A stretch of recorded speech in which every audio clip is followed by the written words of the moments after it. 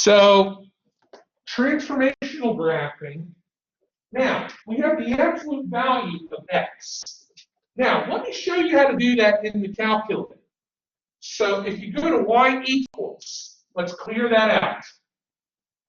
Now, to get the absolute value,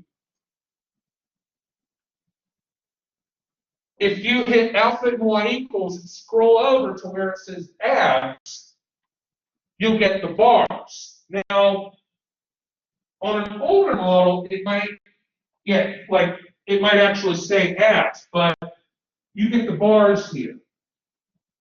Is anybody having trouble accessing this?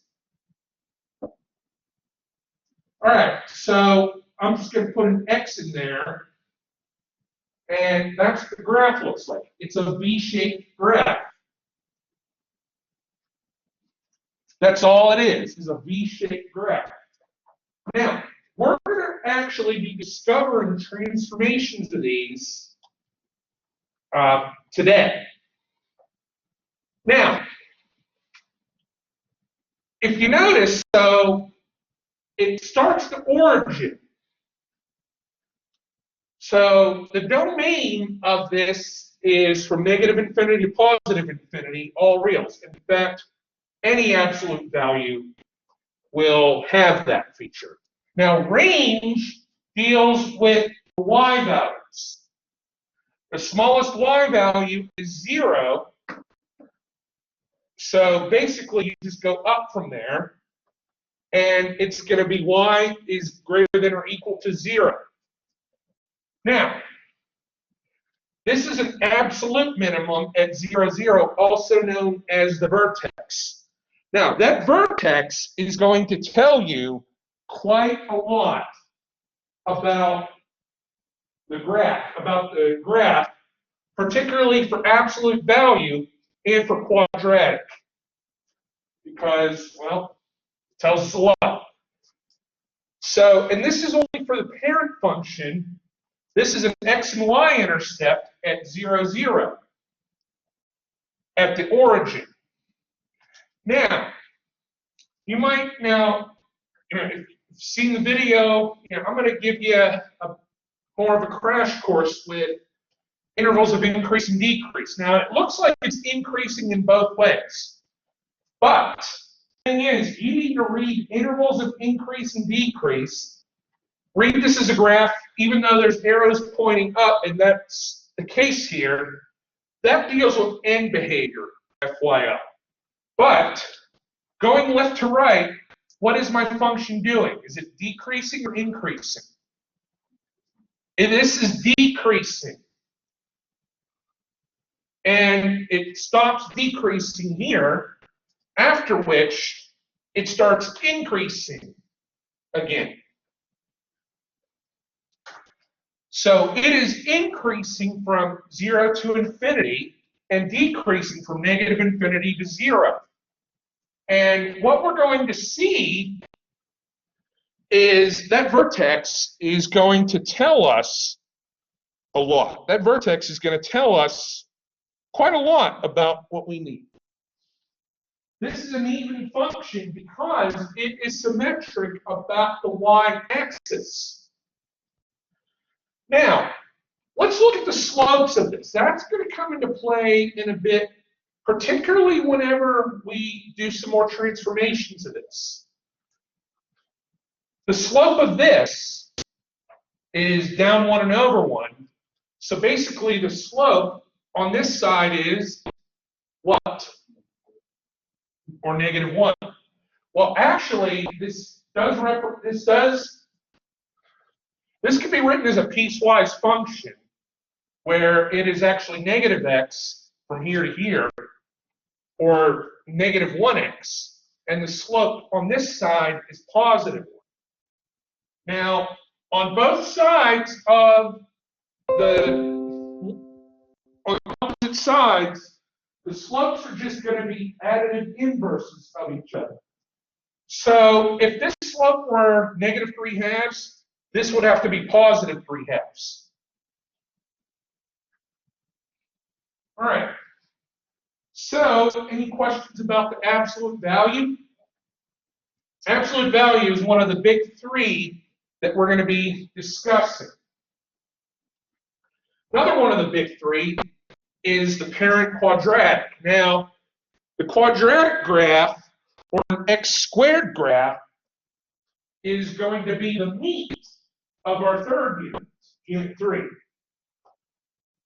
It is very similar to the absolute value graph, except it's not lines. Rather, these are not slopes, but they are symmetric. It is still symmetric about the y-axis. Now, the calculator is going to be a very useful tool here. But, yeah, if you notice, this is perfectly symmetric.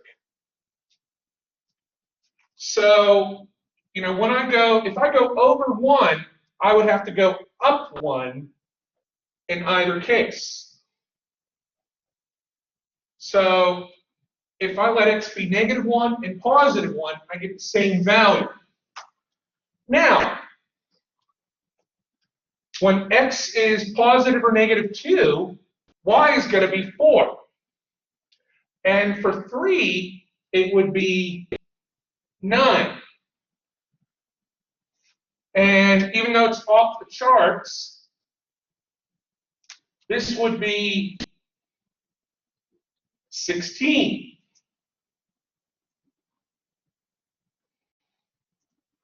Now, yeah, hypothetically, we kept this going. Well, yeah, this technically goes on forever and ever, all the way up through heaven. Now, for the first part, how far up did I go? I just went up 1. Now, here's a nice thing. So, after I go over, how far up do I go to get to the next integer point?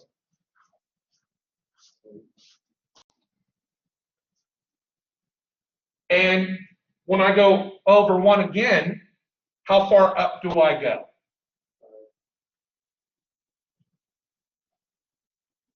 And if I were going up 1 more, 7. So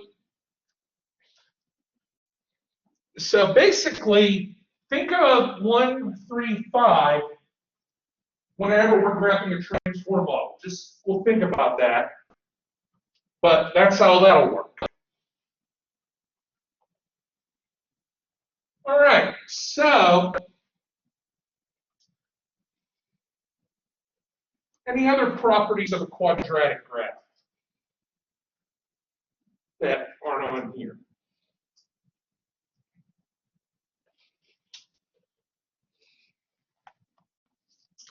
All right, then. So I'm going to go over a couple of others that,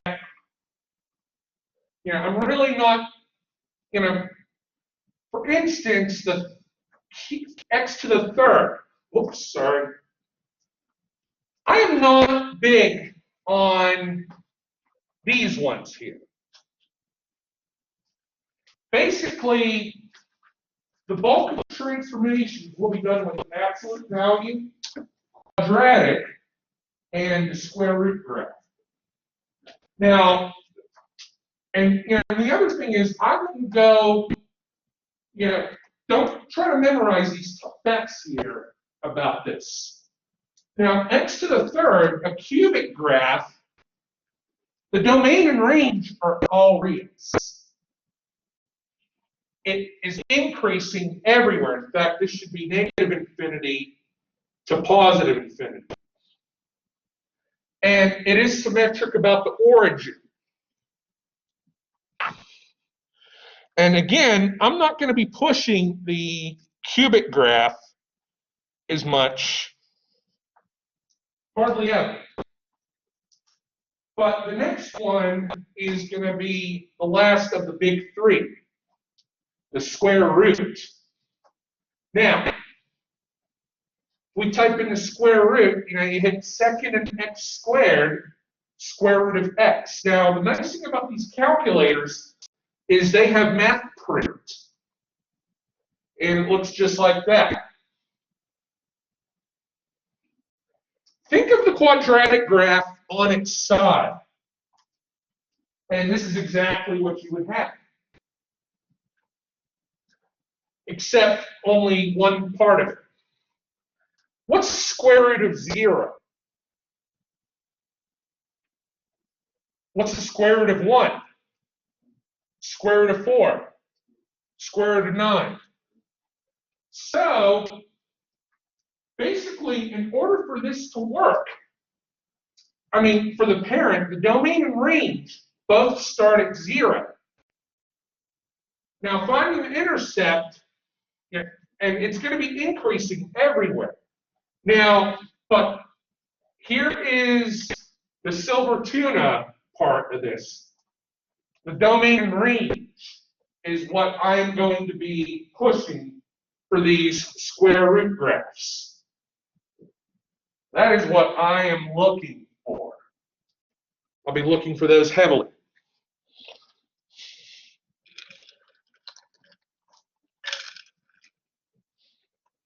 All right. What's the next one? Oh, cube root. Basically, look at the cubic graph and rotate it. You get the cube root. Increases everywhere, domain and range are all reals, and it's symmetric about the origin.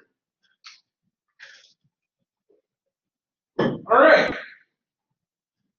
So, we are going to discover transformations, and you may end up cracking the code pretty quickly with these. So if my parent is f of x equal to x squared, now the new one is going to be x squared minus 5. So I'm going to graph, my parent of x squared, and with that, x squared minus 5.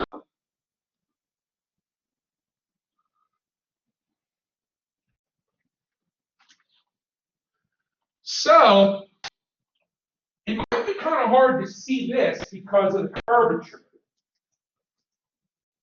But the vertex of the one in red. Now, this is what I love about these calculators here. The fact that they're in color. Yeah, bless you. If you scroll down now, we have this. So that's going to be our vertex. Now, where the original one was at 3, 9. Where would, for the new one, we could type in x equal to 3, we would get 3, 4. And obviously negative 3, negative 4. So basically, what has happened between this one and this one?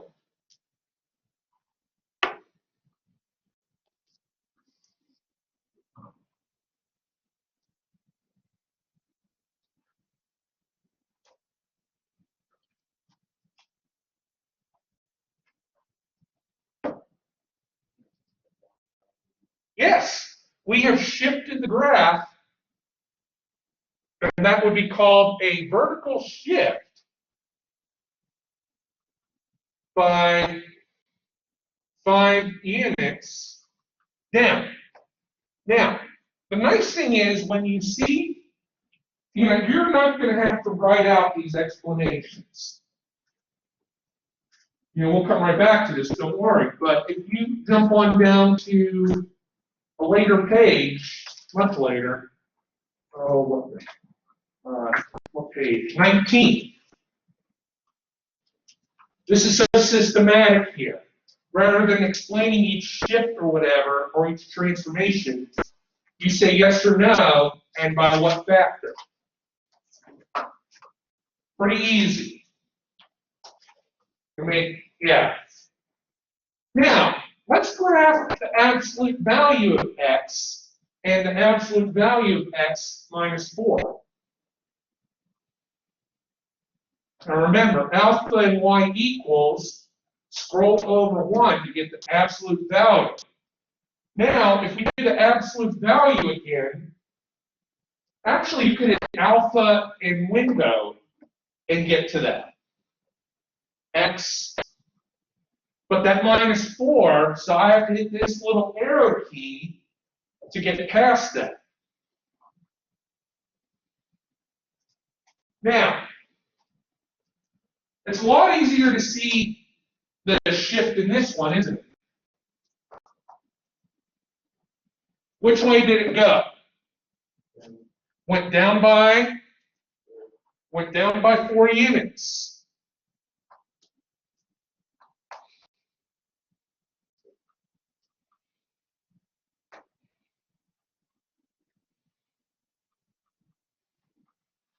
So, I mean, yeah, we could do these with all the other parent graphs, but again, I care most about the big 3. I mean, it would work. Like, I don't know, x to the third, and if we did x to the third minus 4. Look at this. Even though it's hard to see, it is shifted down. But we have the square root for our parent graph, and square root of x minus the 6. Did I do that right? The 6 is outside of the radical. Oh, no. Well, that's easy to fix. So, x, and then minus the 6.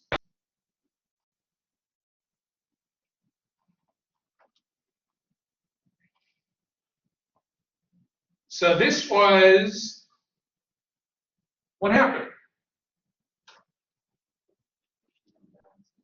We shifted down by 6.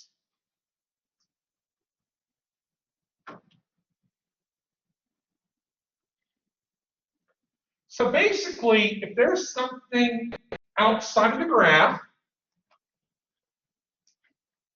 what's happened there, comparing f of x to f of x minus, we'll call it c. No, you know what? I'm going to call this k instead. The parent is simply shifted which way? By k units. Now, I always think about like just combining it, making one a plus and making one a minus. But now we have a plus after this, and you're probably going to make a good guess as to what it will be.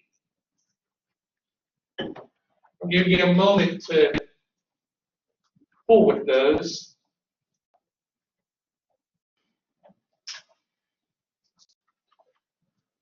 Now, when you do your graphs,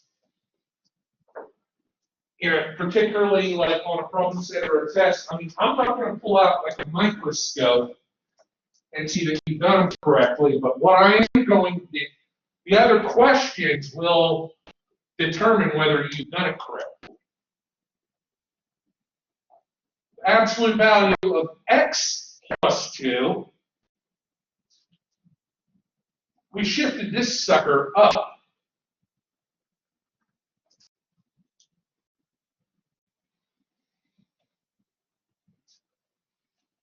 And the square root of x plus the 5 afterwards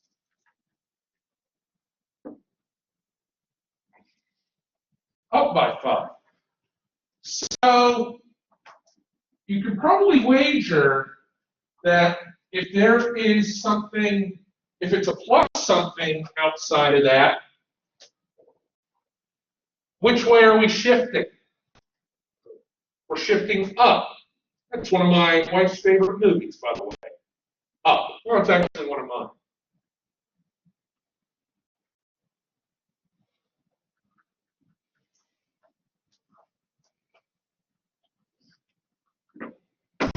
So basically, what happens,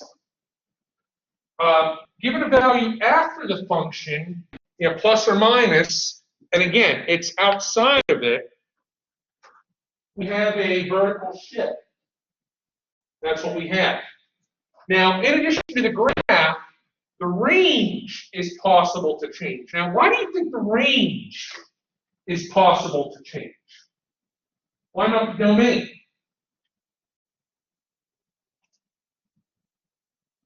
What variable does range deal with? Y. And these vertical shifts, well, vertical is which variable, the x or the y? The y. That's y.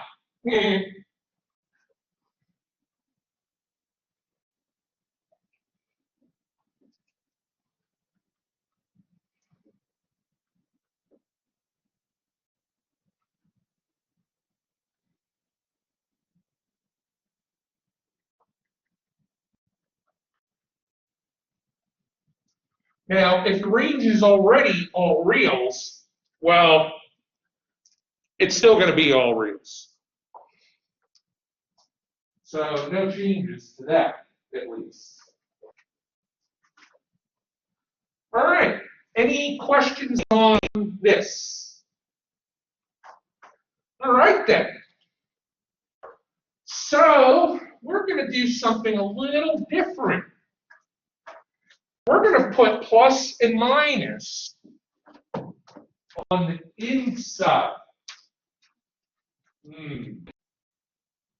That's going to be a goodie. Well, let's start off with our parent of x squared.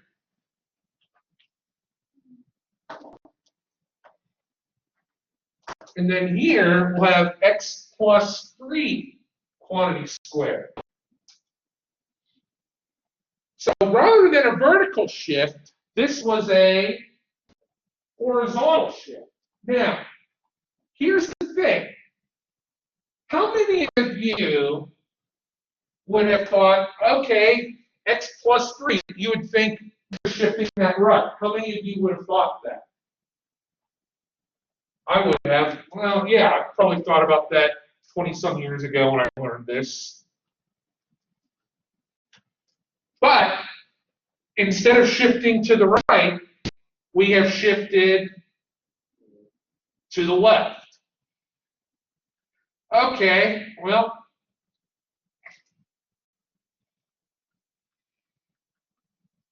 we shifted left by 3. Okay, well, okay, maybe this is a quadratic. Maybe that'll have a different outcome. Let's see what happens when you shift absolute value in a radical graph. Maybe that will change. So, okay, absolute value of x and absolute value of x plus 5. Whoops.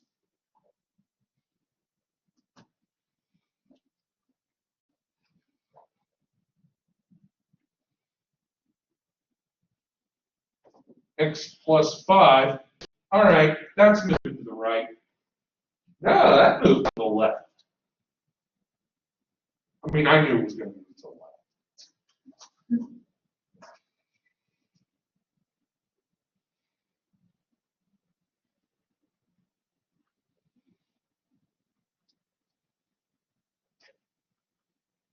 So that one has been shifted to the left by 5. All right, well, let's see. Square root of x and square root of x plus 7. Okay. The radical is going to fix it for me. It really won't, but.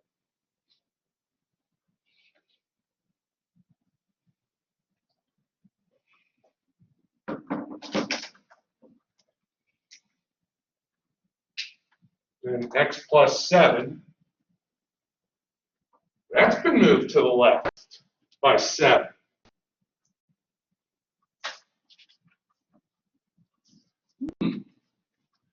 So, yeah, you would think that plus would move it to the right.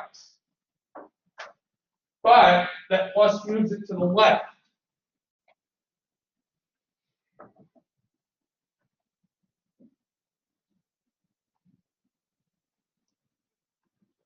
All right, so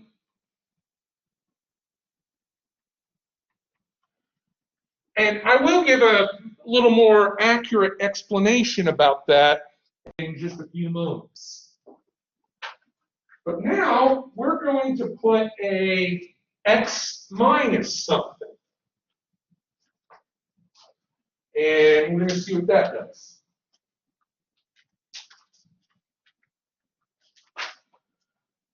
And yeah, so you would think that would be shifting it to the left.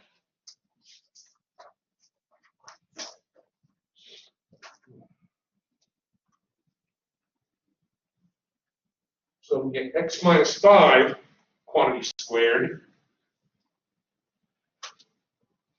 That's shifted to the right.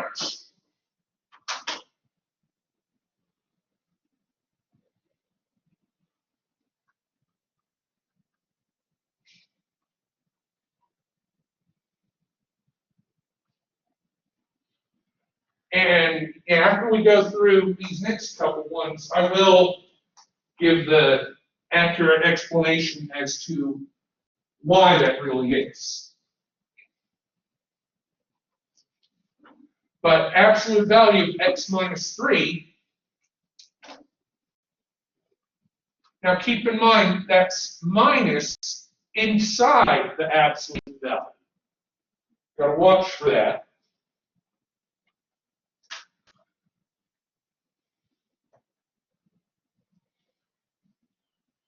And what was it, x minus 3? Is that what it was? Yeah.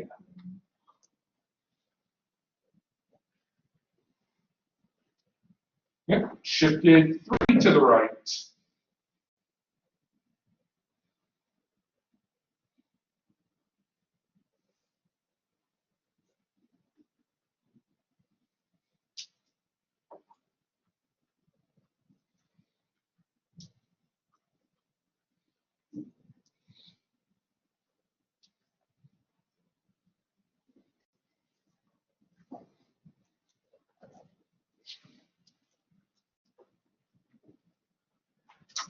And the square root of x minus 6 is shifted 6 to the right.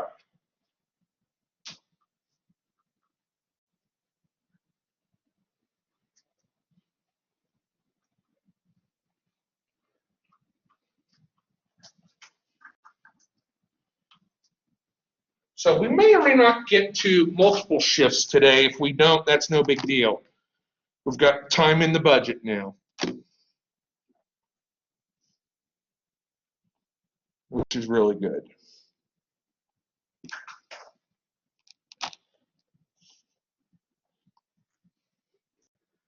So basically we have a horizontal shift. Now, let's look at this one here. So if we let x be 6, what is the value of g of 6? We replace that x with 6 in the calculation. 0.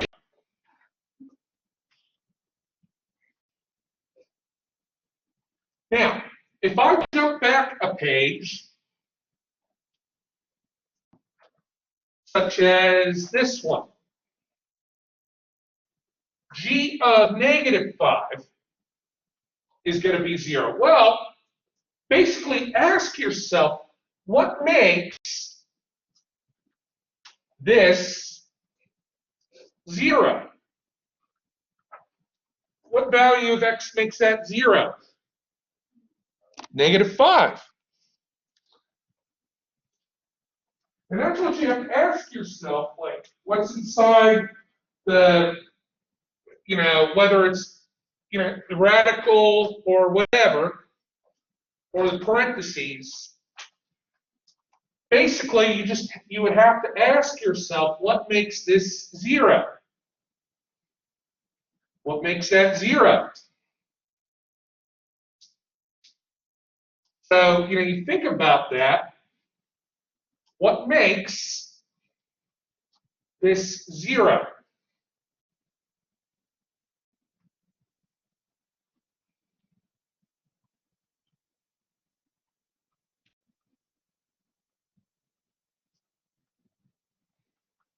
All right, I'm going to change some things up here. So instead of the parent being the square root of x, you know what? No, let's leave it. We'll leave it. It's no big deal.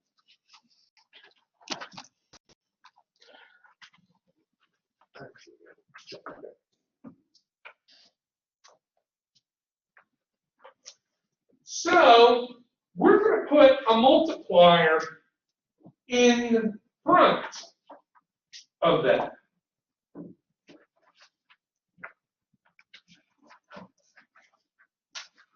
So we're going to see what happens. Now, I want you to keep in mind, so basically, I'm going to graph the parent one in blue on here as well.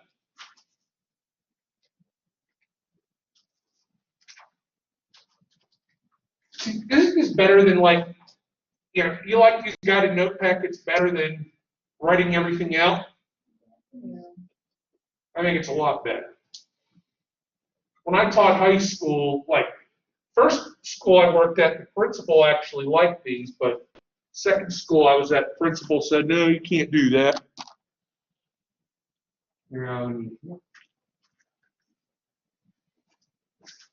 So I want to point out some of the critical points here, like 0, 0, 1, 1, 4, 2, and 9, 3. Now, we're going to put a 3 in front of that, or a multiplier of 3. So here is the square root of x, and it is now 3 times the square root of x. Now, looking at this initially, you're probably thinking, oh, that's going to be a shift upward. But unfortunately, but the shift would have to be proportional. Remember, with these square root graphs, when we shifted up or down, it looked a lot more shifty. This one doesn't look shifty at all.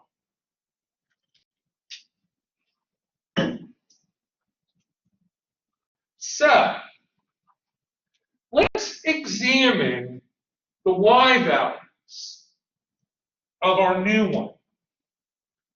Now, we're going to keep x the same thing. So, we'll have 0, 0. Now, when x is 1, the new one is 3. The original one was 1. 1. So 1, 3.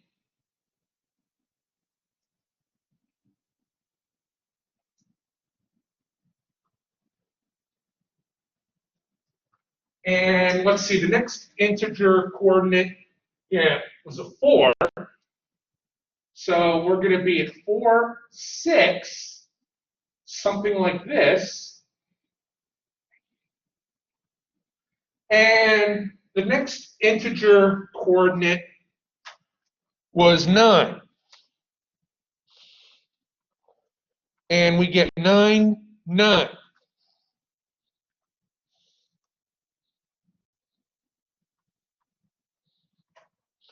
And when we connect them together, well, there we go.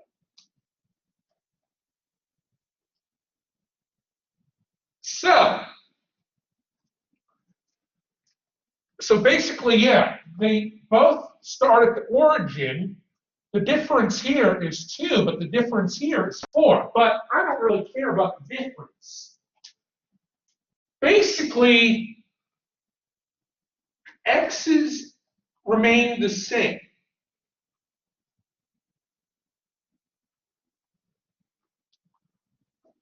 What happened to the y's? What happened to the corresponding y's?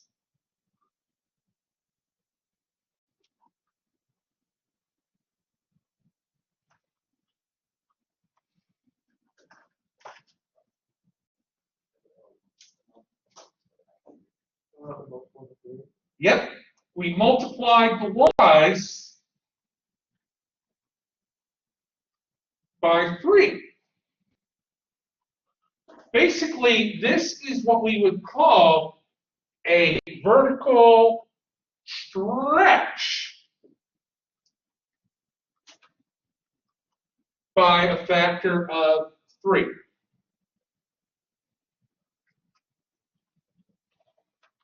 So, now before we do the next one here, I'm going to show you, absolute value of x, and here is 3 times the absolute value of x. It'll look like this.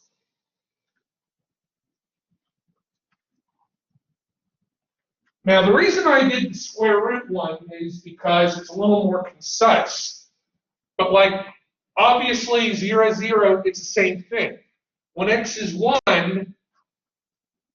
y was originally 1, but now y is 3. When x was originally 5, well, the new one is 5. Yeah, originally it was 5, and now it's 15. Basically, we multiplied those. All right, so let's change this to 1/2.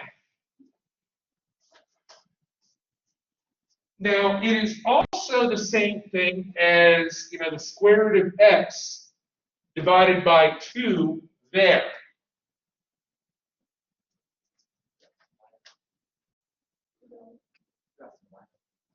I have, what do I have here?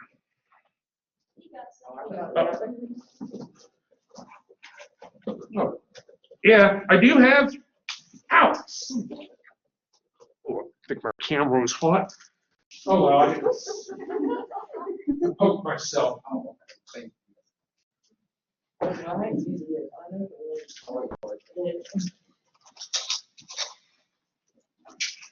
right, so, can write out the original points or whatever, 0, 0, 1, 1, 4, 2, and 9, 3. Now, our new one, obviously, we started with the square root of x. Now, whether we did, 1/2 times the square root of x, or we actually set up a fraction, square root of x divided by 2, what you're going to see, they're exactly the same thing. So it really makes no difference. But, so,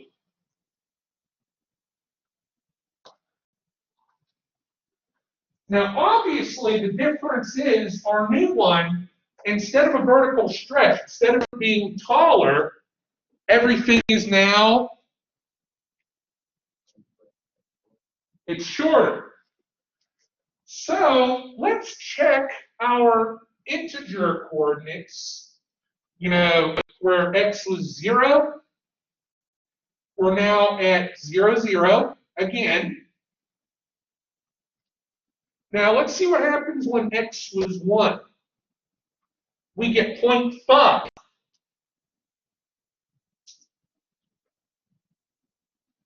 Or 1/2. Now when x is 4, we would get 1.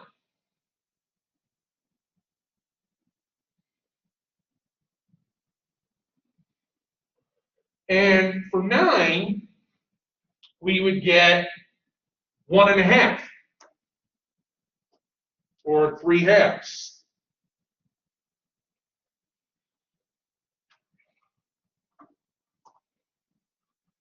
So the big question is, what happened to the y-coordinates from the parent graph to the new one? We divided the y's by 2, or we multiplied the y's by 1/2, which is the same thing as dividing by 2. Of course, old Dr. Parker would actually say he doesn't like to use the word divide or subtract.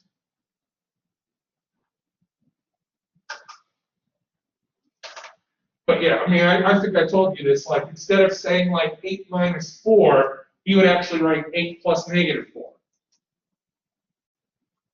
So what has happened here is this is a vertical shrink. Now, this is where it gets a little, I don't want to say iffy, but different textbooks have had differing definitions on this. The technical term would be by a factor of 2. But I accept 1/2 because I accept the reciprocal.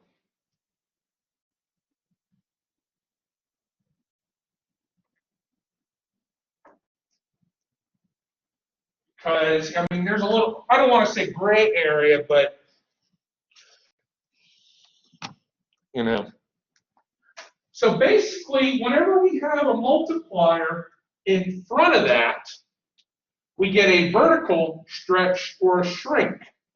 Now, if a is greater than 1, it is a vertical stretch. If a is between 0 and 1, it is a shrink. Now,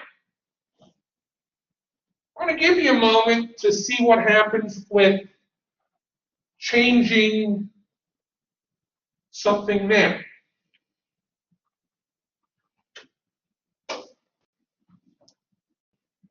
All right, so for this one, we're going to have a negative in front of that. And technically, it's a -1. I mean, it really doesn't make a difference.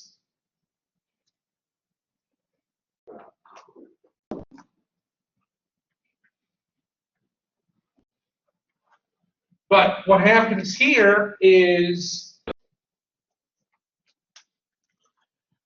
the graph is reflected over which axis? It's reflected over the x-axis. Now, I'm sure you probably have those, you know, the original coordinates memorized by now, you know, but yeah, this is basically a reflection over the x-axis.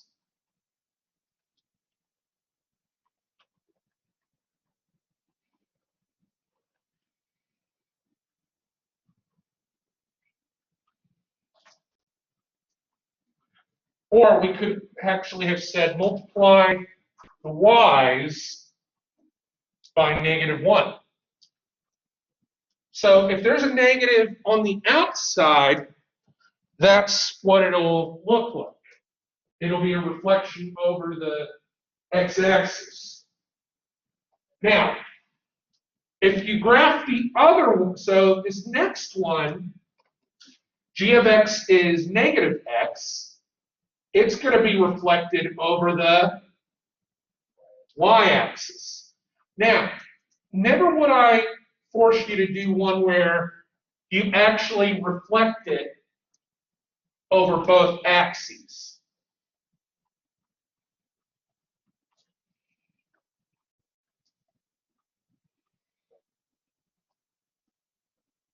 So the y values would stay the same, but basically you'd be dividing or multiply the x's by -1.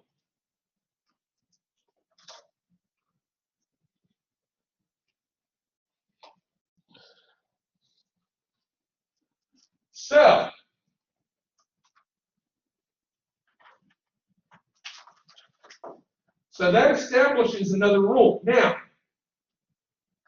really, the only one that changes would be the radical function or the x cubed function.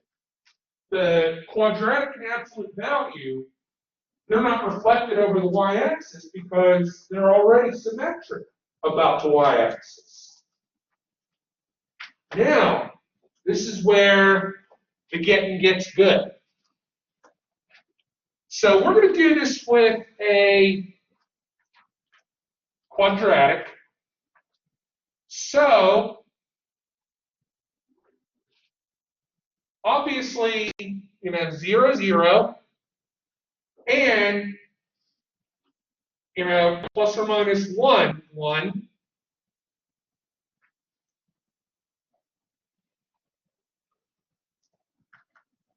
Plus or minus 2, and then 4. And plus or minus 3, and then 9. Now, we have a change where inside the parenthesis is a multiplier. Now, in reality, this is the same as 4x squared, but we're not going to do that here. Now, remember how I said the behavior of horizontal shifts is different from what we would expect? Remember that? Well, now we're going to do horizontal stretches and shrinks. Those behaviors are going to be different from what you would expect. So here's what we're going to do. We're going to look for the same y values in our new one. So when our parent was x squared, we're going to have 2x quantity squared. Now, obviously, this would be a vertical stretch, but we're going to explore some points with the red function, the transform.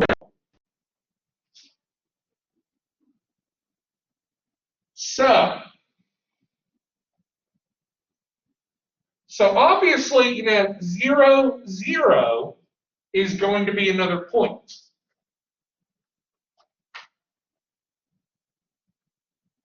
Now, let's see what happens when x is 1.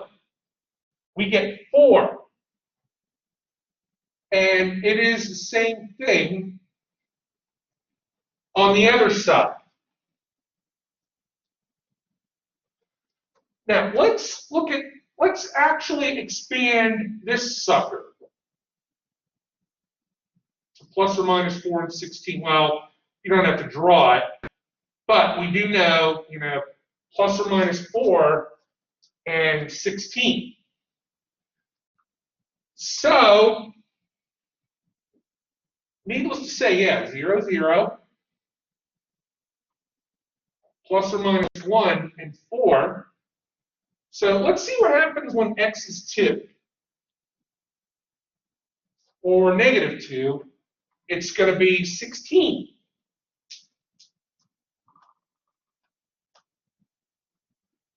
For 1, it was 4. For 2, it will be 16.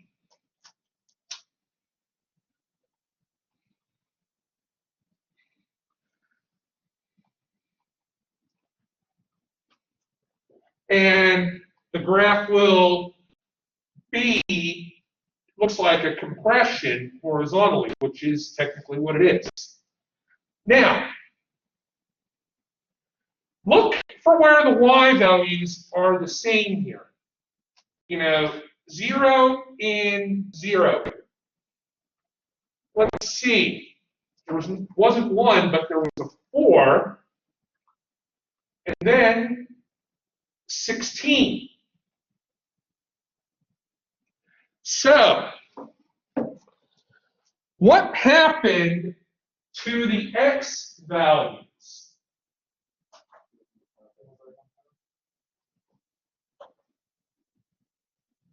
Between the original and the new one? We divided those x's by 2.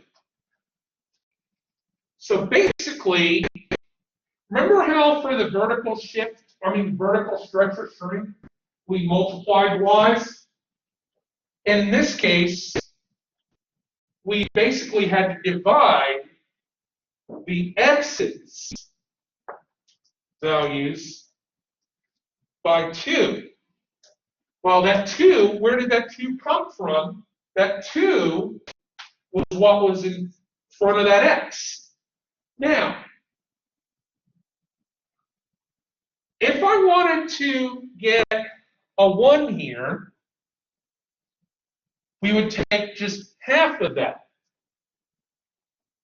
Well, let's see what 0.5. It's 1.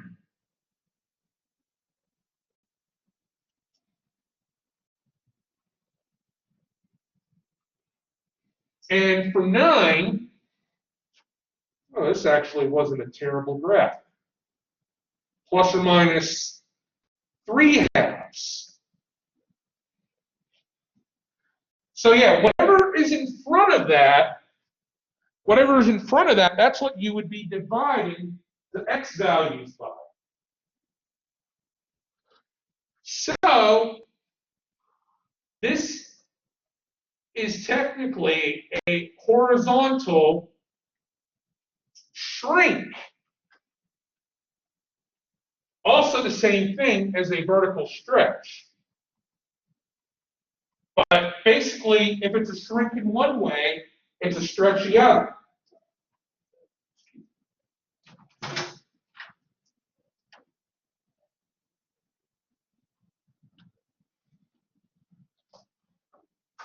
I get distracted by loud noises.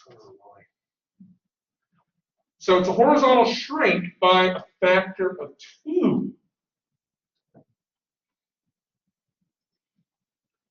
So now we're going to look at the next one. Our new one. Basically, we could say 1/4 x quantity squared. So keep in mind, 0, 0, plus minus 1, 1, plus minus 2, 4, and plus minus 3, 9.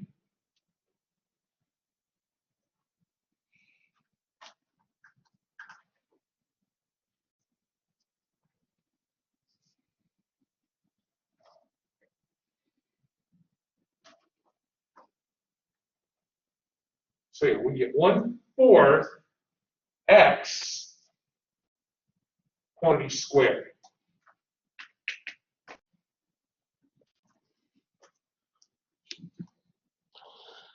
Now, this looks obviously like a vertical shrink. So given the fact that it's a vertical shrink, it's also going to be a horizontal stretch. But here's what we're going to do. We're going to ask ourselves, we're going to figure out, basically we want to keep the y's the same or preserve the y's. So obviously 0, 0, let's see, 1, that's 1/16. Well, let's just keep plugging in some values here. 2, let's get some in. Let's wait until we get an integer. 4, 1. So -4, -1.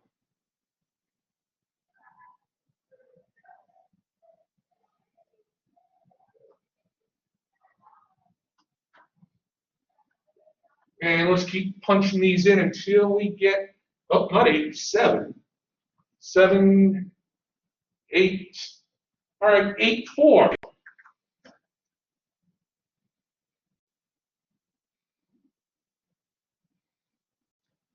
So obviously, 0, 0. 4, 1. 8, 4. And it's just going to go on forever. So with that in mind, obviously, for the 0, 1, the ones, oh, these should have plus minuses in front of here. And then was a 4. So what happened to the x values here?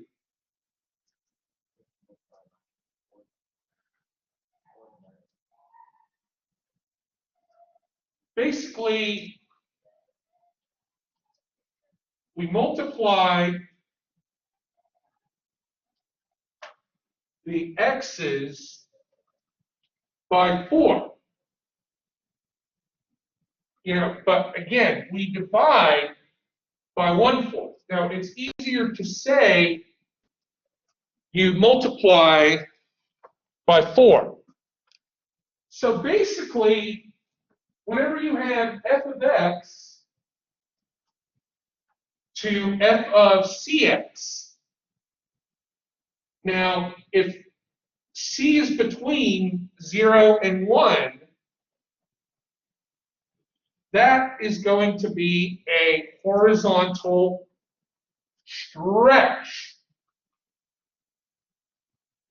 And if c is greater than 1, that is a horizontal shrink.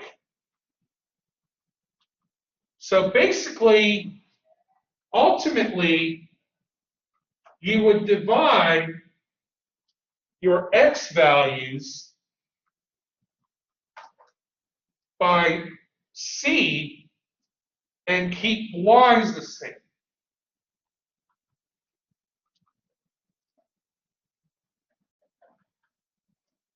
So now the next page is sort of a summation of all of our transformations.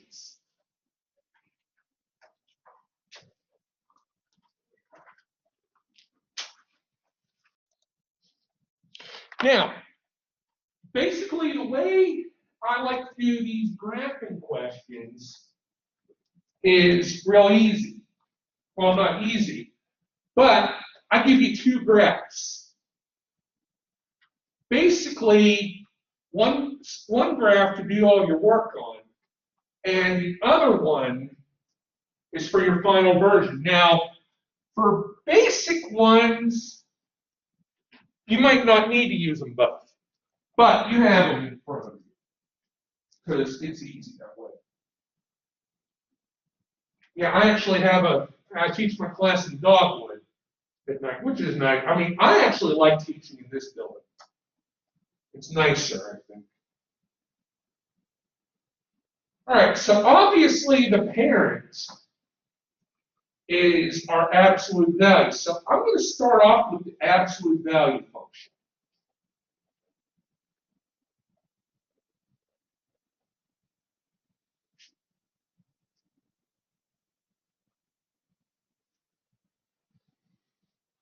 So here's what will happen.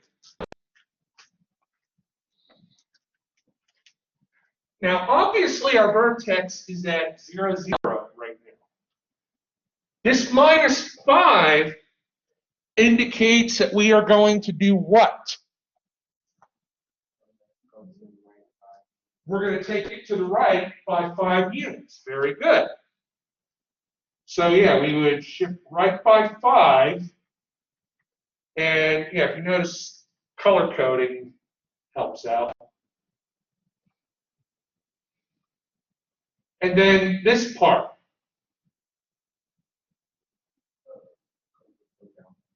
Down by 2.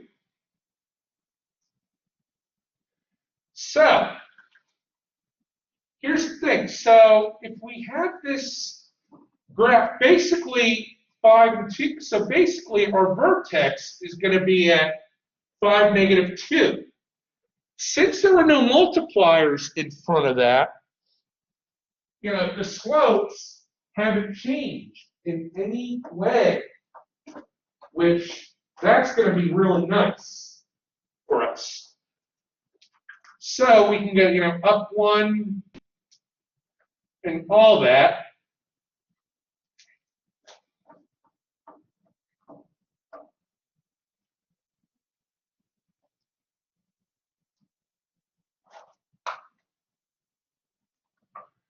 And that's what it'll look like. Well, and if you're not sure of yourself, guess what you have in front of you? You have, as some of my old math teachers would call them, the tool of the devil. I completely disagree. I think the graphic calculator is a wonderful tool.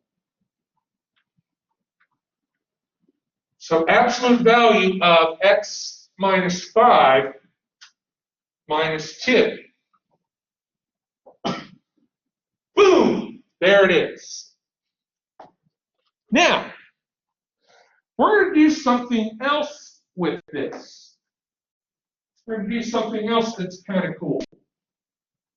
Now, obviously, we see that it crosses the x-axis in 2 places. We're going to make a graphical connection here. I want you to solve this equation for x. So when you have an absolute value equation, how many solutions are you going to get? 2.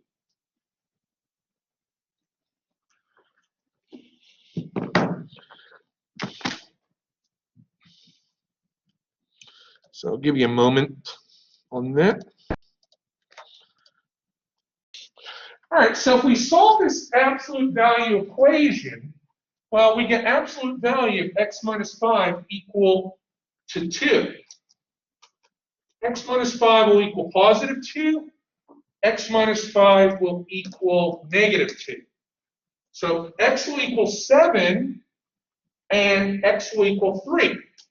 Now, if you notice, though, where does it cross the x-axis? See the connection here? So, these are not only x-intercepts, but they are also considered roots or solutions to, you know, whatever f of x equals 0. So that's how that works. All right, I know we're almost done here. I want to just get this next one started. So we're going to do the hardest transformation there is. Now, what's the parent going to be for this one? Parent is going to be x squared. So I'm going to draw the parent x squared right here.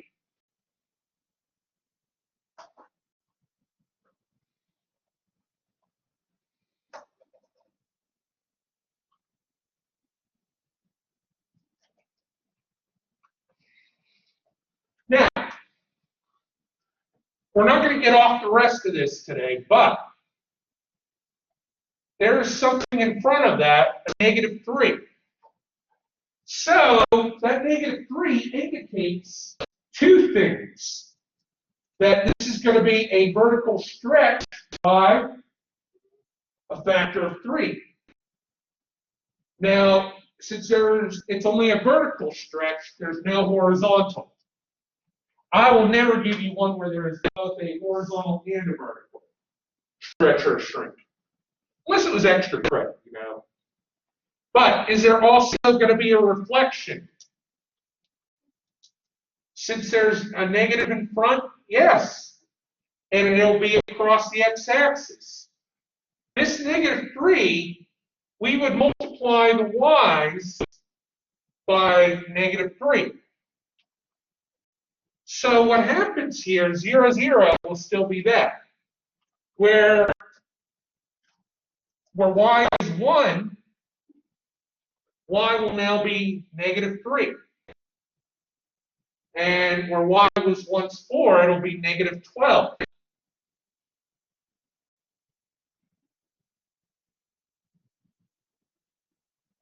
Now, actually, we will get the graph done, but we won't get the rest of this done. This x minus 3, obviously it's a horizontal shift. Which way? To the right by, and do we have a vertical shift? And that goes up by 9. The fact that there was a negative doesn't change that that was a horizontal shift to the right. So basically, we can take this vertex of 0, 0. Now, remember how we went up 1, 3, and 5? Originally, think of that, 1, 3, 5. Now we're going down 3 and then 9. 1 times 3 is 3. 3 times 3 is 9.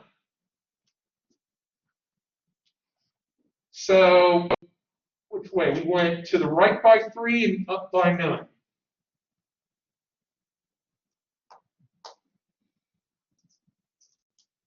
And this is what the graph is going to look like.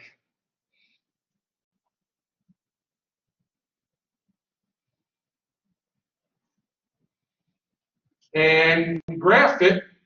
It should match what's on your calculator pretty similarly.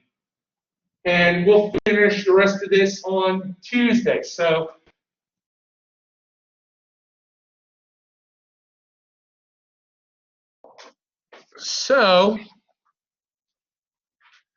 what we did here was we did a series of transformations for this function. You know, we started off with the parent of x squared, and you know what we got out of that was that it was a stretch by a factor of 3, a vertical stretch.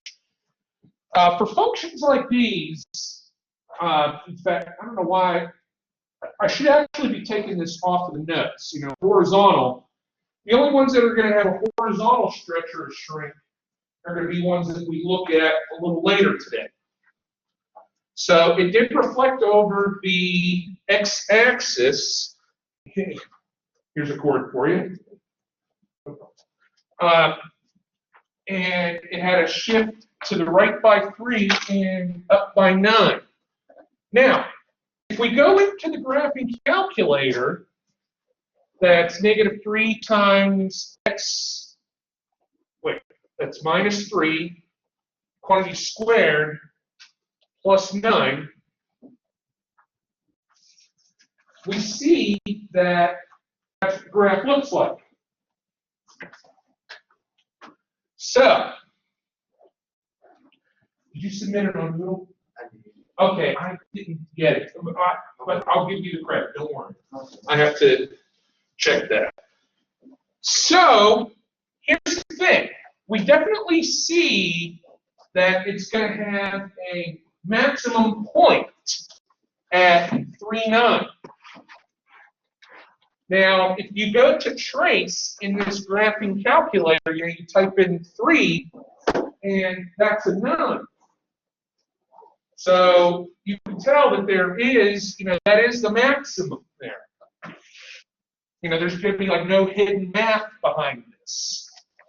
Now, finding the zeros of this is going to be a little bit tricky.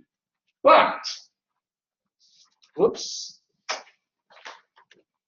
Here's the thing. This has a max at 3,9 in order there.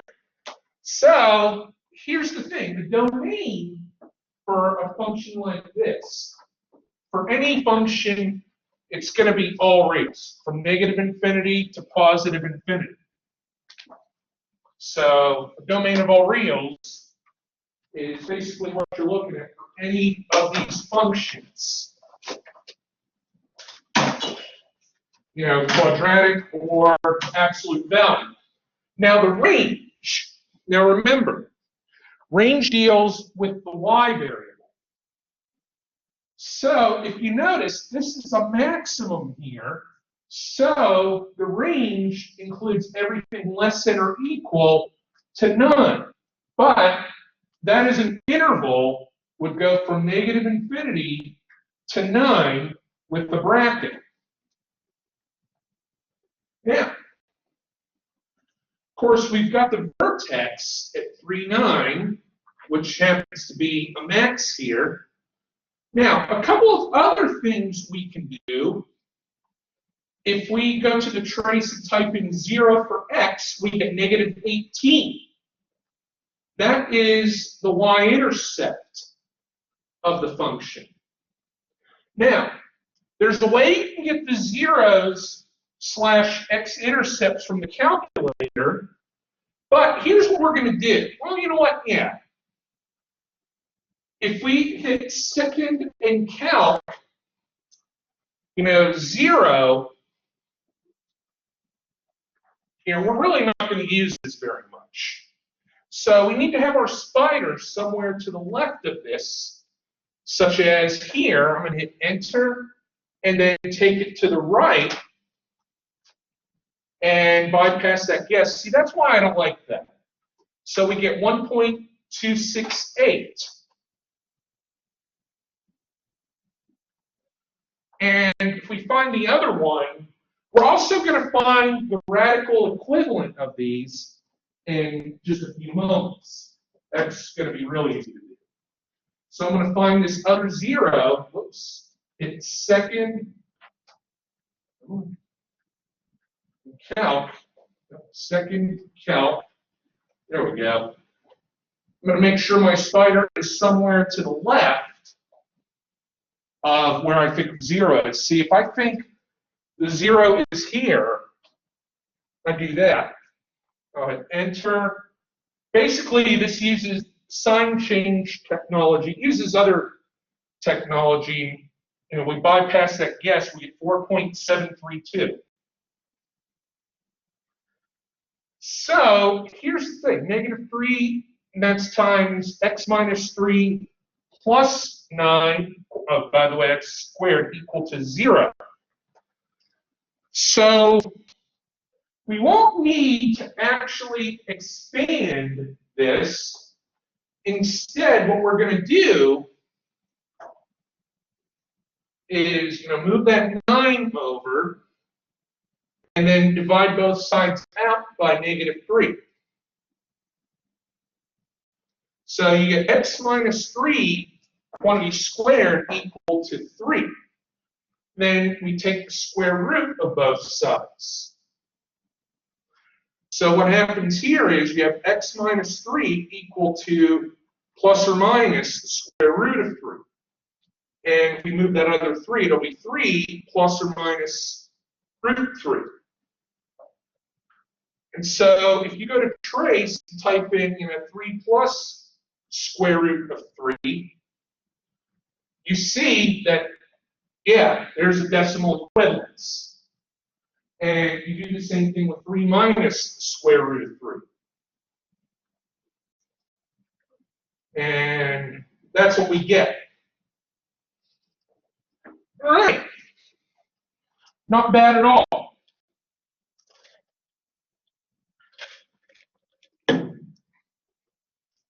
Not too bad, folks. All right, so let's see. I'm going to give you a couple moments to putz with this next one by little and piece by piece here.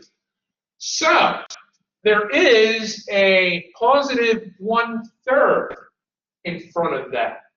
So what do you reckon that's going to do to the function? Shrink it. It's going to be a vertical shrink. Now, if you say 1/3 or 3, I accept either one. So basically, one way to think of it is, the parent slope is -1 and +1. They're now just going to be positive 1/3 and negative 1/3. It'll look something like this.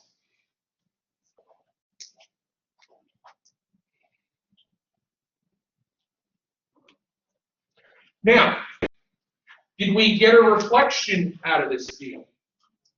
No, no reflection. So all you got to do is circle no. Doesn't this beat the pants off of having to write out all the transformations?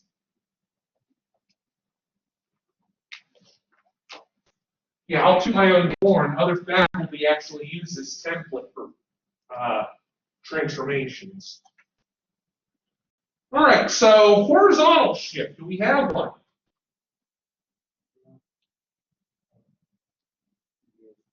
Which way? We're going to go right by 4. And do we get a vertical shift out of this? Which way? Down by 2. So basically, we would take 50 strong Irishmen and shove this red graph to the right by 3 and bring it down by 2. I say Irish because, I'm Irish. I can make fun of myself for being Irish. So we move it 4 and then 2. So there's our vertex.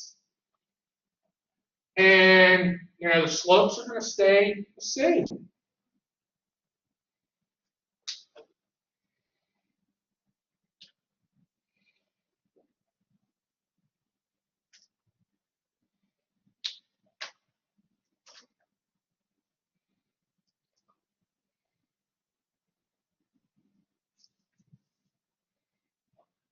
So there's our final product.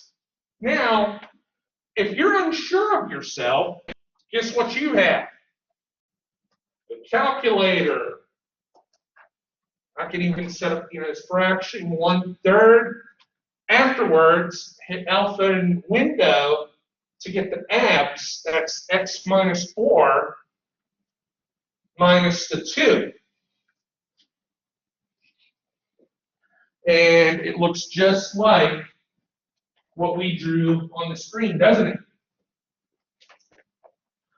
So,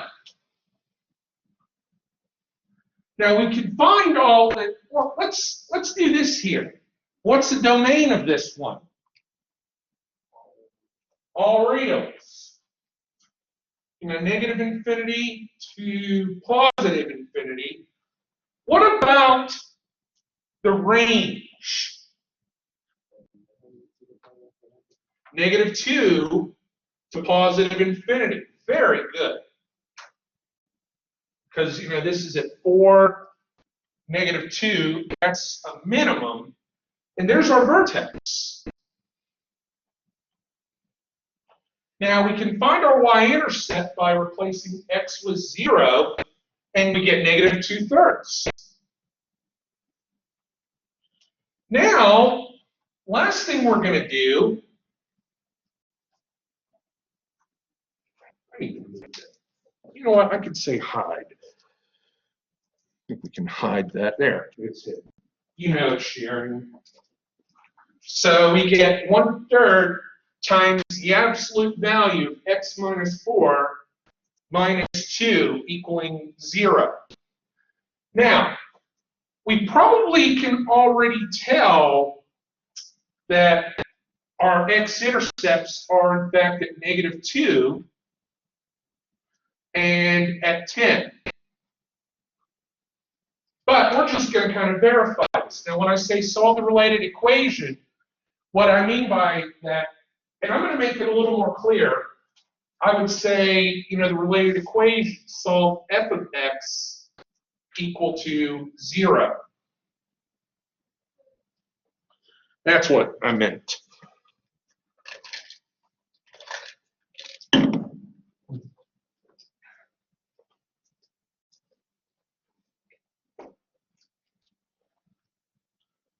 So we'll add 2 to both sides. And to get rid of this pesky 1/3, we'll multiply both sides by 3. So we get absolute value of x minus 4 equaling 6. So x minus 4 equals positive 6. X minus 4 equals -6. So x is going to be 10 or -2. Hey, didn't we see that before? Heck yeah, we did. That graph is going to tell us a lot of things. Pretty cool how it all works out. So we're now going to be putzing with a square root. So we're going to have the parent square root function. And you know, we're going to start off, you know, it starts at 0, 0, and then 1, 1, 4, 2, and then 9, 3. Now, we're going to make a few transformations of this.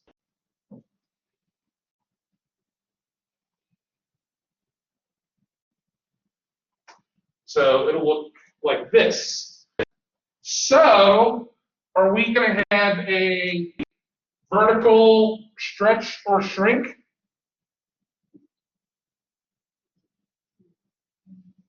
Well, there is something in front of it. So are we going to be getting a stretch or a shrink? Stretching. But it is still a stretch by a factor of 2. But in addition to it being a stretch, we get to have a reflection over the x-axis. So, or we could say, you know, multiply the y values by -2. So, you know, 1 times -2, 2 times -2 is -4, 3 times -2 is -6. So that's going to get us kind of a good, oh, that's actually a really good draw.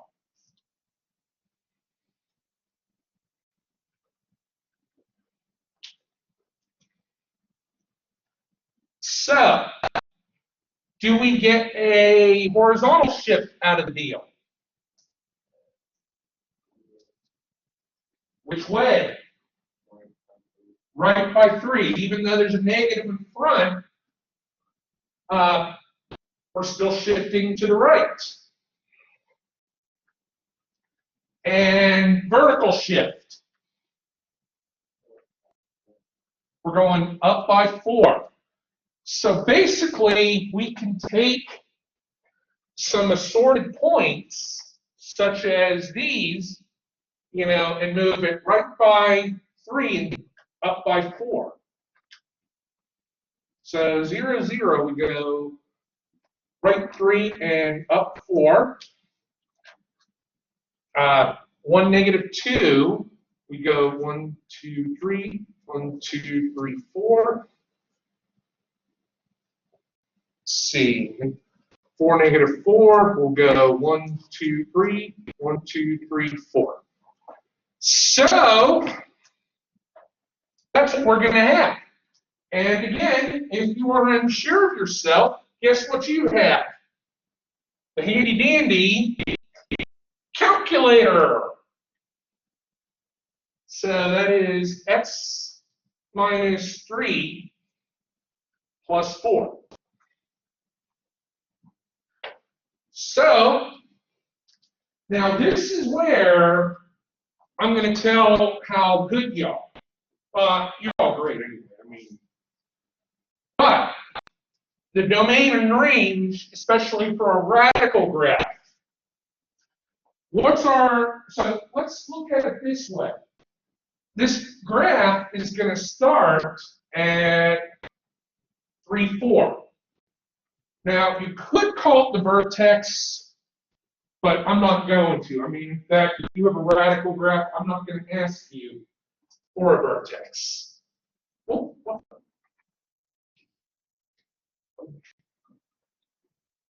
Oh, must have done something. So, what's our domain going to be? From 3 to infinity. Now, will that 3 get a parenthesis or a bracket? Bracket that 3. From 3 to infinity. How's about the range? Negative infinity to 4.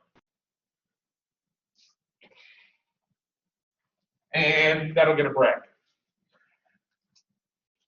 There is no y-intercept because it's undefined. So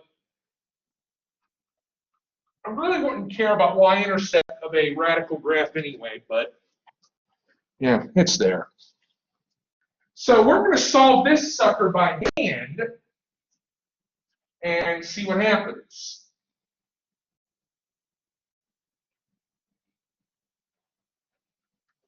So take a moment and do that.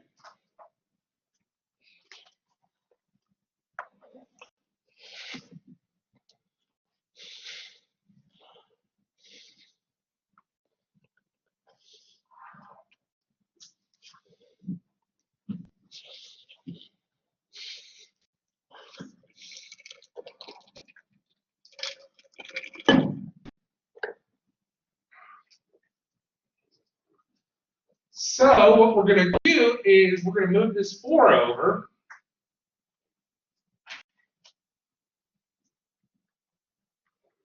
Divide both sides by -2.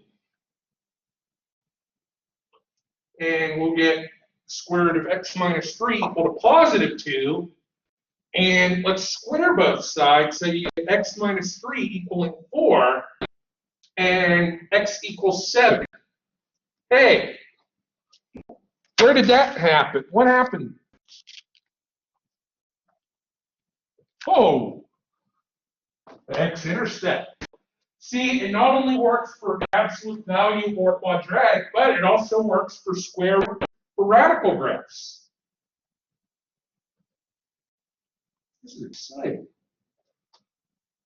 At least to me, but I'm easily excitable anymore.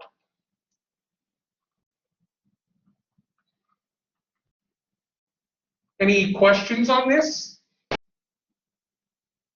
All right, we're going to change up that next one. All right, so we'll have the x squared, starting off at 0, 0, of course. Remember your 1, 3, and 5, where we'll go up 1, then up 3, and then up 5. And it'll look like this. All right, so the first thing we've got here is to do what? What happens?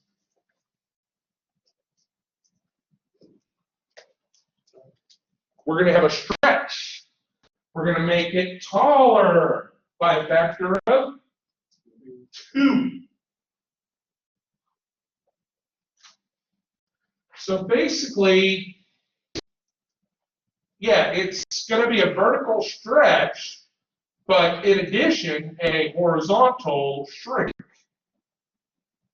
You could look at it either way. Are we going to get a reflection? Nope, no reflection. Because there's no sign change. How about a horizontal shift? We're going to the right by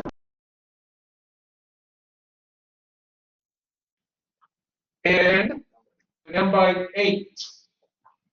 So 5, -8 is going to be our vertex.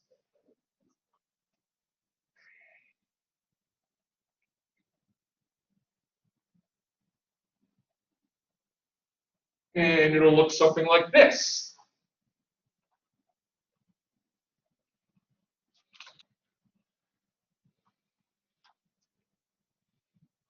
Now, in the next unit, you will actually learn how to calculate that vertex by hand, which in all reality is very easy to do because you're going to be masters at this in a little while anyway. So, all right, so the domain, all reals. How's about the range? We're going to go from -8 all the way to infinity and beyond. Let's not worry about this, zeros from the calculator. But if we replace y or x with 0, ooh, it's going to be a big number.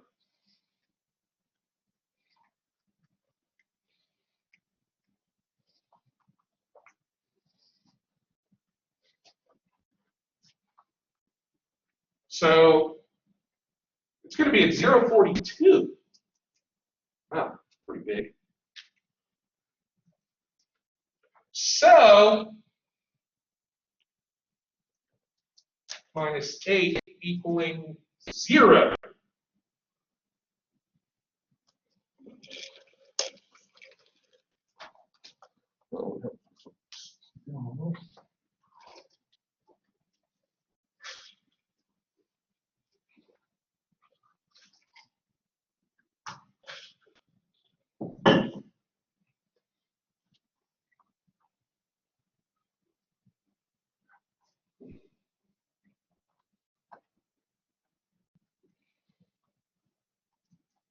Oh, this is actually going to be kind of nice here, because when we take the square root of this, we get a nice even number, plus or minus 2.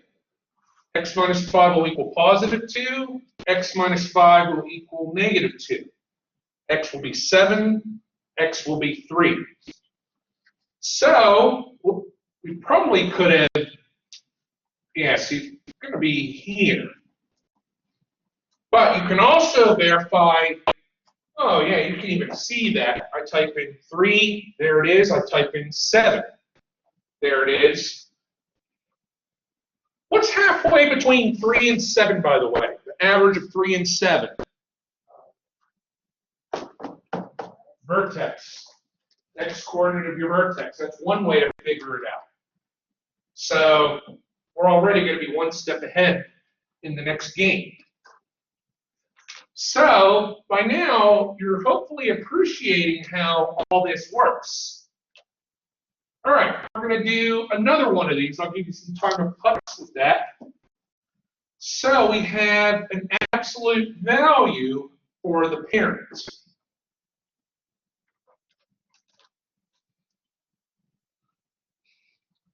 So what are we getting out of this?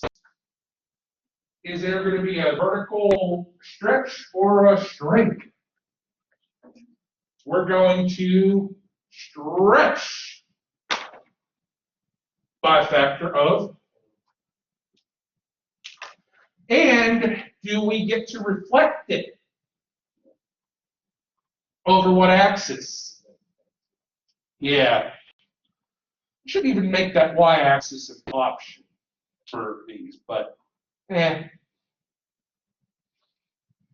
So this is what it's going to look like before we do the shifting.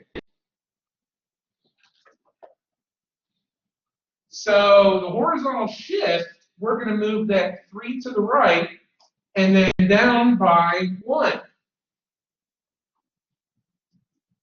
3 right and down 1. Now the slopes are positive and negative 4.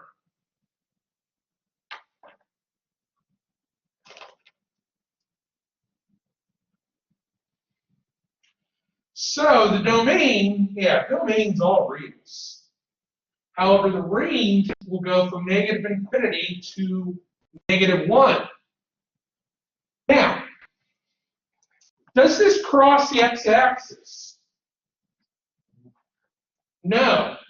So here's what happens. If we do negative 4 times absolute value of x minus 3 minus 1 equal to 0, we get this, then divide out by negative 4.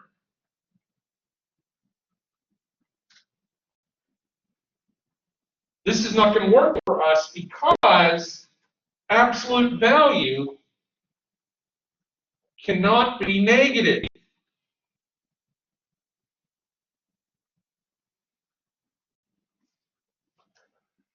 All right, so I'll go ahead and give you your 10, and we'll come back in 10 minutes. Functions that look like this. Now, you'll encounter one of these on your test where I give you a function with 2 points, and then we're going to do a transformation based on that. Now, we're also going to describe it, but the description will be like what you've seen here, and I'll also ask you for domain and range. So, this function is going to be defined. It's going to go from negative 2, negative 5, right here, to 1, 4.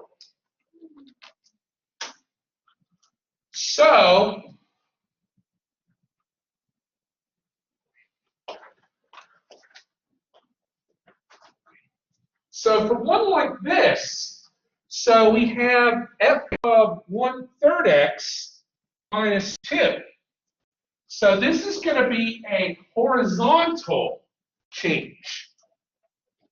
Now, if there's something in front of x, that's when you divide.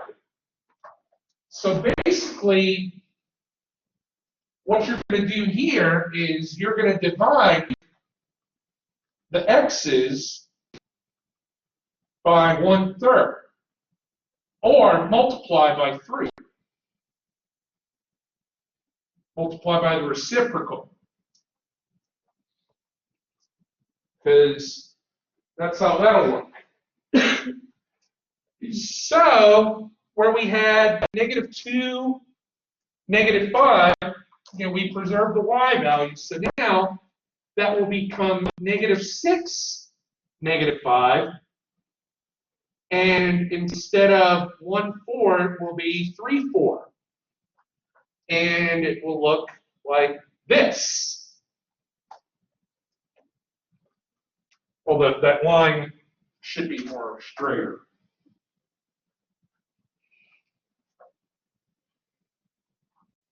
So now, this minus 2, well, that's easy. What happens there? We take them down by 2.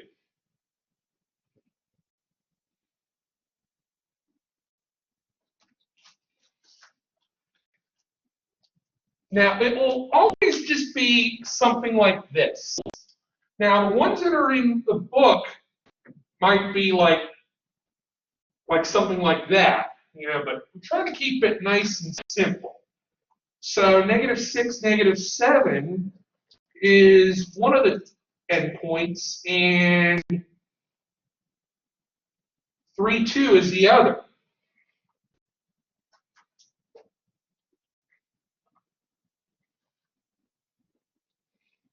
So our domain now goes from -6 to 3. And the range goes from -7 to 2. And again, the one you'll see on the test, you won't actually have to write out the transformations like that. Instead, it'll be horizontal stretch or shrink. Oh, I should have probably said horizontal stretch by a factor of 3.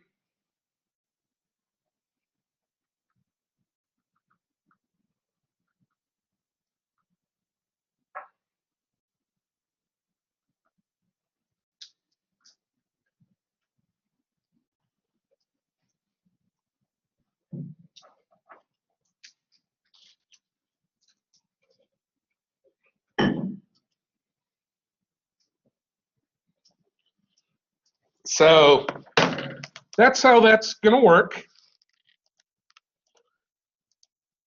So for this one, we could just start here. Well, it doesn't really matter.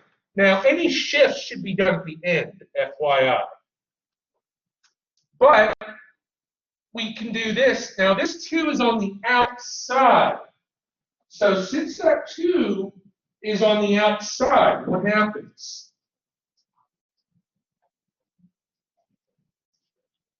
It's a vertical stretch by a factor of 2. So we're now going to have it at 1/8 and -2, -10.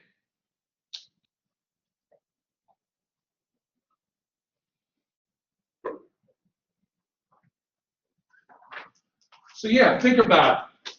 Just stretching it. Now, what about that -x that's on the inside? We're now going to get to reflect over the y-axis.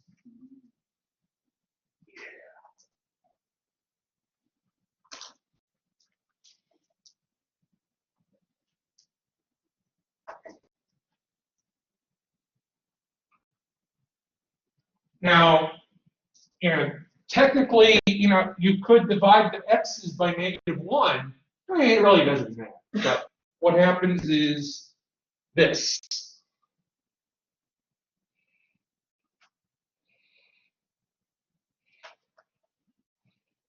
And we get one more move out of it, +1. So what's that do?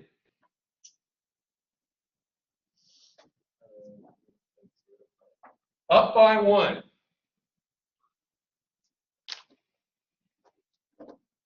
So we'll have 1 here, and here where we had -1, 8, -1, 9. And then you just connect this.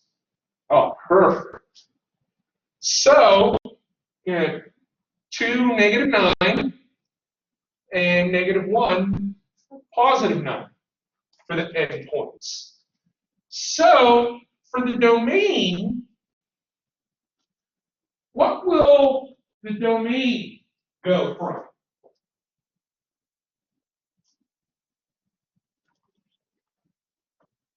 What to what?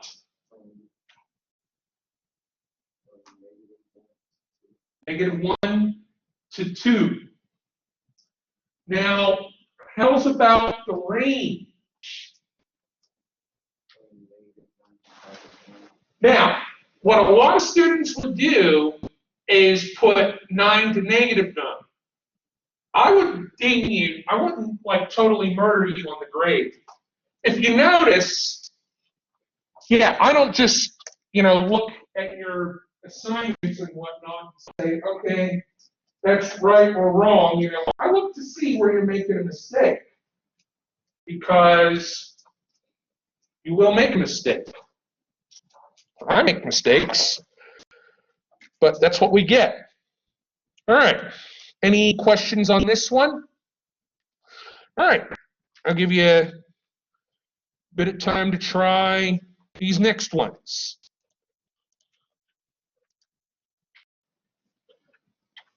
All right, so for this is actually going to be real easy for this one here. So this plus 3 means we're going to do what? We're going to go left by 3, and then this minus 5 indicates that we're going to do what? We're going to go down by 5. Very good.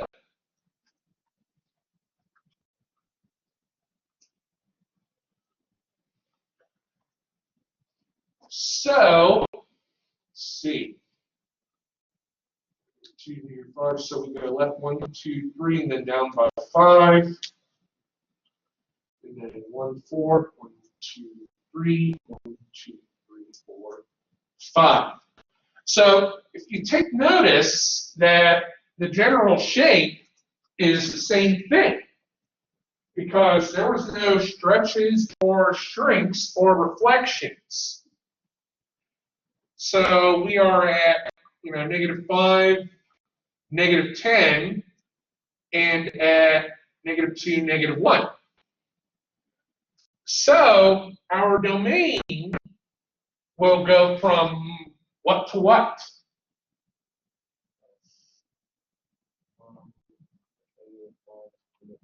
-5 to -2. And let me redraw that. There we go. How's about the range?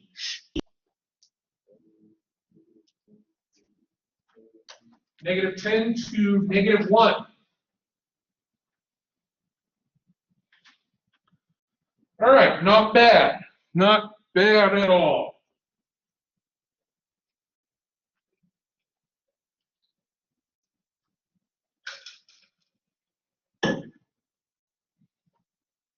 All right, let's do the next one. So we're just going to move it right by 2 and then up by 1.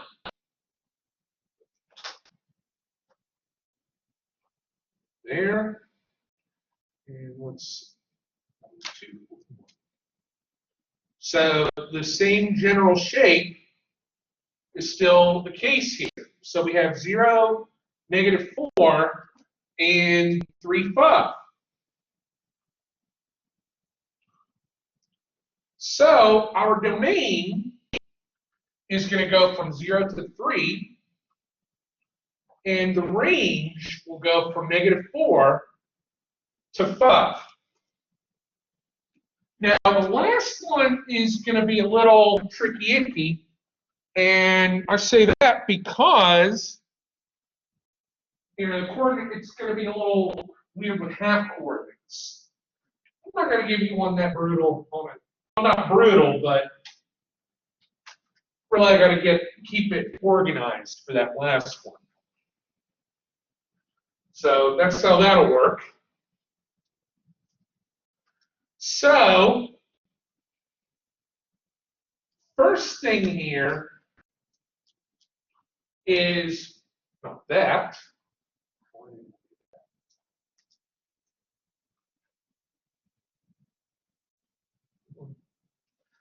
All right, so this -1/2 that is on the outside indicates that we have a vertical shrink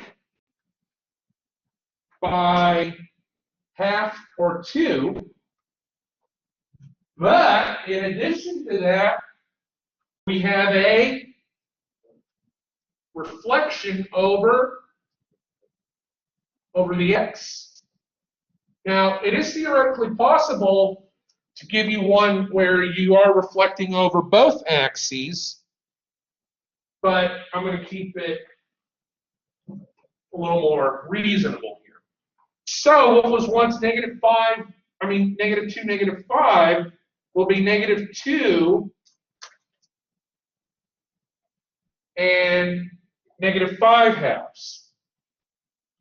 And, oh, wait.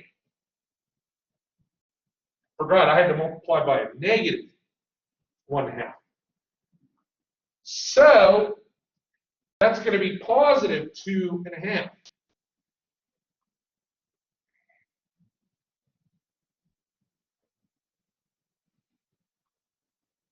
And for this one, 4 times negative 1/2 is negative 2.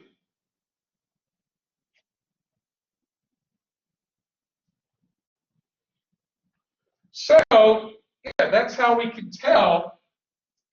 So, yeah, it does look like it is a reflection in a way over, well, no, it's not a reflection over the y-axis. It is over the x-axis, but it is a vertical shrink or a vertical compression. Now,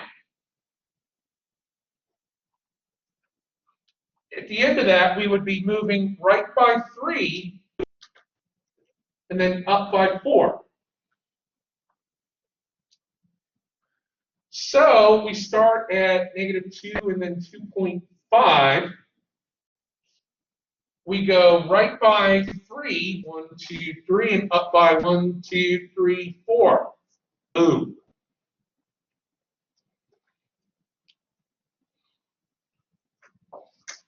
And then 1, negative 2, we go to the right by 3, 1, 2, 3, and then up by 1, 2, 4. 4, 2. So yeah, it keeps the same general shape as this.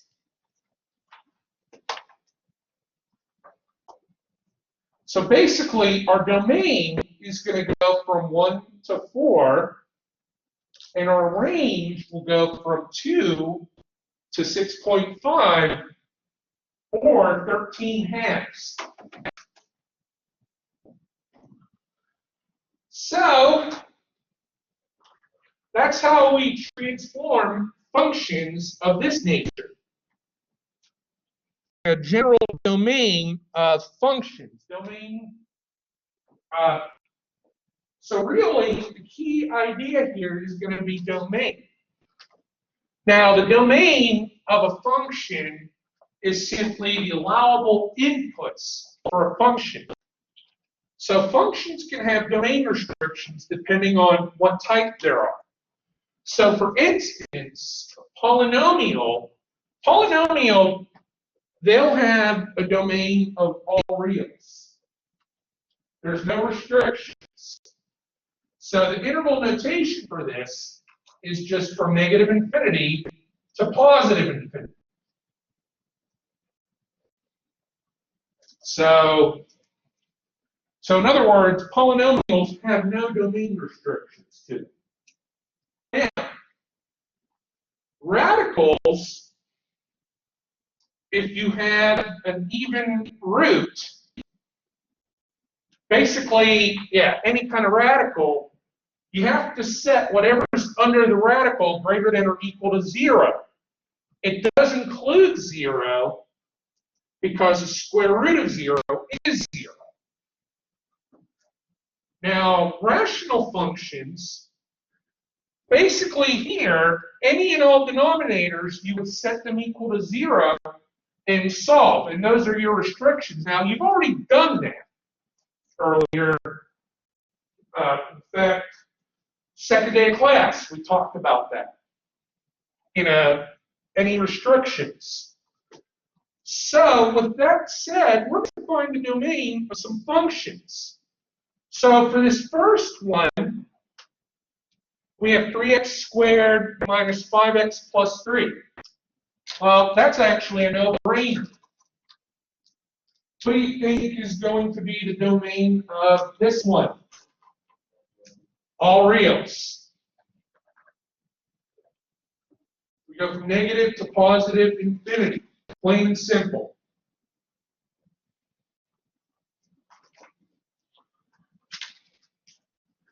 Now, for the second one, B, we're going to get two restrictions.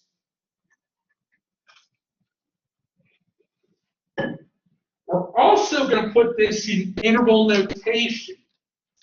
Now, don't let that scare you.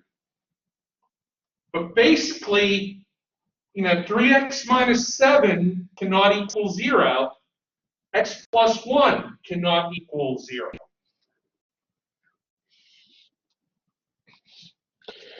What you got to do then is you've got to figure out exactly what the restrictions are. If it makes any denominator it makes any denominator equal to 0, it has to be a restriction. End of story.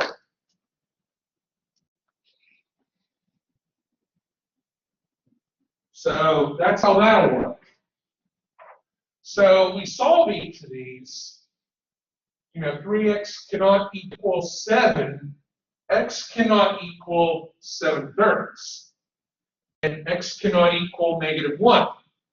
Now, we're going to get the interval notation for this real easily. Very easily. How? Well, here's what we'll do. If we draw this on a number line, -1 and 7/3, obviously, those are going to be exclusions. Now, since those are exclusions, but everything else is good.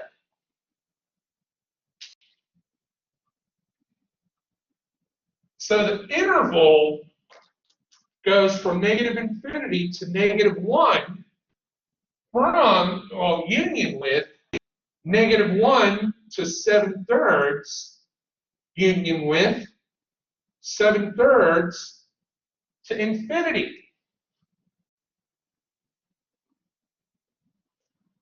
Basically, we've put our domain restrictions here.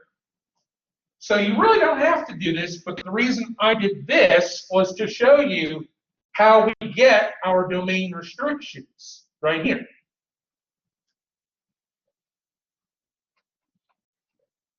Any questions on that? All right.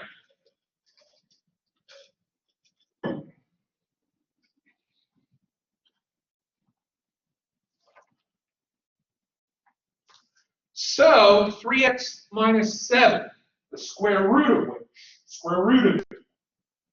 Now, I'm not going to have like multiple radical functions or anything like that. I'm not going to throw anything like that because I'll tell you what, in the real world, it never happens anyway. But all you got to do is take 3x minus 7 and set it greater than or equal to 0. And then you're going to solve for it. You're going to solve for x.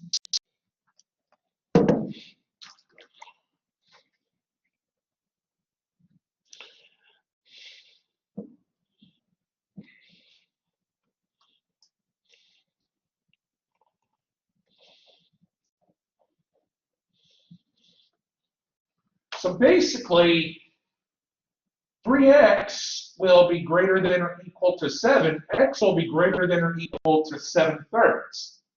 If we put that on a number line, 7/3, would we include it? Yeah. And we want to shade to the right. So basically,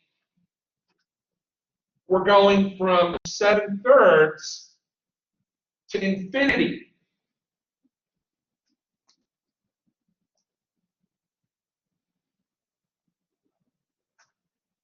Now for this last one, there's a bit of a, I don't know, what's kind of a combination. Now I wouldn't give you one like this to deal with, but basically x minus 3 has to be greater than 0. Now, could we actually include 0? No, because that makes the denominator 0. So You cannot include it. So basically, greater than 3.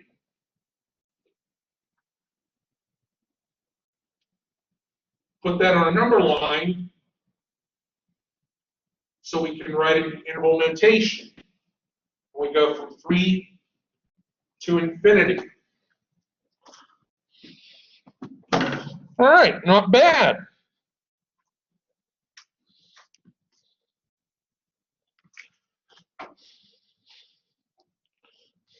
Any questions on these? All right, give you a moment to catch up here. We're now going to get into one of my favorite parts of this course called compositions. Basically, we're going to put a function into a function. Now, before we do that, we're going to do some very basic things here. Now, f of x is given as 2x plus 1, and that should be g of x equal to 3x minus 8.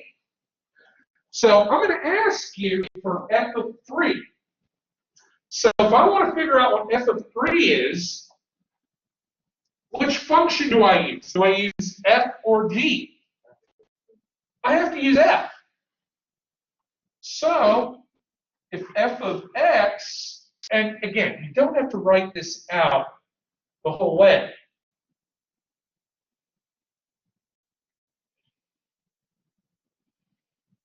So I'm going to replace this x with 3. So 2 times 3 plus 1 is 7.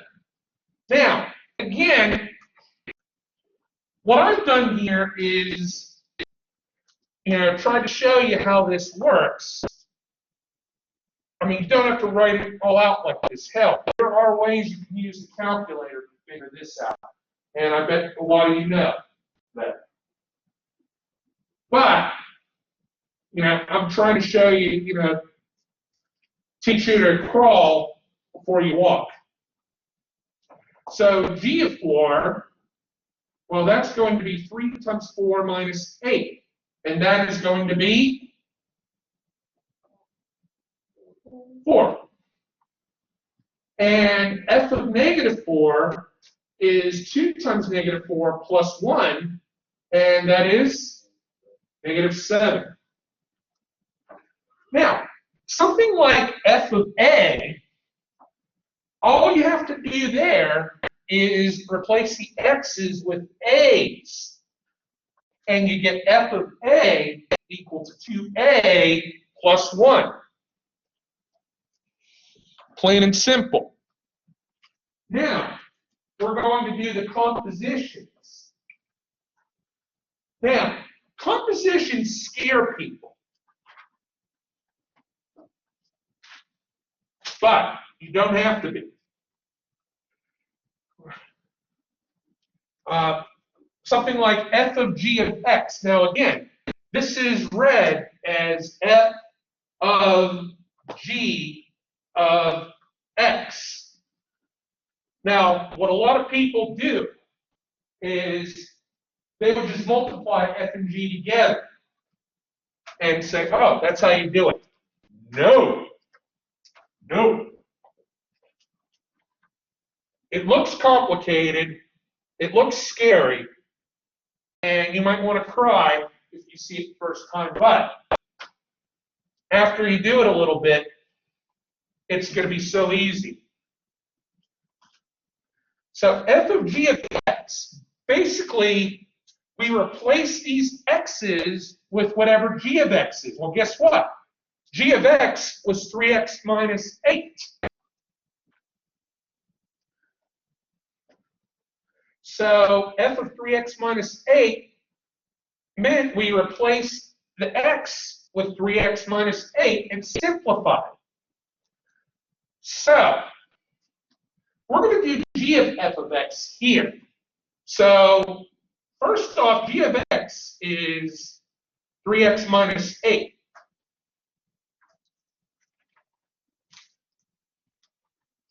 So, however, instead of we're going to do f of x. We're going to replace this x with f of x, so you do the same thing here. We're going to start off with simple linear functions first, before we get into quadratics.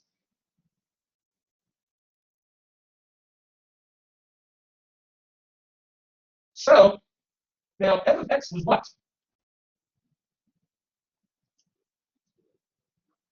2x plus 1. So all you got to do is distribute and simplify. And this is it.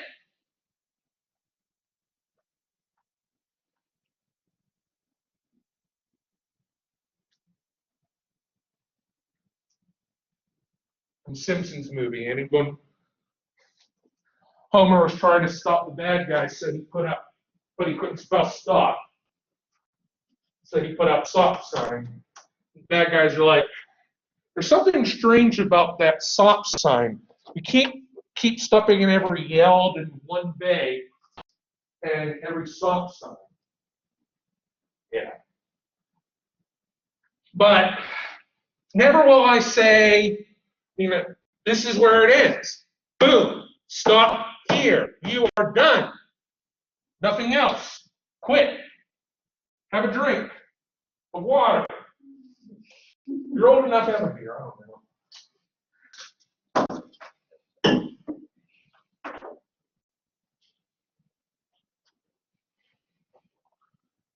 That's it. Now, compositions of functions are read as f of g of x, and they can be written like this. What looks to be fog, and basically it's not a multiplication symbol, it is an operation. It's a function operation. Now, functions can be composed more than twice and even onto themselves, such as f of x and g of x. We could do f of g of f of x. But we're only going to concern ourselves with simple compositions here. Now, we're going to change this a little bit. Let's make f of x 4x minus 9, and let's make g of x 7x plus 11. I don't know, 2 and 3 just seem pretty boring for me. Let's change that up a little. So,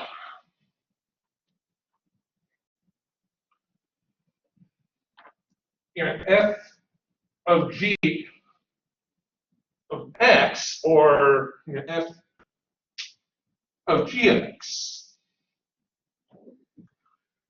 So, we start off with f of x. F of x is 4x minus 9.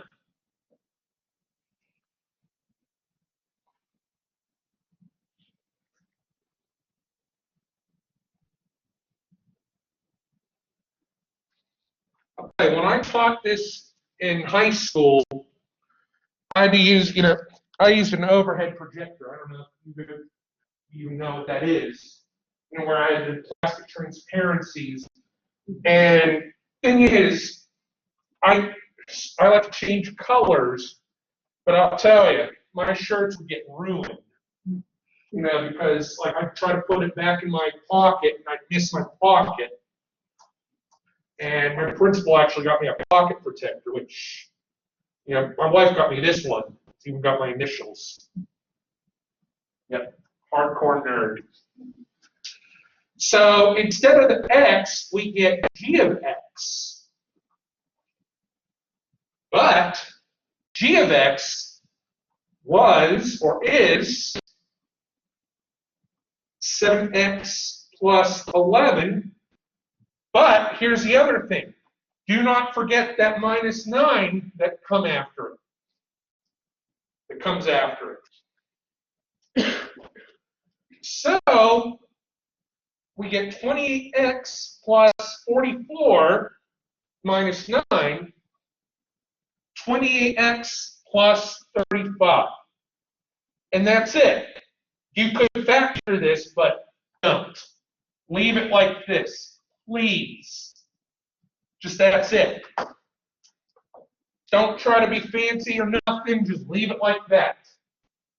All right, I'm going to let you try that g of f of x.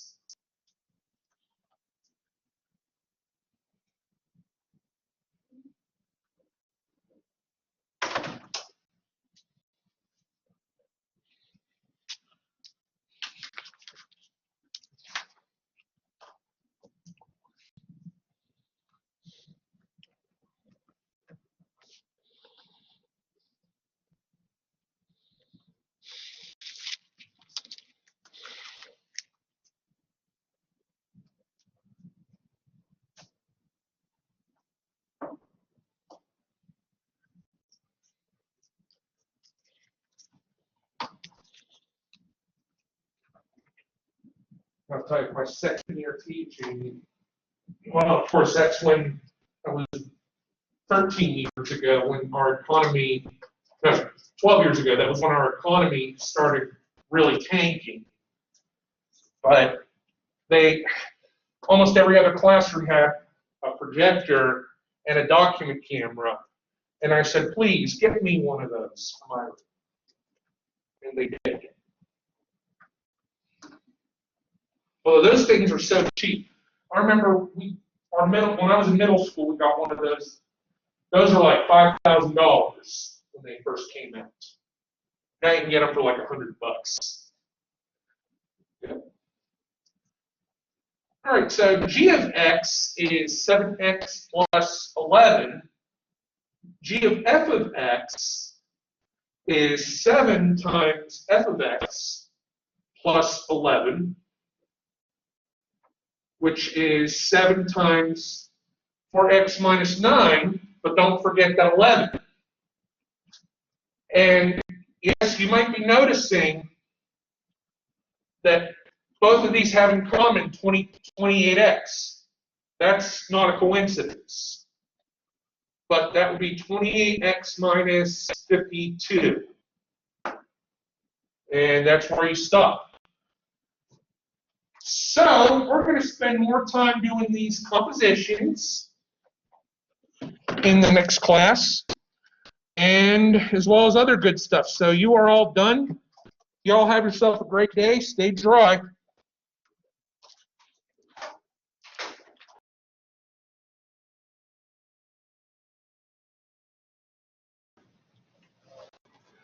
So g of f of 3. Now keep in mind, it's the same thing as g of f of 3. So it could be, I could ask for it two different ways, but I'm asking for the same thing nevertheless.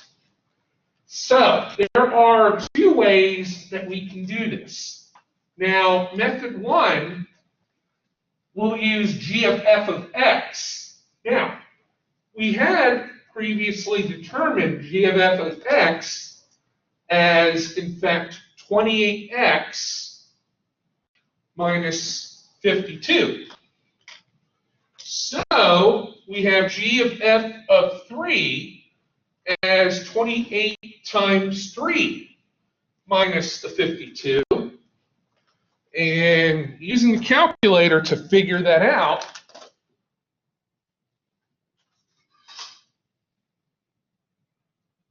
we get 32 for the final answer.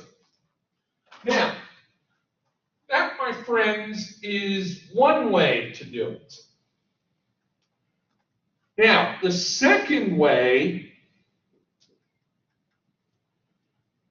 which should give us the same answer, is, and again, you can use whichever method you feel more comfortable with. Now, keep in mind, we're asking for g of f of 3. So the first thing we need to do is figure out what f of 3 is. Well, that's easy. f of 3, well, if f of x is 4x minus 9, that would be 4 times 3 minus 9, which is 3. Now, so g of f of 3 becomes g of 3. Because f of 3 is 3, g of 3 is 7 times 3 plus 11, which magically is 32. Now, am I going to say you have to use both methods to do this, or am I going to say you have to use either method? No. You do whichever way you're more comfortable with.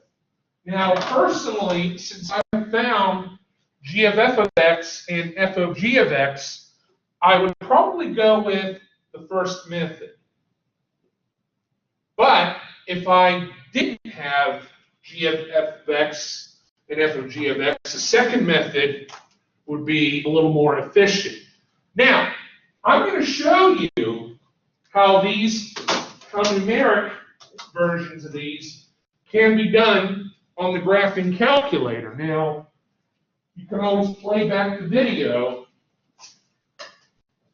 if you want. So we're going to go to y equals. Now, obviously, y1, y2, all that stuff, we're going to treat y1 as f and y2 as g. So for y1, we'll put in f of x, which is 4x minus 9. And the other one would be 7x plus 11. Now, once you get these in here, we can just bail one out of here. We can hit second and quit. Now we're going to go to vars. We're going to choose y bars. Now, keep in mind we're doing g of f of x. Since g was y2.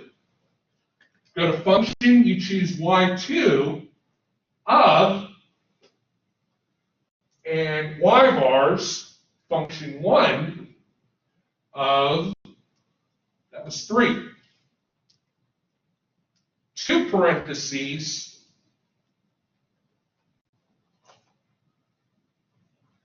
pretty cool, huh?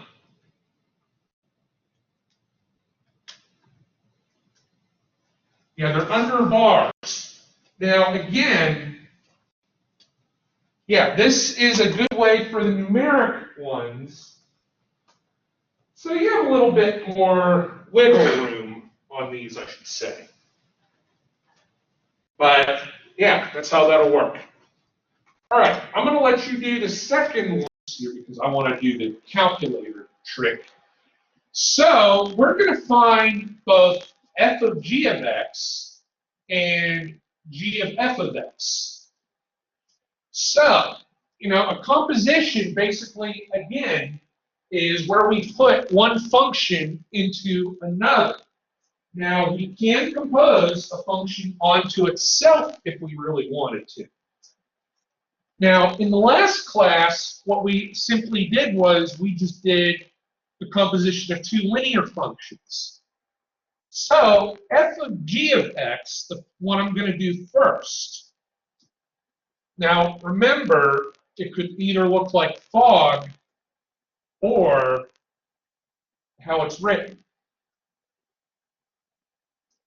Now, so let's start off with f of x, which is 2x squared minus 3x plus 1. So we're going to replace the x's. So what we're doing here for the first time is we're replacing more than one x. And with what? We're going to replace it with g of x. Now, you won't have to write out like all of these steps. I'm just trying to show you where everything comes from. Now, by the way, that is 2 times g of x squared. So the g of x gets replaced with 3x plus 1. So you have 2 times 3x plus 1 quantity squared minus 3 times 3x plus 1. And then after that, you have the plus 1. So you have a little bit of work ahead of you when you decide to figure out, when you have to figure out 3x plus 1 quantity squared. Now, by order of operations, would I multiply this by 2 first or square it? We would square it. Now, in a case like this, you have to FOIL. Remember to FOIL. So again, I'm going to write it out as individual as possible here. And then I'm going to multiply this out. Negative 3 times 3x is negative 9x. Negative 3 times 1 is negative 3. And then plus 1. So we'll have 2 times 9x squared plus 3x plus 3x plus 1 minus 9x minus 2. So we can easily simplify this. 9x squared plus 6x plus 1. And again, I'm doing all of these steps individually to show you how it works. You don't have to do all of the algebra. I mean, you don't have to show each little thing. And the reason is because, I mean, you just do with what you feel comfortable. You go with your comfort level. So we multiply everything out by the 2. We get 18x squared plus 12x plus 2 minus 9x minus 2. Combine all like terms, we get 18x squared plus 3x. Now, what a lot of students would immediately do, and they see a quadratic expression, they think, oh, I've got to solve this. No. You stop here. You're done. 18x squared plus 3x. Now, we could do, these can be done with higher powers of x, but the highest power of a variable you're going to see for this is 2. Because it would involve a lot more algebra. So now let's do g of f of x. So g of x is 3x plus 1. So what am I going to replace my x's with now?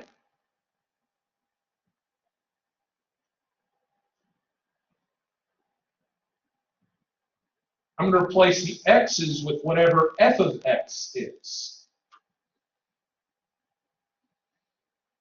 So basically, we're going to get 3 times f of x, which is 2x squared minus 3x plus 1. But don't forget the plus 1 after the fact. So we simplify this. We get 6x to the second minus 9x plus 3 plus 1. Combining any like terms that remain, 6x squared minus 9x plus 4. And this, again, is where you stop.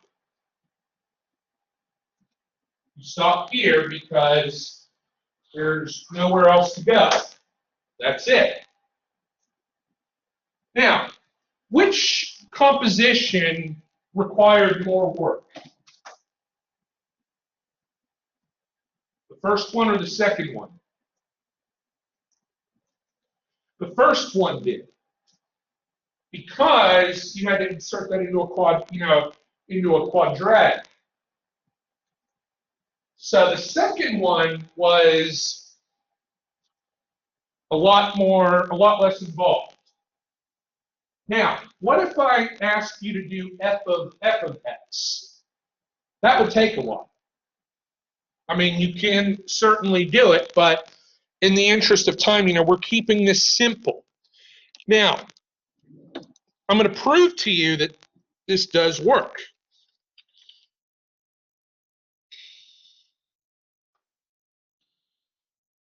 And then I'm going to show you a trick on your calculator. So if I wanted to do f of x,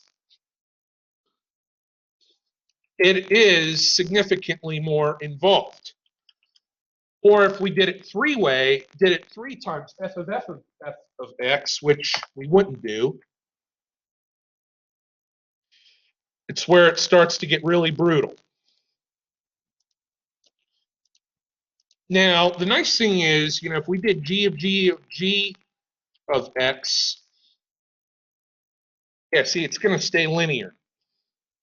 Now, I'm going to show you a cool trick that you'll see this on video on your graphing calculator. So what we're going to do is we're going to put in f of x and g of x for y1 and y2. So go ahead, if you do that real quick.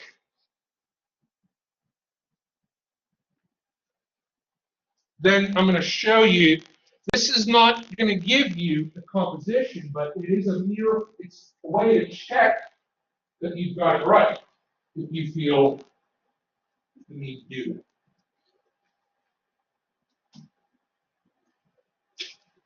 that.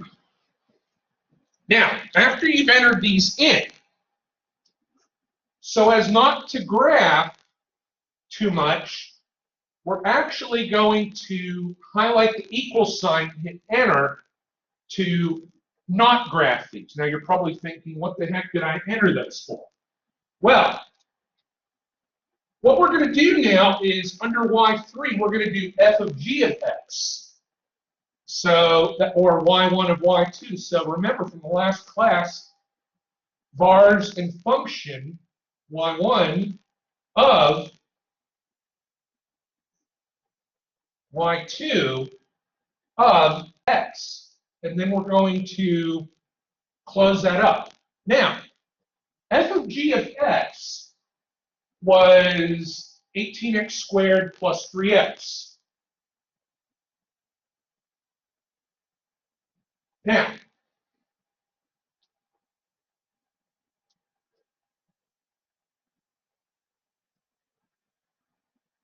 it's a little hard to see, but what has happened is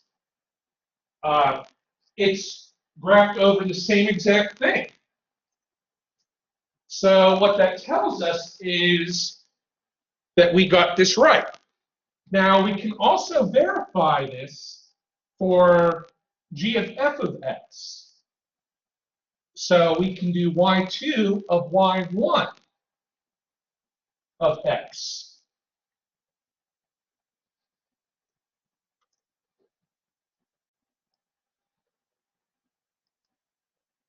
And g of f of x was 6x squared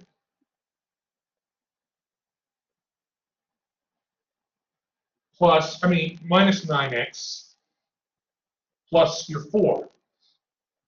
So there's the first part and here's the second. They're right over each other. Now, if you have a black and white calculator, nothing would happen.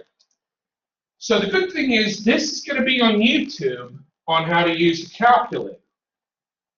So I think that is going to be, so we're going to do g of f of x first.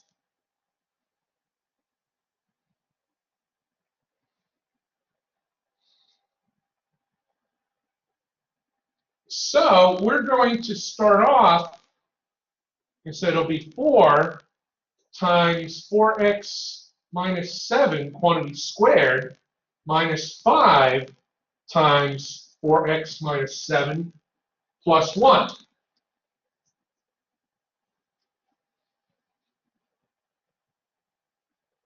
So we'll have 4 times 4x minus 7 times 4x minus 7. Now, one thing you could do is multiply this 4 by 4x minus 7 and then FOIL that. But I think it's actually easier to just multiply the two binomials first. So then minus 20x plus 35 plus 1.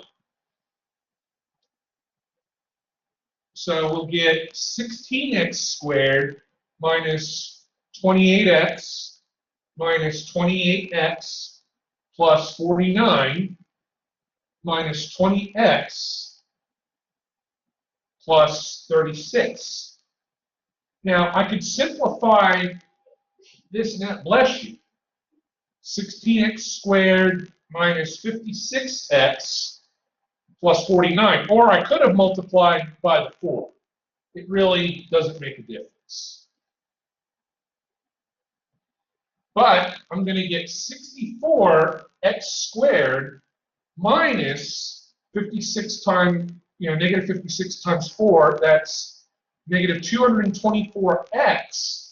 4 times 49 is 196 minus 20x plus 36.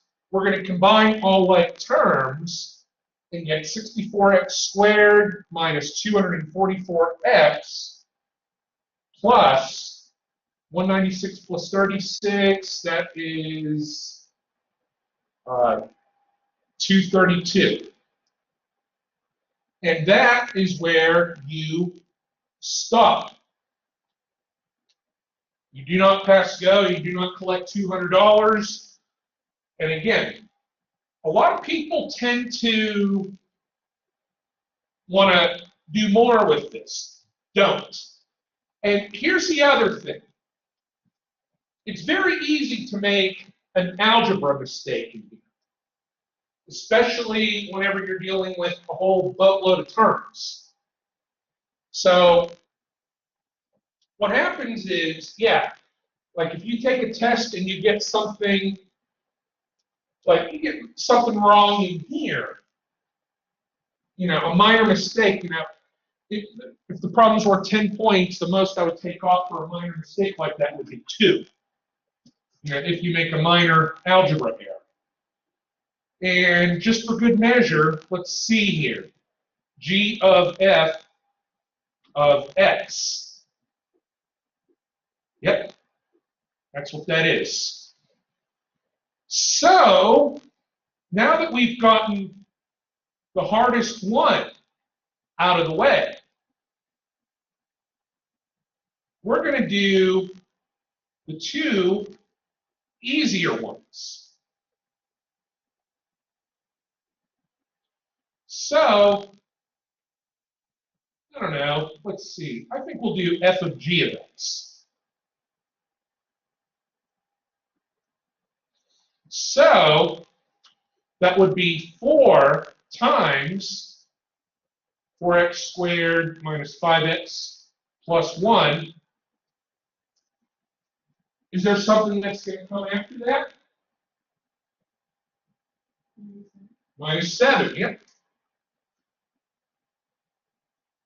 So we'll get 16x squared minus 20x plus 4 minus 7, or 16x squared minus 20x minus 3.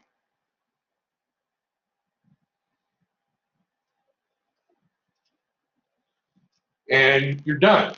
Again, don't do anything else with it. Don't try to solve it or factor. Just be done. And if I do f of g of x, 16x squared minus 20x minus 3. All right, let's do f of x. Now, you can compose functions onto itself. Basically, f of x is 4x minus 7. So we're going to replace this x with 4x minus 7. So we'll have 4 times 4x minus 7. But don't forget the 7. 16x squared minus 28 minus 7. 16x, It wasn't 16x squared. It would be 16x minus 35 for your final answer to that.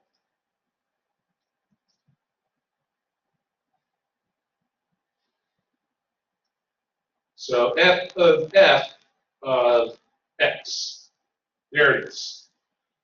All right, so let's hit it. So we're going to figure out f of g of x, which is f of 11x minus 5, which is 2 times 11x minus 5 quantity squared. Ouch. Yeah, we're going to be dealing with some big numbers. That's okay. Plus 3.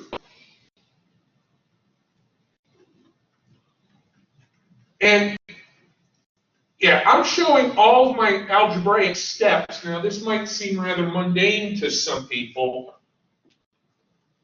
and maybe even like insultingly ridiculous. I mean, if you can do it in your head, that's great.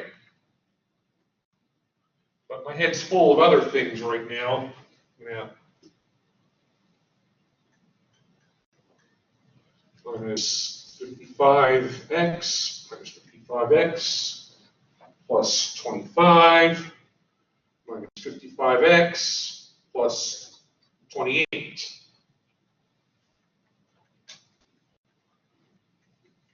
And 10x plus 25 minus 55x plus 28.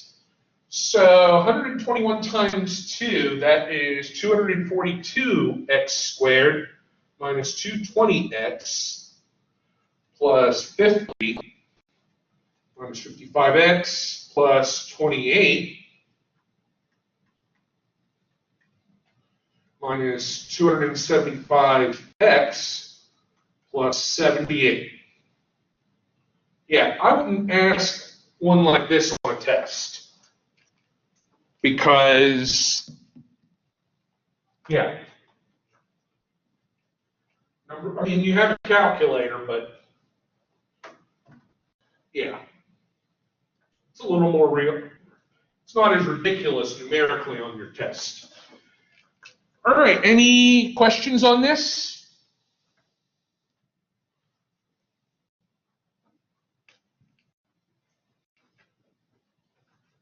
All righty then.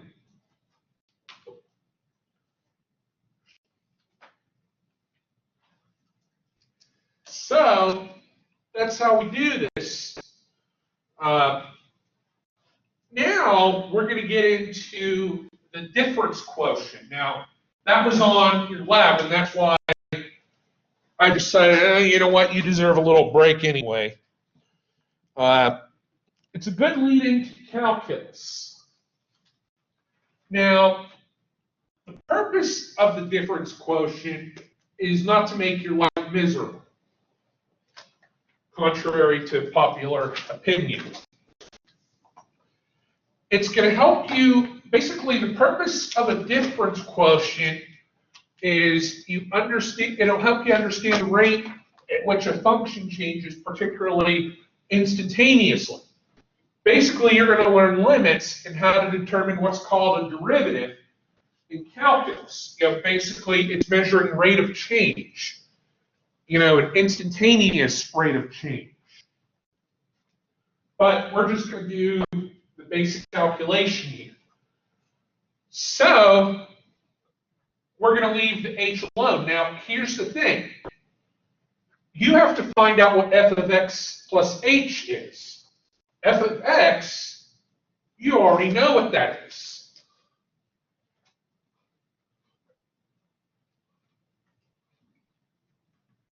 So it's actually going to be pretty straightforward.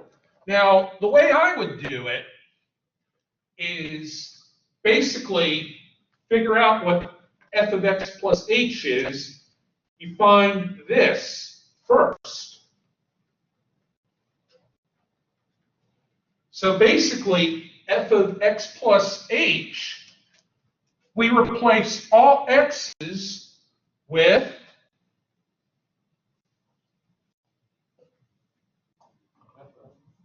not f of x, x plus h.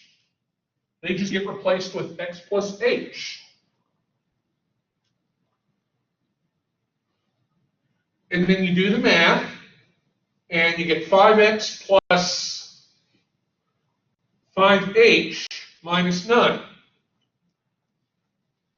Now, we're not done yet, unfortunately, because we're now going to do the difference quotient, which we'll call dq. I know you might be thinking Dairy Queen. So, we'll do f of x plus h minus f of x, and it's all divided by h. So, f of x plus h is 5x plus 5h minus 9 minus f of x, which is 5x plus 9. And it's all divided by h. Now, here's the thing. We already know, f of x. So basically, since there's a minus on this outside, you're going to end up distributing. And you're going to see something, after you do a few of these, you're going to find something very interesting about this. So 5x plus 5h minus 9, and when you distribute this negative, you get negative 5x plus 9. You're always going to get some cancellations. 5x's go, and the 9's go. Spoiler alert, everything not containing h will end up being canceled out in the end. Trust me on that. So we get 5h over h. Well, 5h over h becomes what? That's it.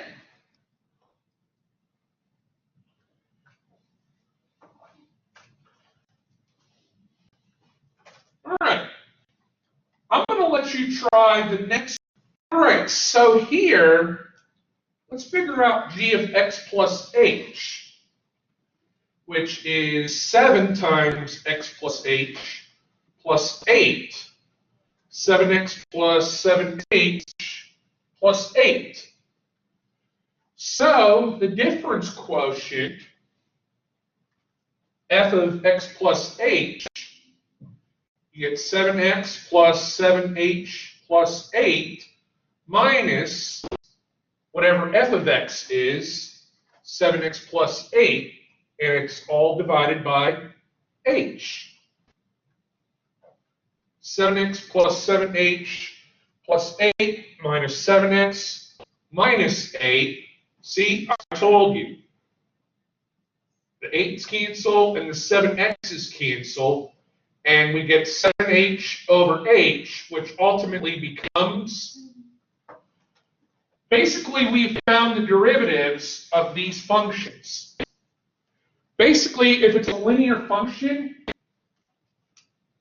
whatever's in front of the x is going to be the difference quotient. Now, the next part is going to provide a little bit of a sterner challenge for us. But it's something you can do. So, what I said earlier, finding f of x plus h first. So you have to find f of x plus h and simplify. Yeah, that's going to be a little more work. But it's only going to go as far as quadratics.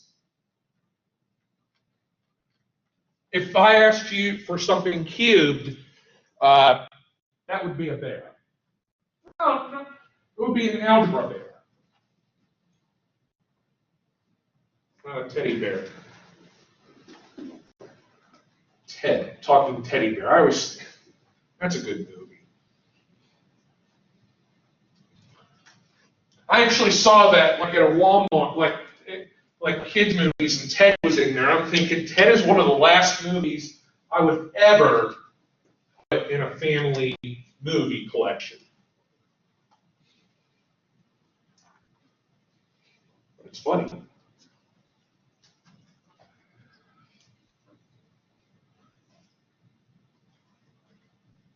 So basically, when you do enough of this practice, you're going to learn basically what x plus h squared is.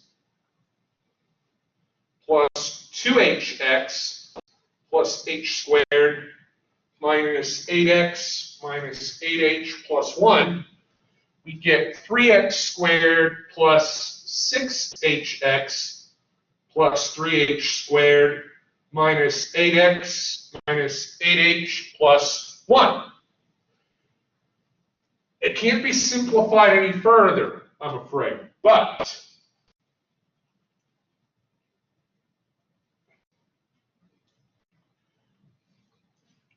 now, from this, so basically we have found f of x plus h. So basically, we now need to do the difference quotient, which is 3x squared plus 6hx plus 3h squared minus 8x minus 8h plus 1. Now, if you want, we can actually, here's what I'll do. I'm going to distribute it up here already. So negative f of x would be negative 3x squared plus 8x minus 1.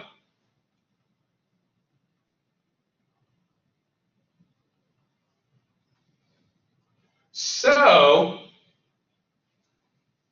save a little time doing it like this. The whole thing gets divided by what? H. Well, we get some cancellations here, or offsetting. 3x squareds, the 8x's, and the 1's. So we're left with 6hx plus 3h squared minus 8h over h. Now, what we can do here for the numerator is factor out an h. So h times 6x plus 3h minus 8. If we divide out by h, the h's are gone, and ultimately you are left with 6x minus 8 plus 3h. Now, that was a bear, yes, but,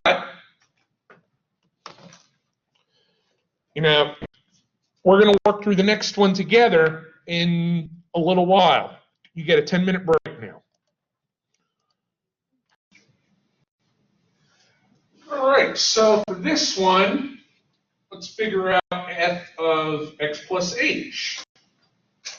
So it's going to be 7 times x plus h quantity squared minus 19 times x plus h plus 9.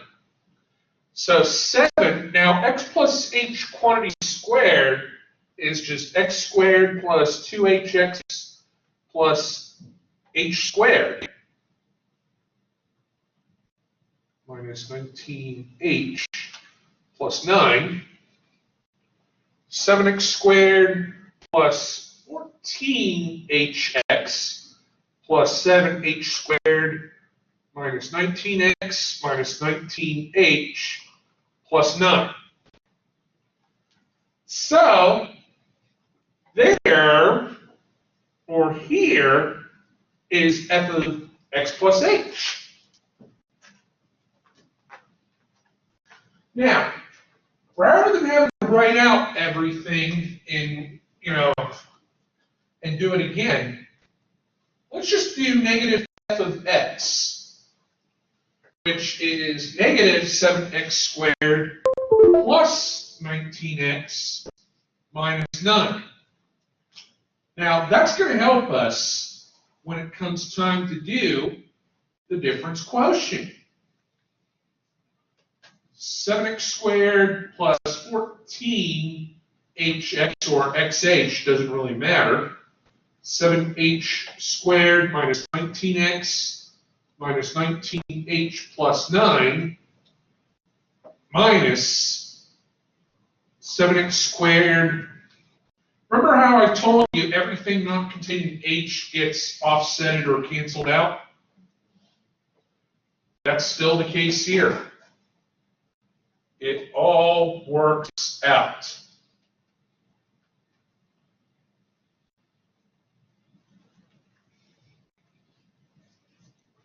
All of it does.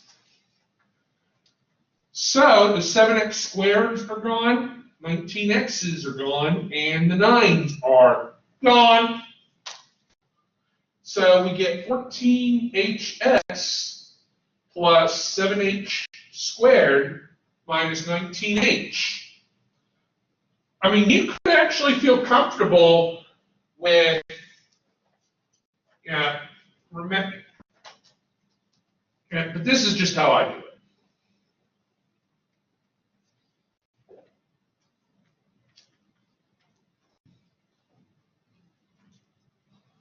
So we get 14x plus 7h minus 19, or anything in that order. That's how it's all done.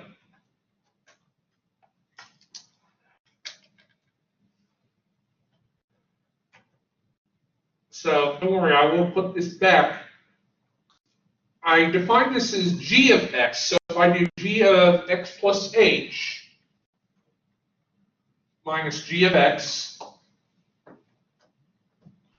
and it's all divided by h, there it is.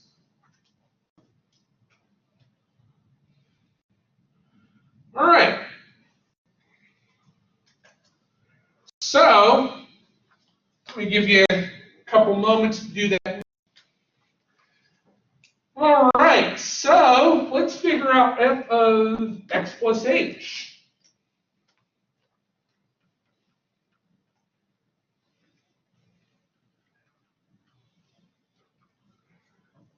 So you get 5 times x squared plus 2hx plus h squared minus 7x minus 7h plus 1. 5x squared plus 10hx plus 5h squared minus 7x minus 7h plus 1. So there is f of x plus h. Now,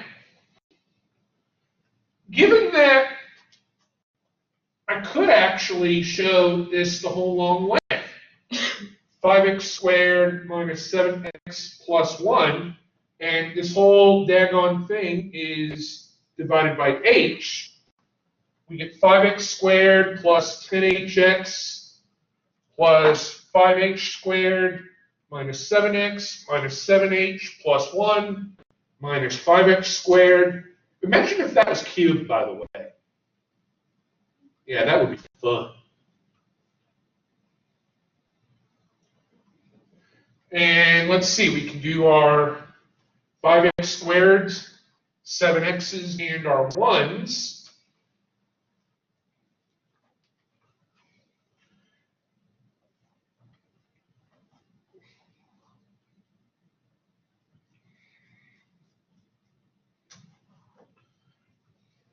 So we get 10hx plus 5h squared minus 7h all over h.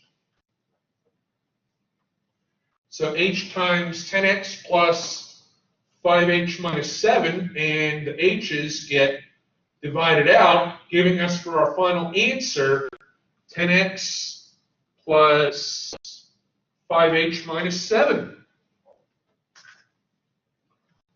All right, not bad at all. So yeah, difference quotient, you'll get one or two of those on a test, one with a linear and one with a quadratic. Now, this is where it's going to get a little more fun. Whoops. Given that f of x is 3 over x plus 7, and g of x is 2 over x minus 3, we're going to figure out f of g of x and g of f of x. Let me tell you, one like this on the test, I would only ask for one of them, f of g of x or g of f of x, and the domain. I wouldn't ask for both. But we're going to do f of g of x first. So f of g of x is 3 over g of x plus 7. So, yeah, unfortunately, we're going to get like a fraction of a fraction, or what we used to call them, complex fractions. So g of x is 2 over x minus 3. But here is the 7 that we had from earlier. Now, this looks very daunting, but in all reality, it's actually not so bad. We don't have to do anything with the numerator. However, the denominator, we just have to combine and get a common denominator out of this.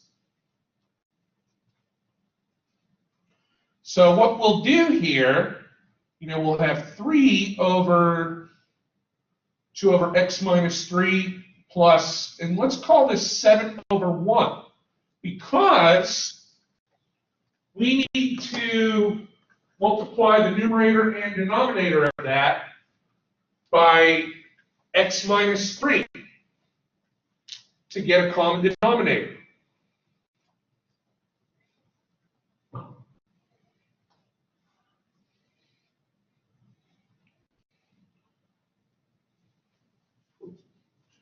So 3 is divided by 2 over x minus 3 plus,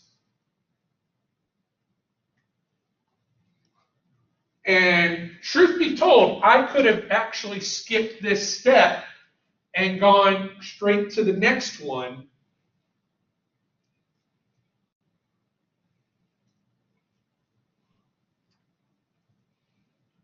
And done this.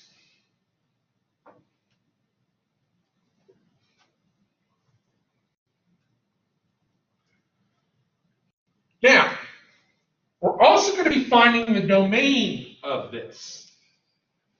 Now, we already have one restriction. There's a restriction.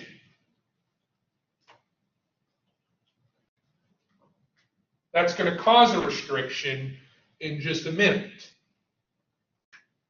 So 3 over 2 plus 7x minus 21 over x minus 3, which will become 3 over 7x minus 19 over x minus 3. Guess what? We're done with f of g of x. That's f of g of x.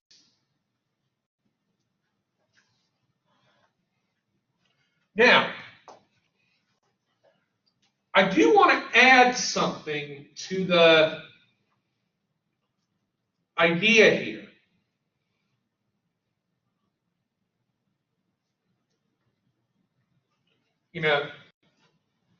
I can also write f of g of x. Now, if you remember, when you divide a fraction,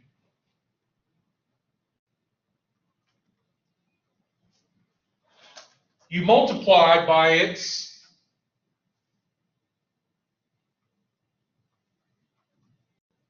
reciprocal.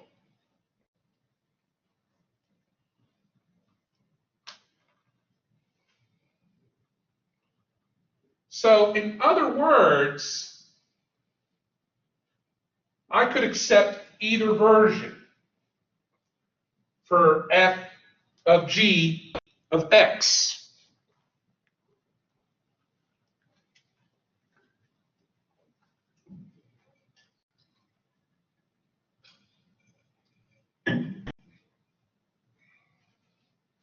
Now, we have one domain restriction so far, but if this were 0, that's also a bad thing. So our restrictions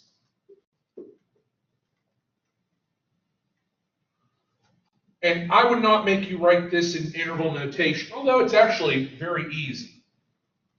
X minus 3 cannot be 0.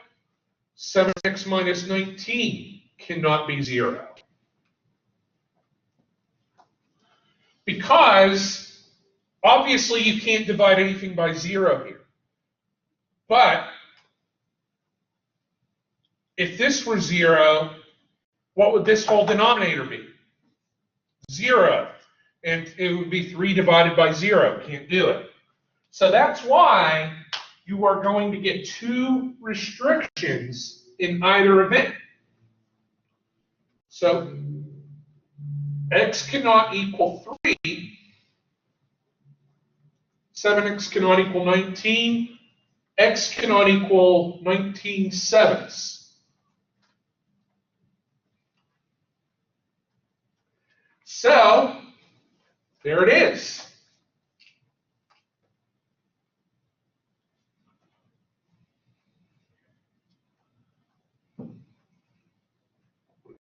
Here, g of f of x. So it'll be 2 over f of x minus 3, which is going to be 2 over 3 over x plus 7 minus 3. So then, we can already tell we have one restriction so far. X cannot equal negative 7. We could have figured that out later on, or we could figure it out right off the bat. It doesn't matter. Doesn't matter which way you do it. So let's combine this denominator.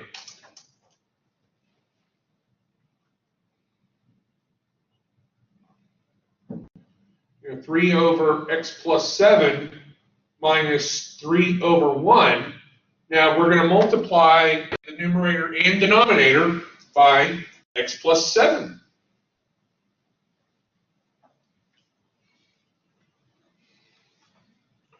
So we will get 2 over 3 minus 3 times x plus 7 entirely over x plus 7. So we still have the restriction here. So all we've got to do now is simplify this. 3 minus 3x minus 21 over x plus 7, which gives us 2 over negative 3x minus 18 over x plus 7. So we've got one restriction so far. Our other restriction would occur wherever negative 3x minus 18 cannot be 0.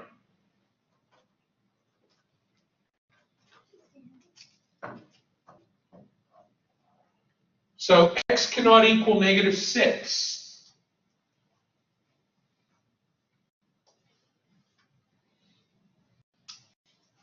So the domain, x cannot equal -6, nor can x equal -7. Now, we're going to do something a little different here.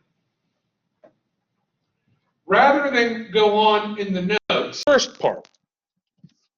So we're going to figure out f of g of x first. And we're going to walk through that one together. So, f of g of x. So basically, f of g of x, it is f of 7 over x minus 2. So basically, we have 4 over something plus 5.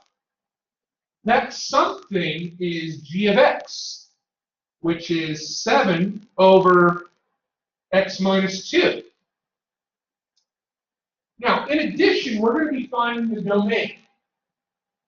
Now, I'm not going to require the domain in interval notation for something like this, because you're already doing enough. However, I can already see that for f of g of x, there is one restriction right off the bat. Is there a value of x that makes the denominator equal to 0?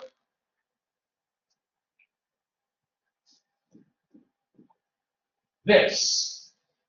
So that's going to be a restriction. I'm going to do that kind of to the side. Our first restriction, there will actually be 2 restrictions on these.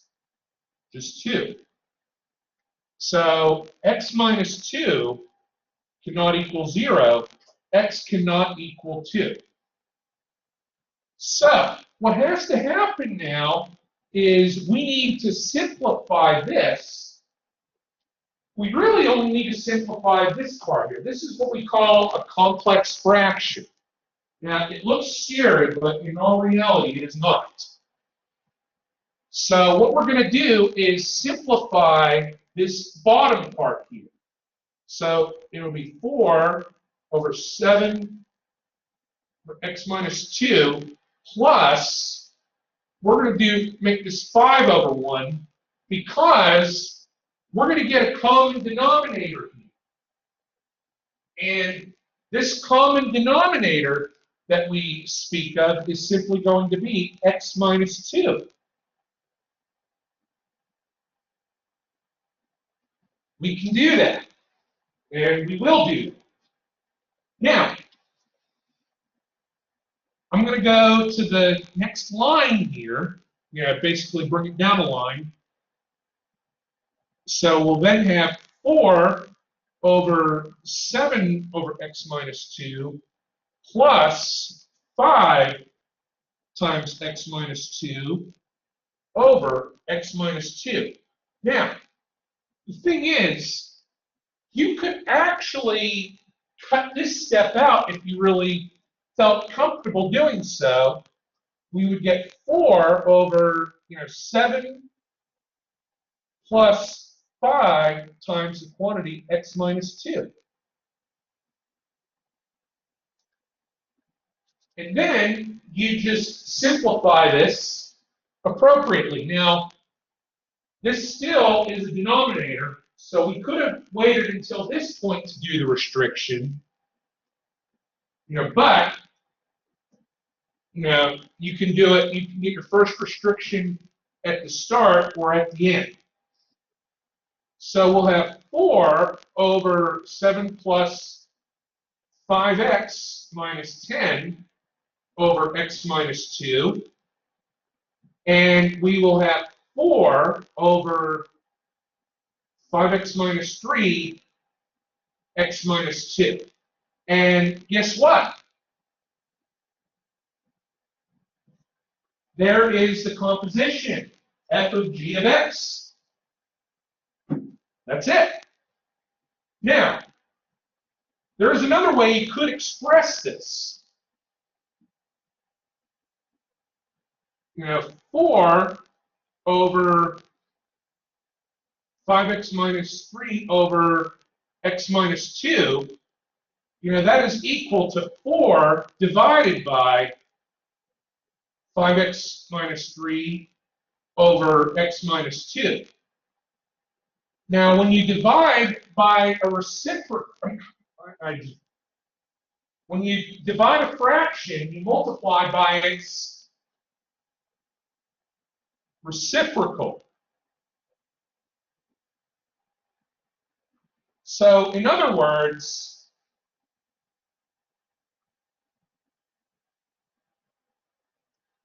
your final answer could be this. I would accept either one. Now, there is another restriction that we have to, we can't let x be. I'll give you a hint. It's not a whole number.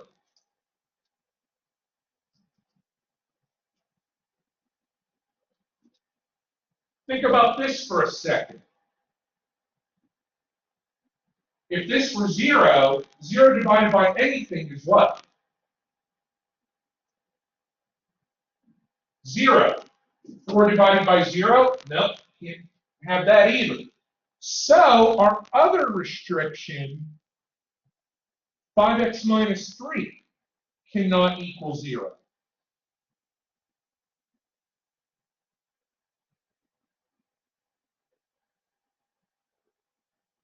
So there are our two restrictions. X cannot equal 2, nor could x be 3/5. Now, you would only get one of those. You would only be doing the one direction, either f of g of x or g of f of x. So, we've done f of g of x. I'm going to give you a moment.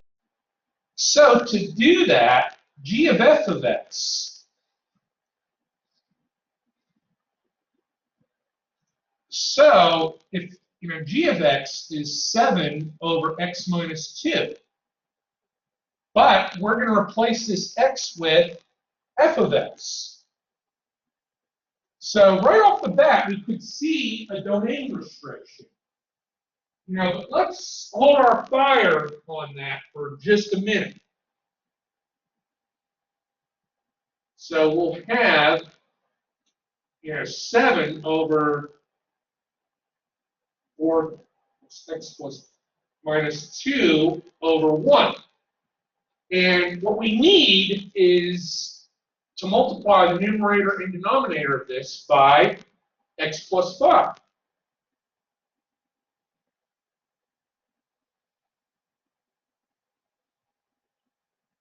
So we'll have 7 over 4 minus 2 times x plus 5 all over x plus 5.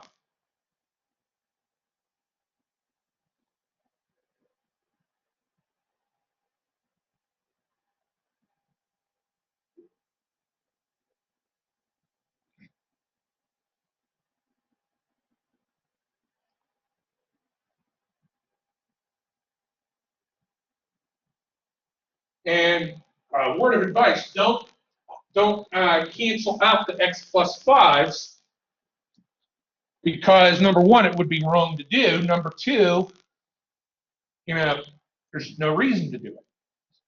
So let's see, we'll have 7 over 4 minus 2x minus 10 over x plus 5, which ultimately this becomes 7 over negative 2x minus 6 over x plus 5.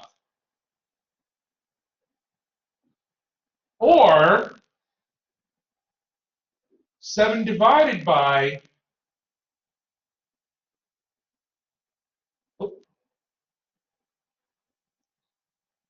negative 2x minus 6 over x plus 5 is mathematically equivalent to 7 times x plus 5 over negative 2x minus 6. So we would get 7 times x plus 5 over negative 2x minus 6. So you could do either one. Now, we've got two domain restrictions. What's one of them? X cannot equal negative 5. We could have identified it right from the beginning or at the end.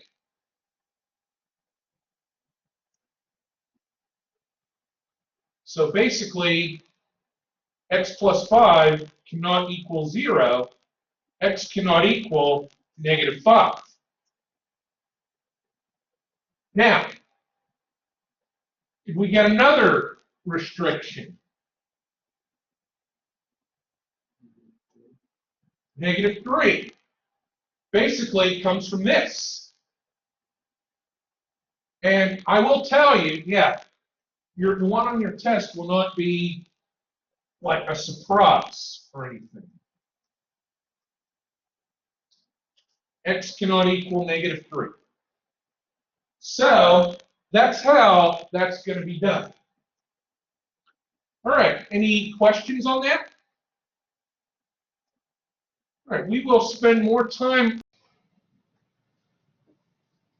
This negative 3. Basically what that means is it's going to be not only a vertical stretch. Now, if there were a multiplier like in front of the x, that's where it would be a horizontal stretch or shrink. But, yeah, but it's a vertical stretch by a factor of 3 and a reflection over the x-axis. So basically, we can also say, oh, we'll multiply the y's by negative 3.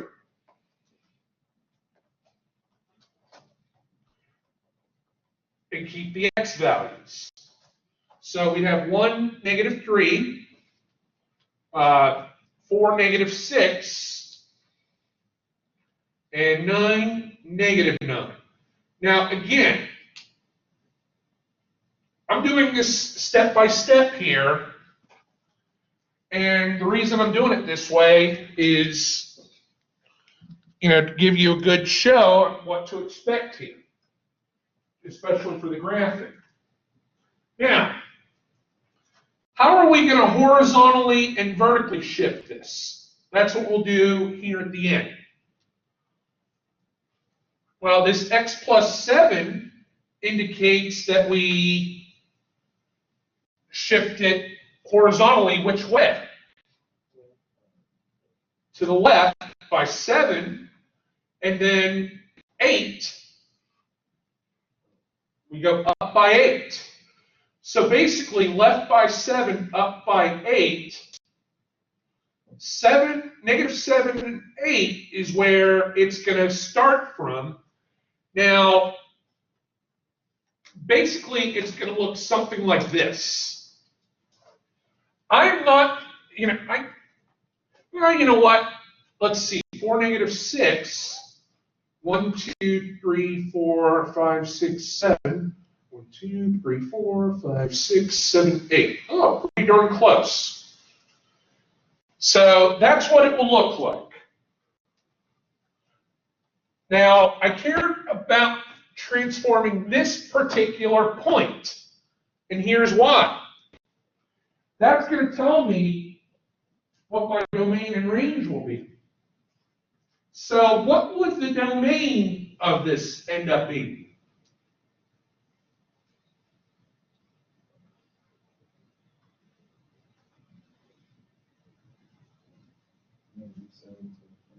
Yes, everything greater than negative 7 or equal to.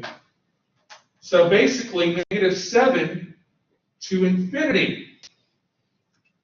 How about the range? Negative infinity to 8. Because everything is below 8, so be less than or equal to 8, negative infinity to 8. So there you have it. All right, so you do your shifts at the end. So this negative 4 that's in front, what is that going to do?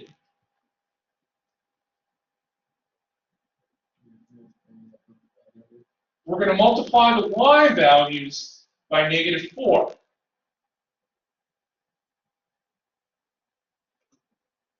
So that means it's a vertical stretch by a factor of 4, no horizontal.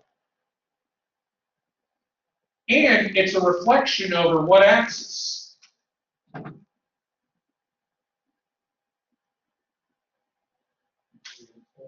The x-axis. Now, if that x were replaced with a negative x inside, that's when it's reflected over the y-axis. Or if the negative was inside or in front of the x. Now, for absolute value in quadratic, there's really no reflecting over the y-axis because they're, by default, already reflected over that axis. So we're going to multiply the y values by negative 4. 0 times negative 4. 1 times negative 4 is negative 4. 2 times negative 4 is negative 8. And 3 times negative 4, oh, we're off the charts here. Now, the reason I do this, I always like to do the vertical, stretch or shrink, or horizontal stretch or shrink first before I actually do the shifting. That's the best way to do it. So, we do have a horizontal shift. Even though there's a negative in front, that doesn't change the fact that it is taken to the left by 3 and up by 7. So basically, best way to do this, you don't have to do all these individual points. Left 3, up 7. And I'll take this one, 4, negative 8. Left 3 and up 7. So it's going to look something like this. And that's a very crappy looking drawing. But negative 3, 7 is where the graph is going to start. Now, what that is going to tell us, now, actually, we can go to the graph and we type in negative 3 for x. And even though it doesn't appear valid, there's a point, which indicates that it is indeed valid.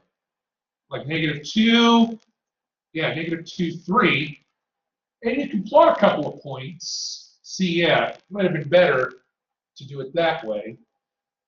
Yeah, negative 1 is some goofy point. 0 is another one. 1, negative 1.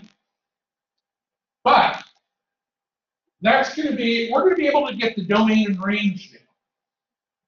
Now, the domain is going to involve negative 3.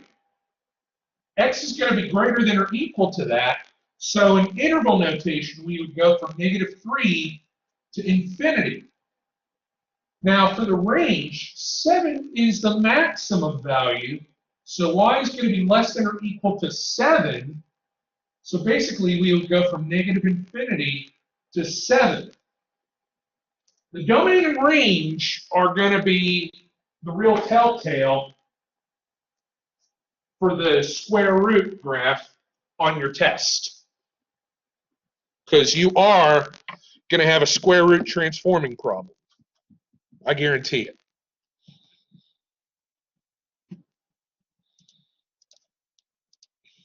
these clips. I'm getting little clips here. So what I'm going to be doing, my night class, I'll do clips with different versions, and I'll be able to merge them all into one YouTube file.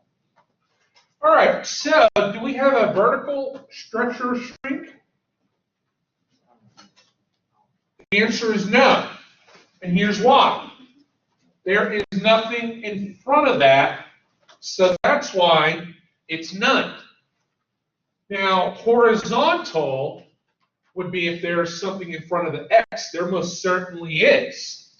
Now, remember, horizontal behaviors are different from what we expect. Instead of multiplying the x's by -2, we would be dividing them. So this is actually a horizontal shrink and a reflection over the y-axis because it's inside here. I'm not going to give you one on a test where it's going to be over both axes, but we might do one in class because I think you could do it. And no horizontal shift. There is a vertical shift up by 5. Now, let's do the horizontal shrinking first. So basically, we're going to divide the x's by -2 and keep the y's. So -6 divided by -2 is +3. -2 divided by -2, +1. And you see, it has been reflected over the axis. And then 4 divided by -2 is -2. 8 divided by -2, -4. So basically, it's going to look like this. And you see how it is compressed. And basically, for the last part, we move everything up 5. So -4, 1 would become -4, 6. -2, -1. We go up 5. 1, 2, 3, 4, 5. And again, I want to tell you, the one that's on your test will just be between 2 points. This is a little more fun for me. 1, 2 would become 1, 7. And then 3, -3. 1, 2, 3, 4, 5.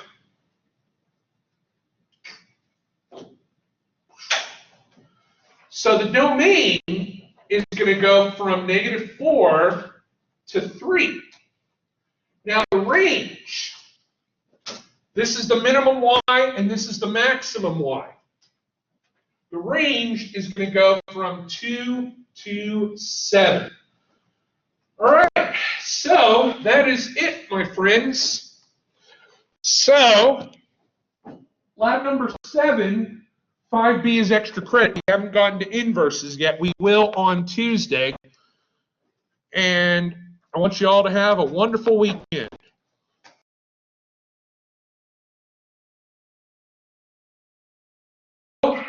Let's hit it. So we're going to do f of g of x. Well, we'll start with f of x as 4 over x minus 3. So f of g of x, we're going to replace this x with whatever g of x is. So it'll be 4 over top of, well, let's see, g of x is 9 over x plus 7. And don't forget the minus 3. So far, this is where we're at. We replace this x with 9 over x plus 7. Now, we can wait a little. We can do a few more steps, but I already see a domain restriction. What can x not be? Right. Because that would make this denominator 0. Very good. So x plus 7 obviously cannot be 0. X cannot be negative 7. So we then keep going. We'll have 4 over 9 over x plus 7. And let's call that minus 3 over 1. Because what am I going to multiply my numerator and denominator by here? X plus 7. Excellent. Oh, man. See, this is, I anticipate the test grading to be very easy. Because you're all going to do good.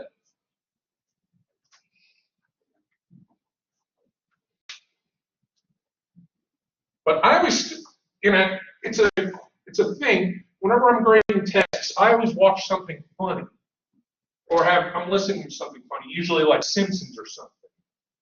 And I'll tell you, one time when I was in undergrad TA, I graded tests, and I had just broken up with a girlfriend, and the students had felt the brunt, and I'm like, wait, I need to go back and redo this. And I did, and you can't do things based on emotion. And yeah. Well, that wouldn't matter because, I'm married now. For 10 years, actually. I can't believe that.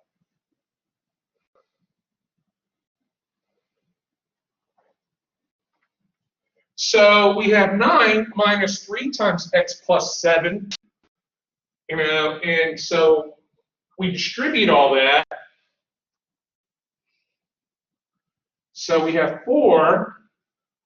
Let's see, we get negative 3x. I think that would become minus 12. Yeah. Over x plus 7. So this is what I'm looking for. Now, if you want, you can simplify this if you really feel the need to. I could take a negative 3 out, and get x plus 4. Or, I can write this as 4 times x plus 7 over 3, negative 3 times x plus 4. But any of these box answers, I would accept.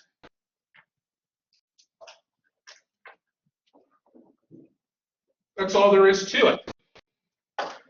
Now, you remember the explanation, basically, when you divide by a fraction, you multiply by its reciprocal. Excellent. So, we do have another domain restriction. X plus 4 cannot be 0.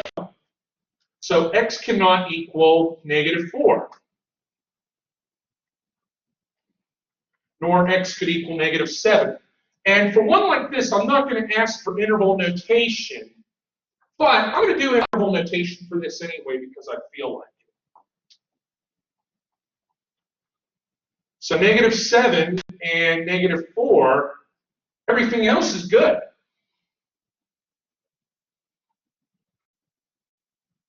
And again, for this one, I'm not asking for it on a test. Maybe I'll give you extra credit. Yeah, how about that?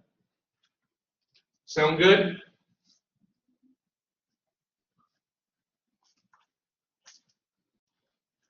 And there we have it. All right, any other questions on this?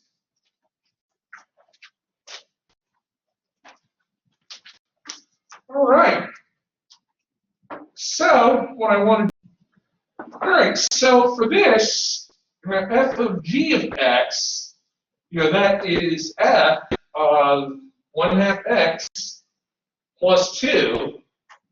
So that's going to be 2 times 1/2 x plus 2 minus 4. Well, 2 times 1/2 x is simply 1x, or x, plus 4 minus 4, because 2 times 2 is 4, then the minus 4 after that. So what we're left with is 1x, or x. Interesting. Let's do g of f of x. Now that is g of 2x minus 4. So that is 1/2 times 2x minus 4 plus 2. Half of 2x is 1x. Half of negative 4 is negative 2. And then plus 2. For this, we get 1x or x. So what has happened here? Both compositions equal x. Now, there's a reason why. Those two functions are both inverses of each other.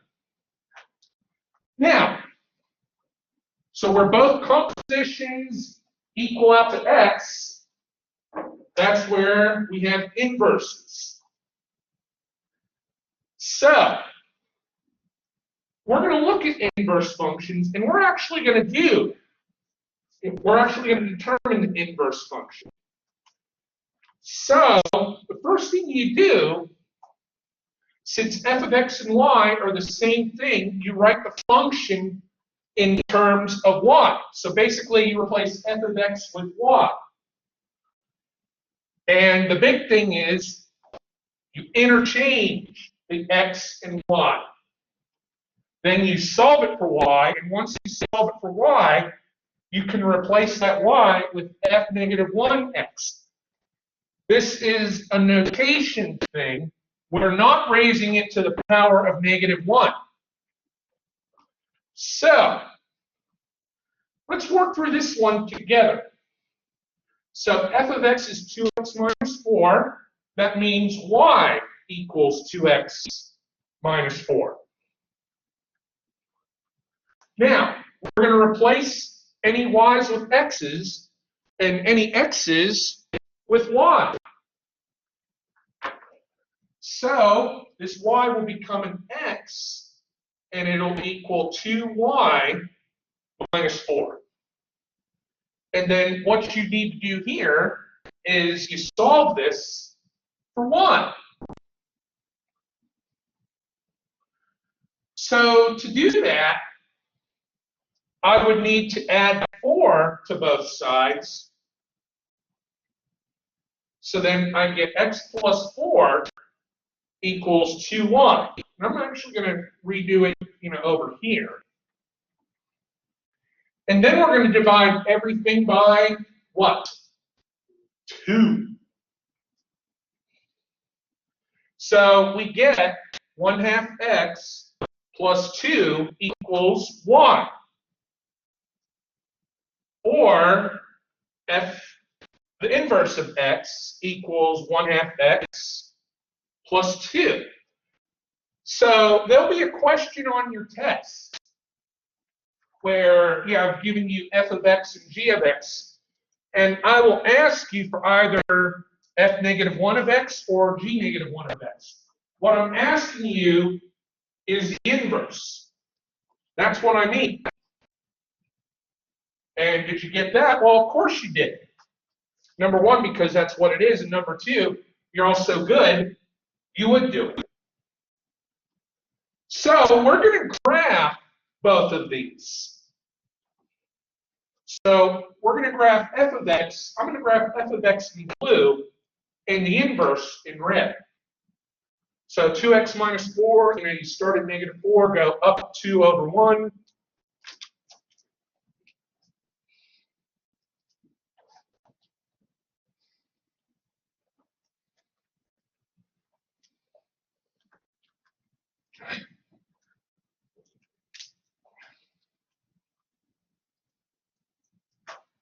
Close enough. And then 1/2 x plus 2. We start here at 2, go up 1 and over 2, up 1 and over 2. And I'm just going to go in the same pattern here because that's what I'm doing.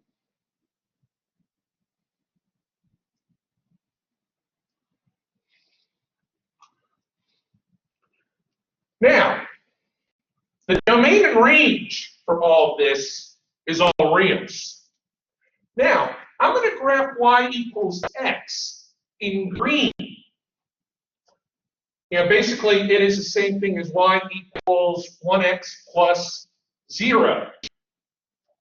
So we start here.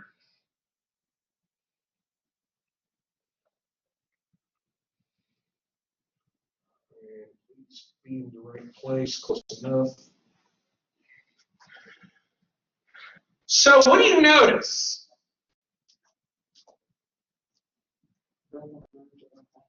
They all converge at one point. Yes, that's the one thing. They all converge at one point.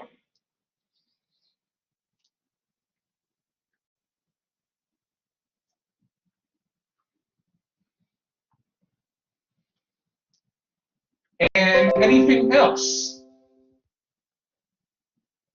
that you may notice?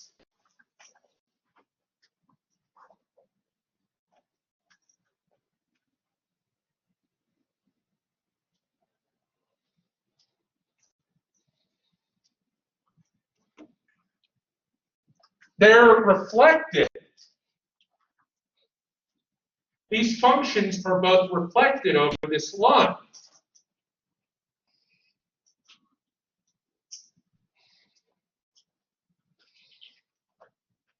Plain and simple.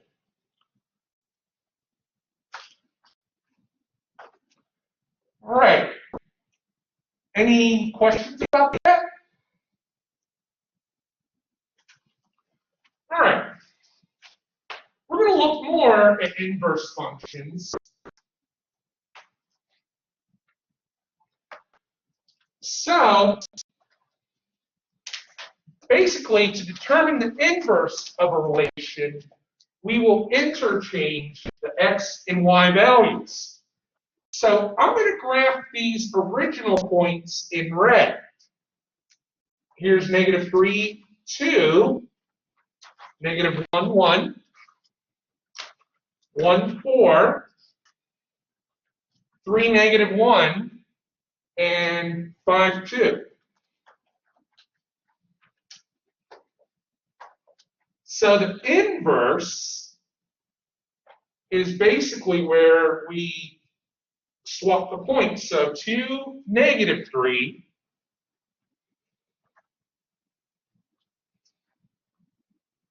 1, -1,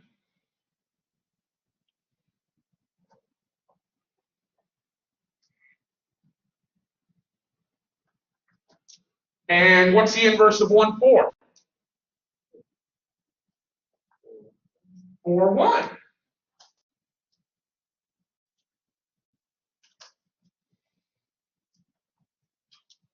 How about 3, -1?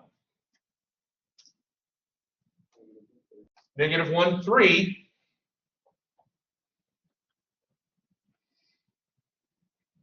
And 5, 2. 2, 5. There is the inverse, and I'll compress that so it fits.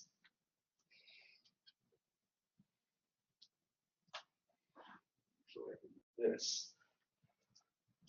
Now, the domain of the inverse is all of the x values. In no particular order, the domain would be -1, 1, 2, and 4. Now, the 2 occurred twice, but we only write it once.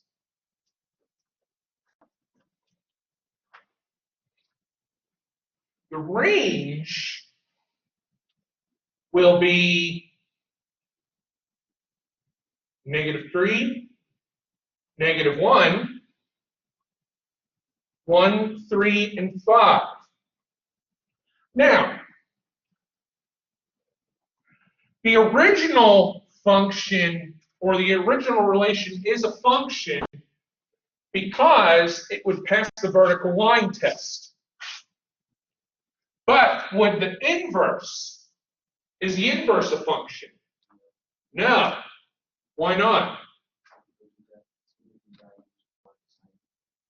Yep. Basically, x equals 2 points to two different y values. So that is not an inverse. So that's why this is not a function.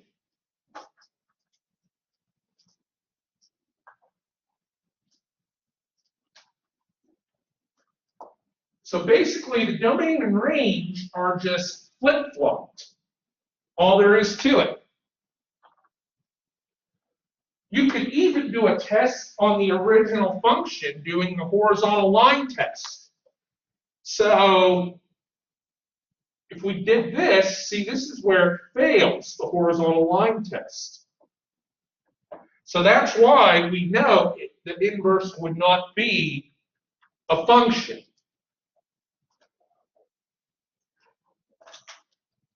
So now you're probably thinking, how am I going to do all this stuff? No.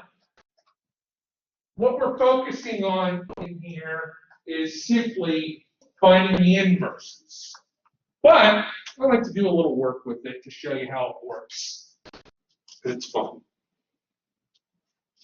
Well, at least for me.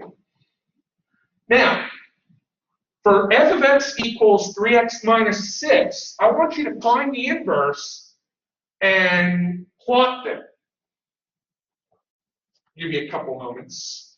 So I want to figure this out here. So y equals 3x minus 6, or x will equal 3y minus 6. So we'll move that 6 over, so we'll get x plus 6 equal to 3y, dividing out everything by 3. Y will equal 1/3 x plus 2. Now, so there's our inverse function, and the original function, y equals 3x minus 6.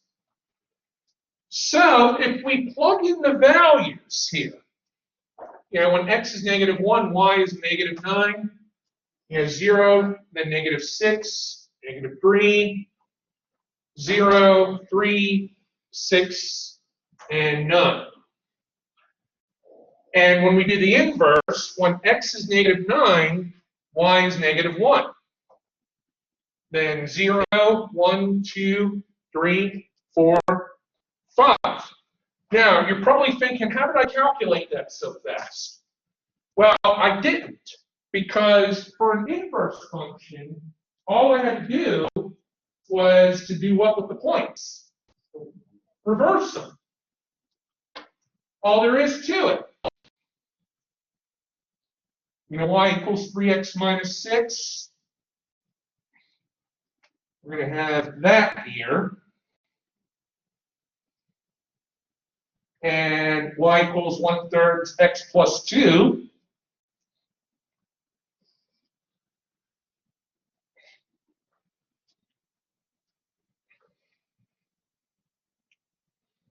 And of course, if we graph with that, y equals x.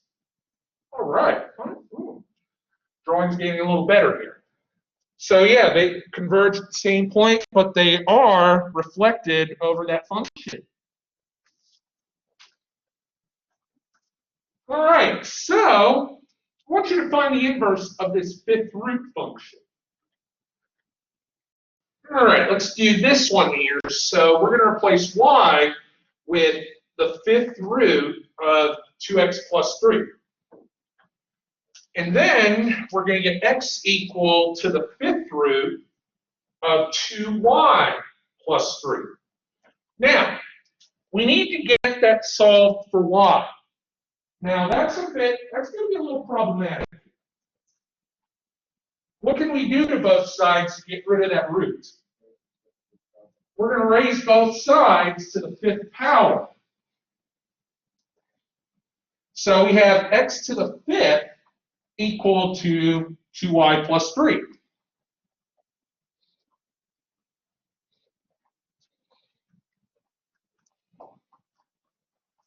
So we'll subtract 3 from both sides, so you get x to the fifth minus 3 equal to 2y.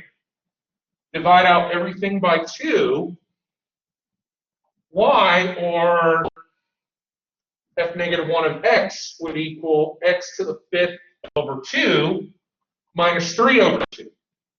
Or you could do x to the 5th minus 3 over 2. I would accept it either way. No problem.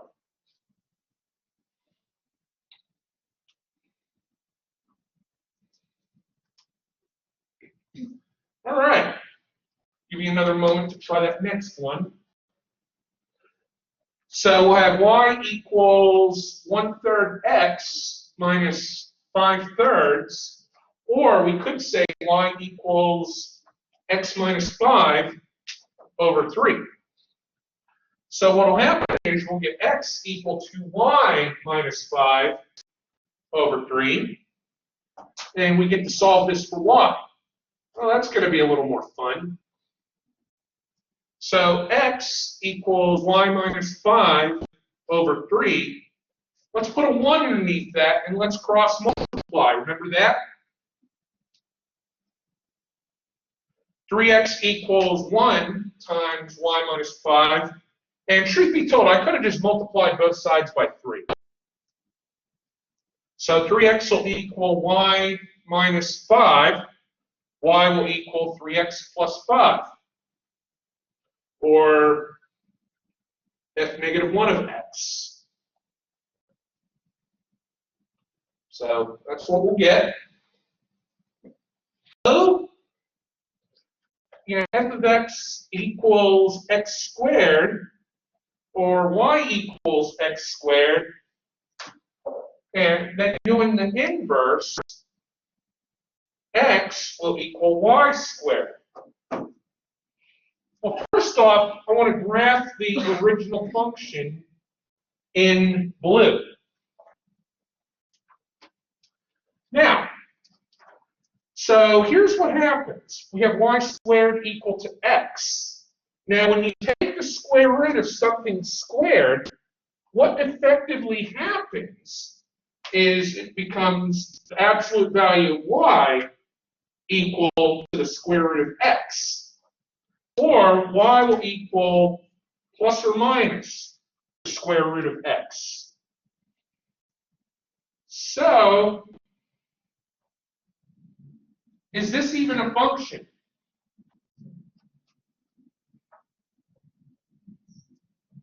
The inverse is not a function.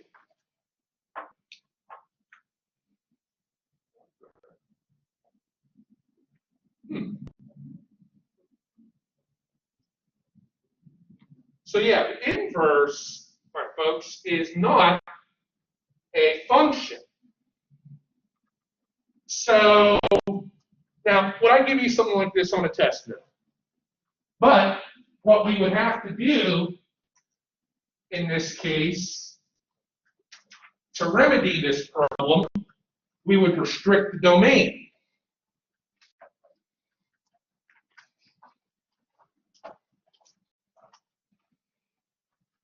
So what happens here, if we let f of x equal to x squared only where x is greater than 0, then the inverse would work. But the one that's on your test, the inverse one will be finding the inverse of a linear function. All there is to it. Trust me.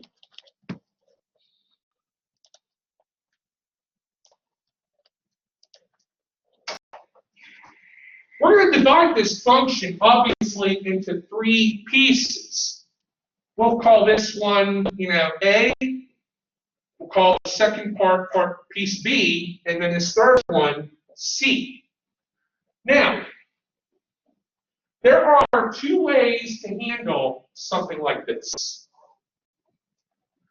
One way to graph the pieces here, if I want to do part A, first thing I could do is graph the function, 2x plus 9, I go up 2 and over 1, or down to and 1 in this direction.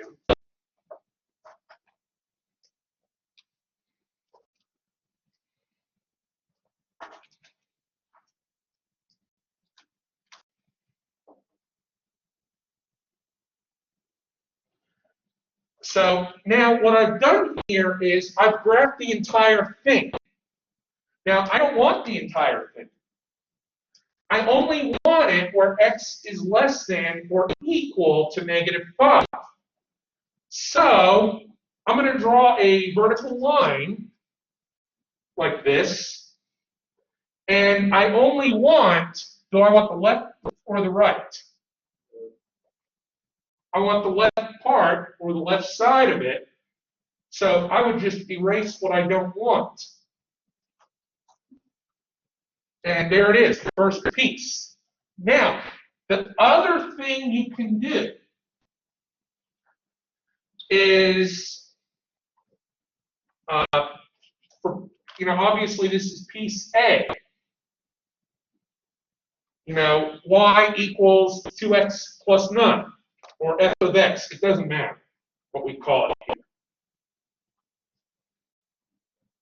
So what we can do here is we can find the x values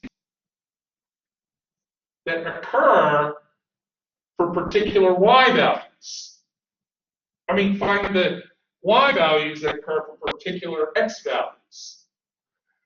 So we could let x equal -5, and the reason we'll do that is because that's our endpoint. So when x is -5, y is going to be 2 times -5 plus 9, which is -1. Now, that dot will be filled. Now, what I would do is pick a value of x that is less than -5. I could just, because these are all lines, remember the rule. How many points needed for a line? Just 2. So I could try x equals -8. So y would equal 2 times -8 plus 9, which would be -7.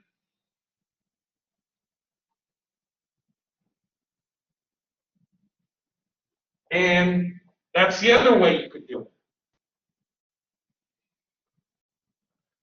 So you have options here.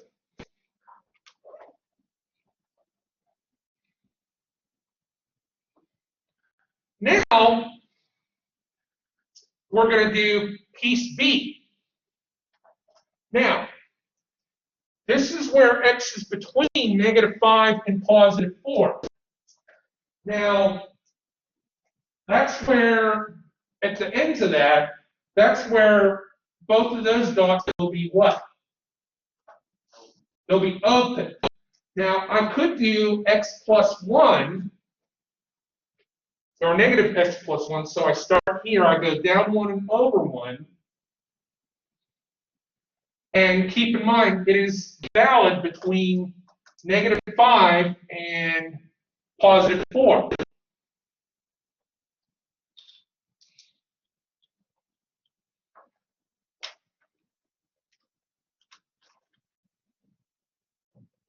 So, and basically, I can erase what I don't want.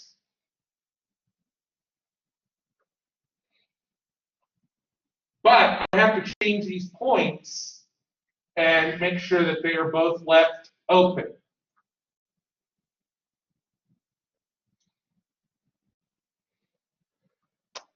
Now, what we can do here, so that's one way to do it, and the other way to do it is to figure out the y values that go with this.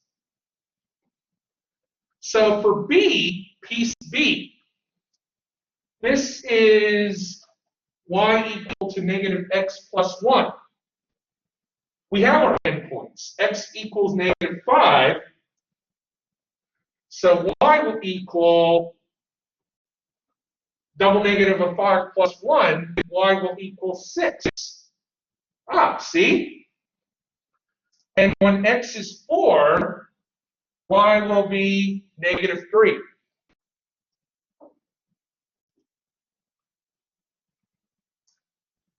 So you can do it that way. I personally find this way to be easier. But you could do it either way. Now, let's do part C. Y equals 3/4 x minus 4. And it's only valid where x is greater than or equal to 4. So start at negative 4, we go up 3 and over 4. Up 3 and over 4. Now, I could graph this whole line, but since I know it starts here, I could just do this. Now, if I want to find the points, obviously I could do x equals 4 and any point to the right of that. What would be another point to use for this?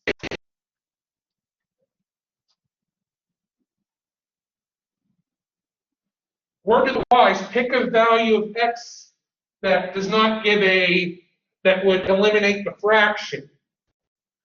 So a multiple of 4 would be good. Well, 4 was 1, we could do 8. So, if x is 4 and x is 8, y will equal 3/4 times 4 minus 4, which is negative 1.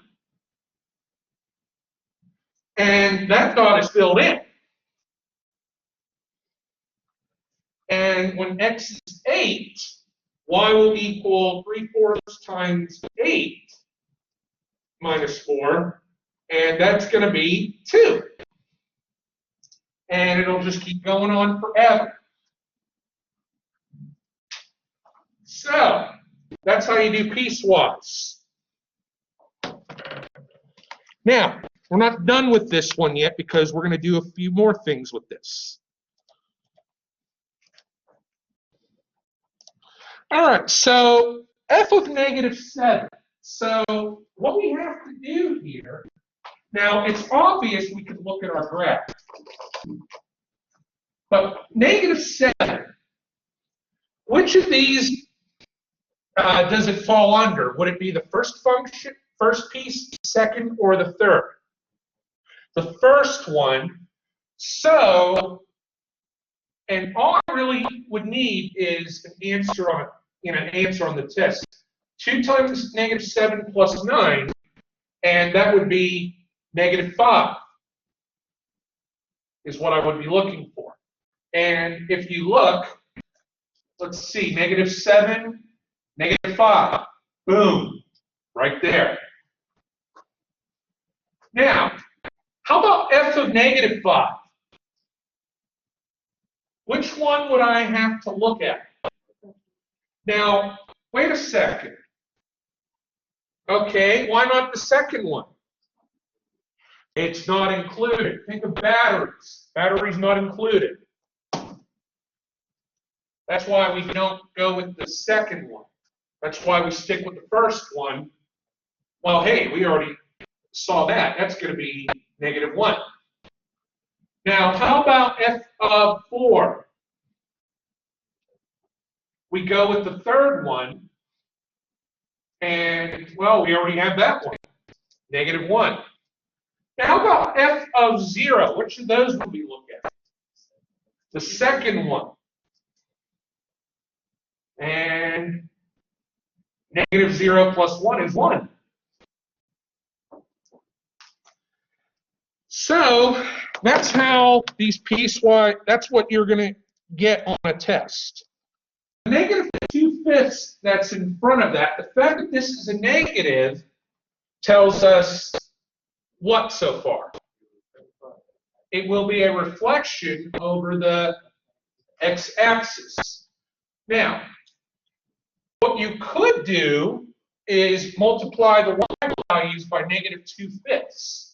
Now, problem is you are left with some, non-integer coordinates. But it is possible here. Let me show you. But obviously 0 times that is 0. But what is 5 times negative 2/5? Negative 2.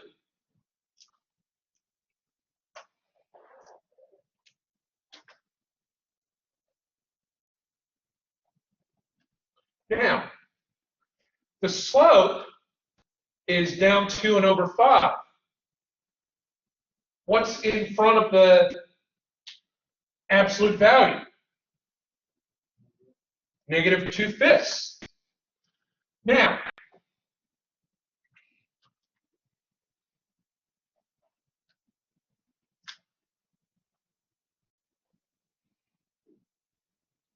and the slope for this would be positive 2/5, up 2 and over 5. Now, this is technically a vertical shrink because it is less than 1. So it's a vertical shrink by a factor of 2/5.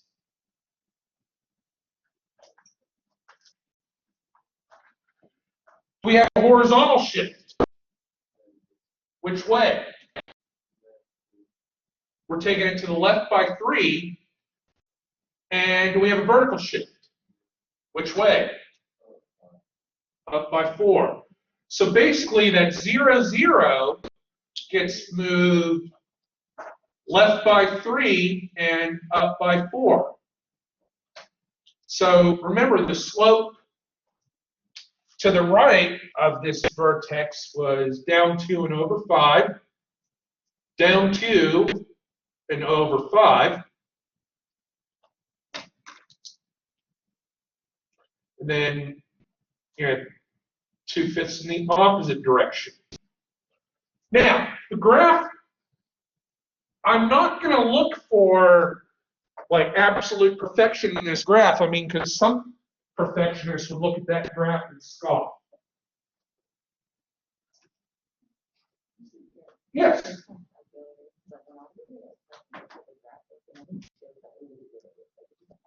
Hit zoom in the number 6. There you go. If you ever get a problem with your graph, zoom 6. What's the domain of this? Negative infinity to positive infinity. Now the range. Negative infinity to 4.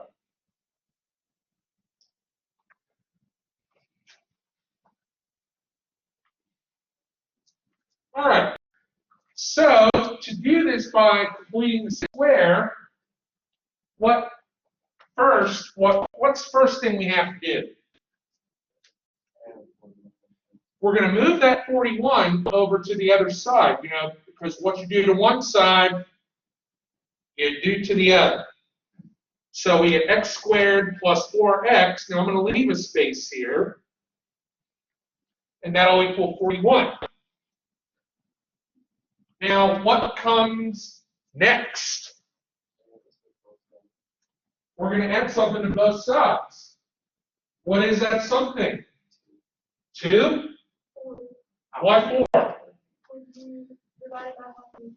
You have to take half of the middle term and then square it. Why is it called complete the square? Think about it.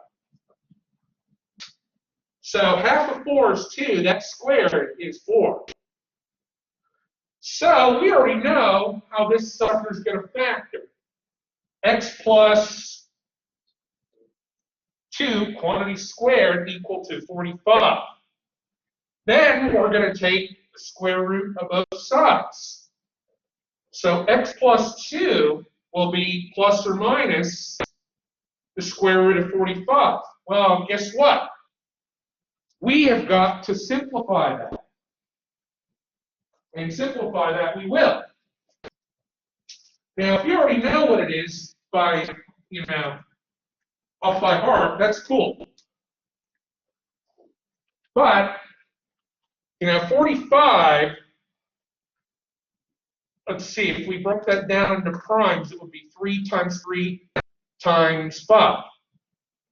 So square root of 45 would be root 3, and root 5. And how many of the same square root do you need? 2. So we get 3 times root 5. Now, if you're not sure, I'll show you something cool. You probably already know this, because you know about everything that's cool. But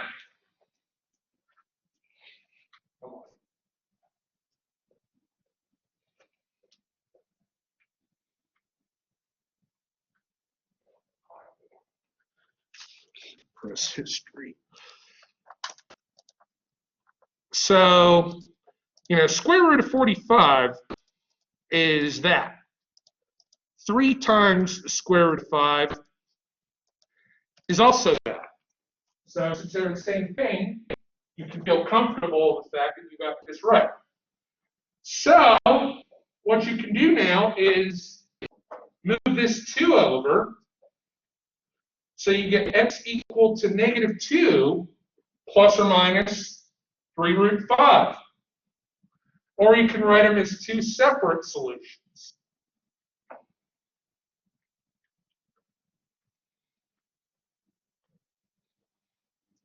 Now these are what of each other? Conjugates. Yep. Now unit number 3 is going to focus very heavily on quadratics. Just so you know. 0. So we're going to subtract 4x squared from both sides and subtract 2x and add none.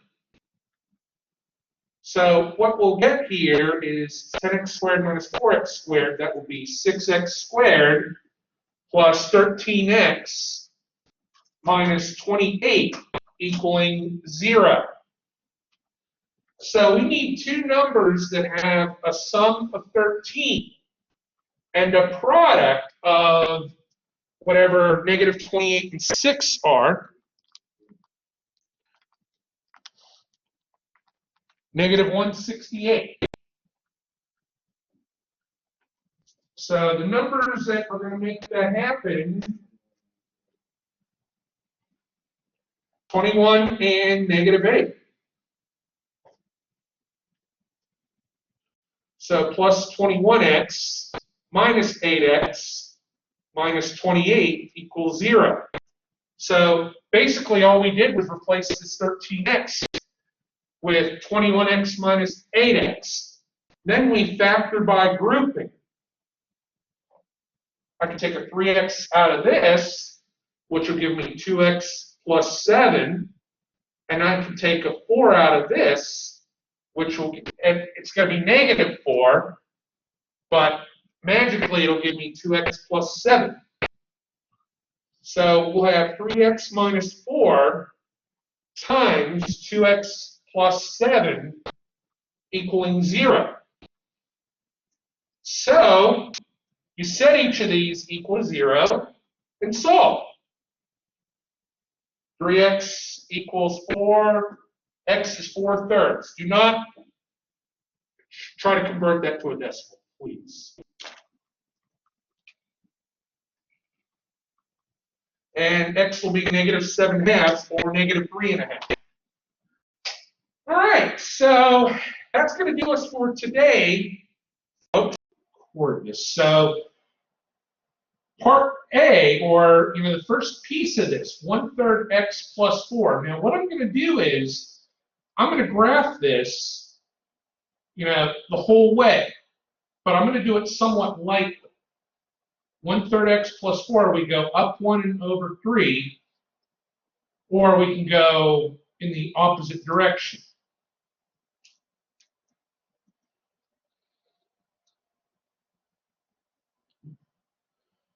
And what will happen is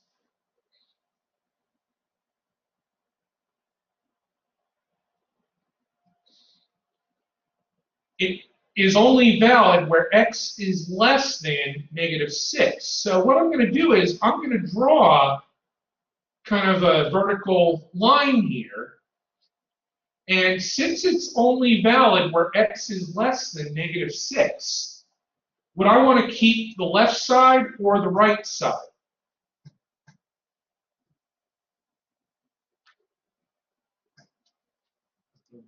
I would only want to keep the left side. So what I'm going to do is I'm going to erase this. And this endpoint will not actually be filled in. It will remain open. Now, I'm going to show you another way to do this after we're through this method. Now, the second part is valid -2/3 x plus 4. So we'll go down 2 and over 3, or up 2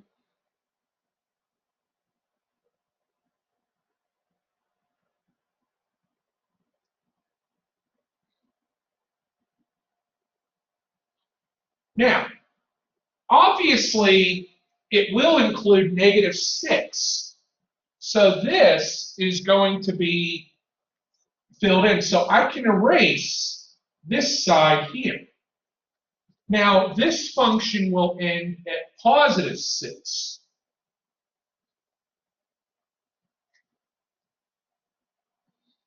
Where x is +6.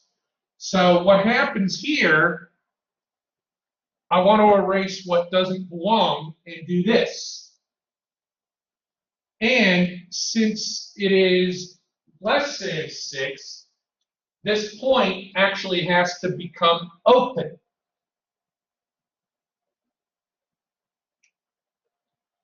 Now, the last part, 5, 6x minus 7, I start here and I go up 5 and over 6, up 5 and over 6.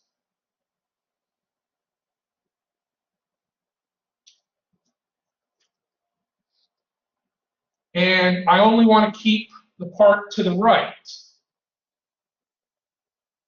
And then I can erase these lines here. And there it is.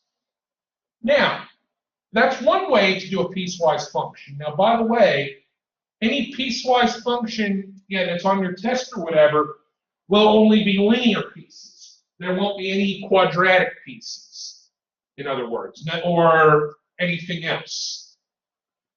So, that's one way to do this.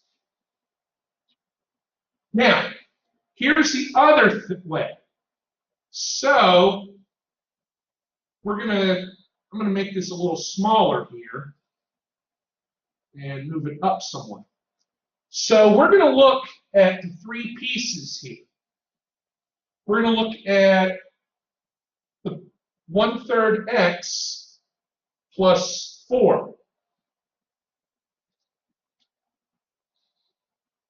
Now, what we need to do is, first off, how many points do you need to form a line? 2.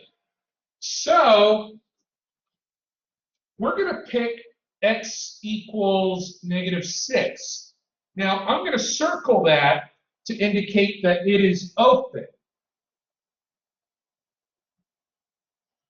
And I need to pick a point somewhere below -6. Well, since this is a fraction, it's divided by 3, it might be beneficial to just use -9. So when x is -6, y, let's see, 1/3 times -6 plus 4, that is going to be 2. So what happens then is we have -6, 2. as our first point. And I'm going to circle that again so that it remains open. And I can pick a point anywhere to the left of that. We could try x equals -9. So y would be 1/3 times -9 plus 4, which is 1. So we get -9, 1. And as you can see, that is a point already. And you just draw it like so.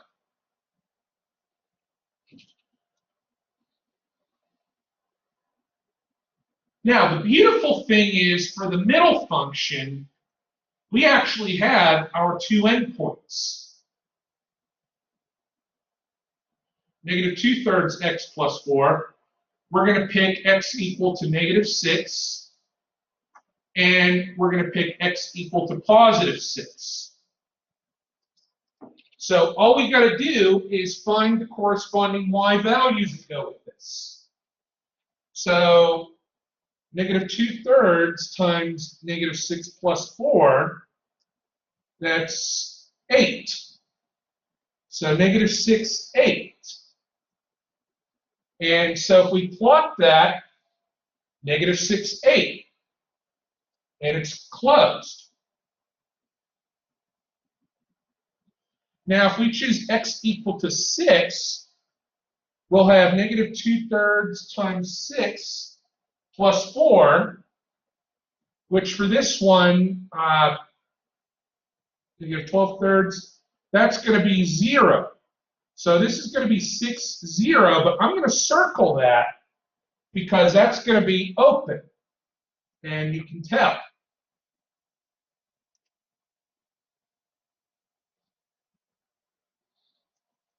Now, 5, 6x minus 7. We're going to pick x equals 6, and even though this is off the charts, we're going to pick x equals 12. And the reason we'll pick 12 is because that will simplify the fraction. So for x equal to 6, we'll have 5, 6 times 6 minus 7. That's -2. So we'll have 6 and -2 is where it's going to start. Oh, see? And now where x is 12, we'll have 5, 6 times 12 minus 7, which is 10 minus 7, which is 3. Or basically 12, 3. And yeah, that is off the charts a little, but it doesn't matter. So that's how we graph it. Now, there's a video on Moodle that actually shows you how to enter piecewise functions. And let me see if this one actually has that ability to do that. No, this one doesn't, but I will let you use one of mine for the test if you want. But yeah, you can do these piecewise functions. Now, I'm going to ask you some questions now. You're going to find f of various values. You're going to figure out f of -9, f of -6, f of 0, f of 6, and f of 12.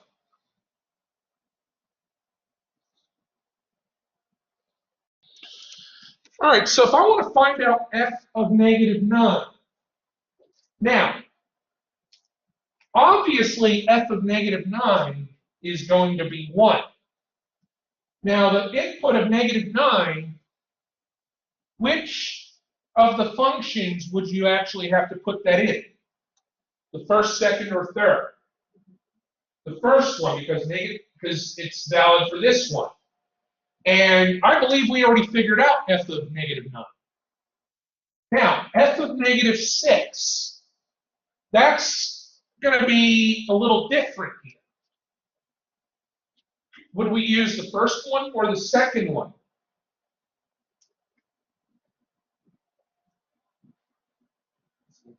Why the second one? Because negative 6 is included on the second one. So we have to look at the second function for that, which, it's negative 2/3 times 6 plus 4, and that's going to be 8. Now, how about f of 0? Which piece would we look at?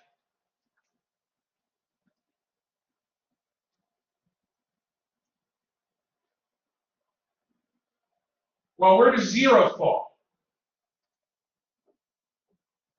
On the first, second, or third piece? On the second piece. So f of 0 is 4. Now, f of 6, bless you. This is what we call a jump discontinuity, FYI, in calculus. These are points of discontinuity because the function is not continuous. F of 6 would be negative 2, and f of 12 would be 3. Now, f of 6 could not be 0 because it's not included here. You have to look at the last function. So that's how graphing a piecewise works. All right, so here's our parent function. So this one's going to have 2 moves. F of negative 3x minus 5. So this negative 3 that is in front of x, that's going to represent 2 things. What's one thing that will represent?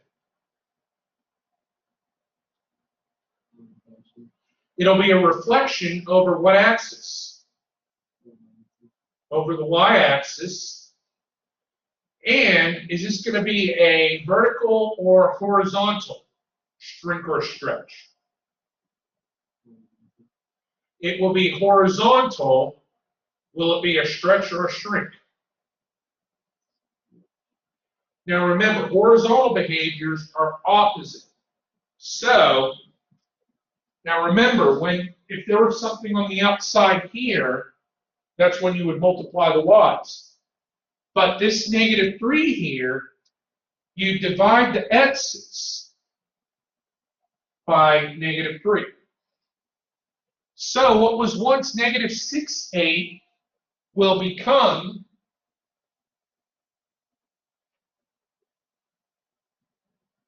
what's negative 6 divided by negative 3? It'll be 2/8.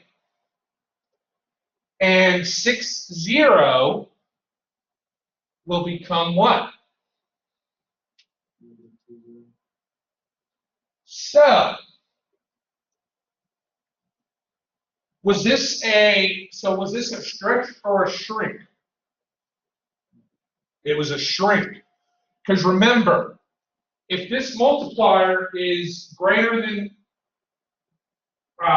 1 or negative 1, if the magnitude of it is, like if this were, if the magnitude of this is greater than 1, then it's a shrink. Otherwise, it would be a stretch.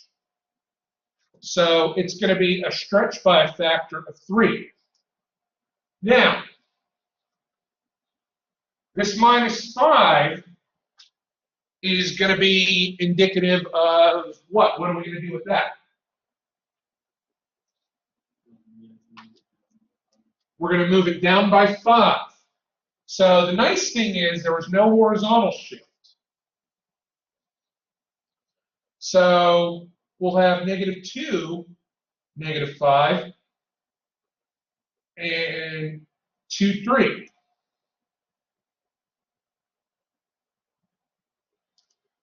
So, and just for a larf, this function, what this function was, this was just a piecewise with, oh, this doesn't do the piecewise. Okay, well, actually, I am going to show, there's a way to do this. So if we do negative 2/3 x plus 4, this division sign, x is going to be between -6 and +6.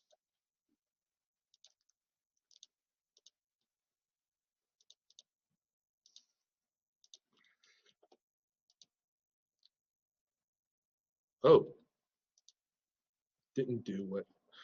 Okay, so yeah, on the old style, what has to be done here is, yeah, this is where I didn't actually show you in the notes.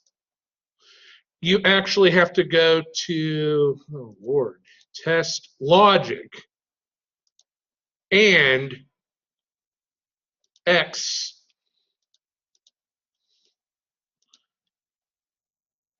is less than or equal to 6. Now, hopefully that works. There we go. So, if we go to vars, y1 of negative 3x minus 5. There you have it. Pretty cool. All right, will not here. But f of 2x plus 8. Now, keep in mind, negative 6, 8, and 6, 0. Now, there are actually two ways that we can do this. Now, this first way could be to do it as it's written. So, this plus 8 would mean we'd move it to the left by 8. So, what we would have is negative 14, 8. Actually, let me change that color. We would have negative 14, 8, and we would have 2, negative 2, 0.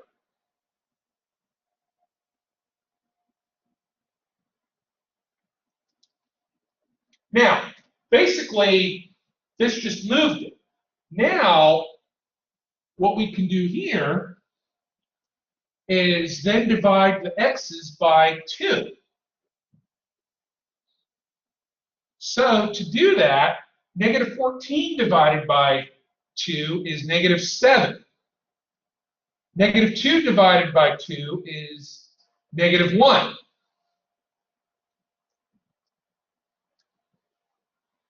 Now,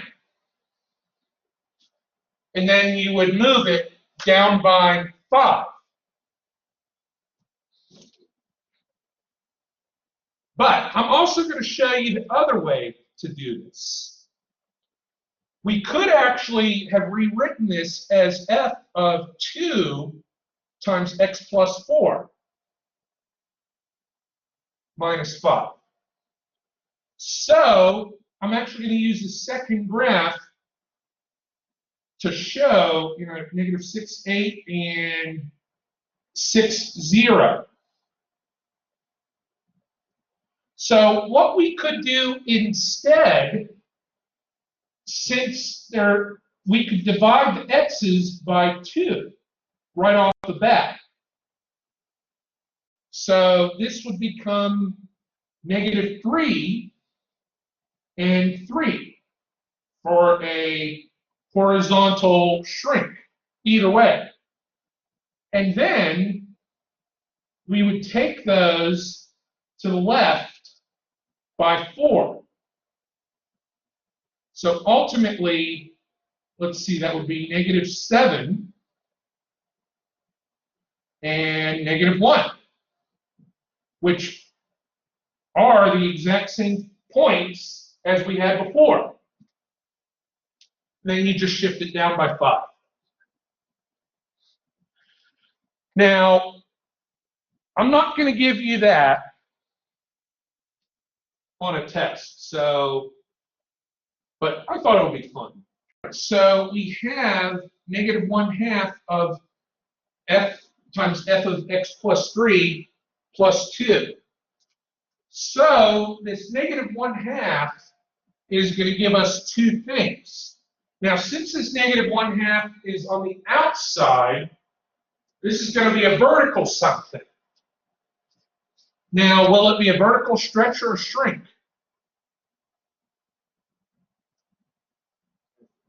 It'll be a shrink. Now, you could say 1/2 or 2.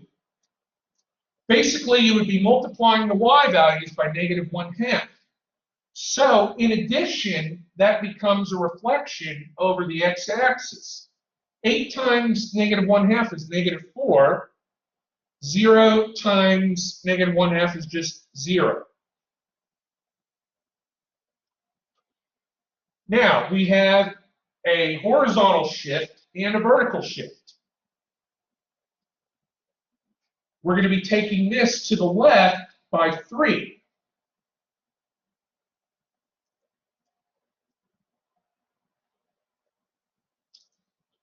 And up by 2. So, negative 8, negative 2. 1, 2, 3. So, negative 6, 0. We go there and there. Missed. So, now I didn't go over the domain, but basically the domain goes from negative 8 to 3, and the range will go from negative 2 to positive 2. All right, so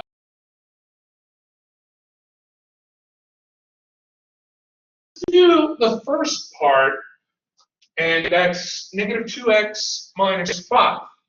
Now, it's going to start, we need to pick x equals negative 2 for one of our points, and we'd have to pick a point that is to the left. And you could pick basically the next point over. We'll do negative 3. Why not? So if x is negative 2, we get negative 2 times negative 2 minus 5. That's going to be negative 1. Negative 2 times negative 3 minus 5. That will be positive 1. So we'll have negative 2, negative 1, negative 3, and 1. So we'll plot those 2 points, negative 2, negative 1, and since that's the end point, I want to have this filled in because it does include it, and then negative 3, positive 1. Now, if you notice, the slope is down 2 and over 1. So you can look at it from that perspective, and then draw the line.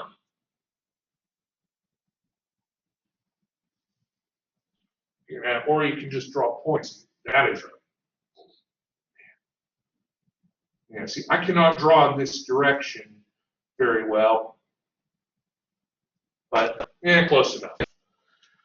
All right, so for the middle one, well, believe it or not, that's actually going to be very simple to do. And here's why. We already have our endpoints, where x is going to be negative 2 and x will be 3. Now, on both ends, they're going to be open. So when x is negative 2, 3 times negative 2 minus 1, that is going to be negative 7. So negative 2, negative 7. 3 times 3 minus 1, that is 8. So 3, 8. -2, -7, and 3/8. Now, you can draw the line, but here is something else worth noting. You go up 3 and over 1, up 3 and over 1. Notice that 3x minus 1, there's your y-intercept.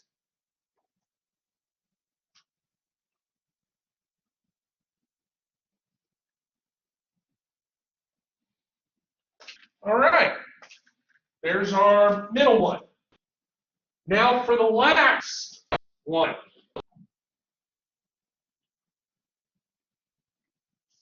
We'll draw that one in green. -2/3 x plus 5, where x is greater than or equal to 3. So we're going to pick 3 for our endpoint. Now, what would be another good value for x, which has to be to the right? Okay, 4, we can do that. So when x is 3, we get -2/3 times 3 plus 5. -2 plus 5, that is 3. So 3, 3. There's our first point. Now we'll do 4. -2/3 times 4 plus 5. That's -8/3 plus 5. It's doable. We can do, let's see, that would be 7/3, which is just over 2. Not 3, but 4. So 4. What might have been a better choice? Why 6? It's a multiple. We can still do that. We do x equals 6. -2/3 times 6 plus 5. That's going to be 1. So 6, 1. We go down 2 and over 3. There they are.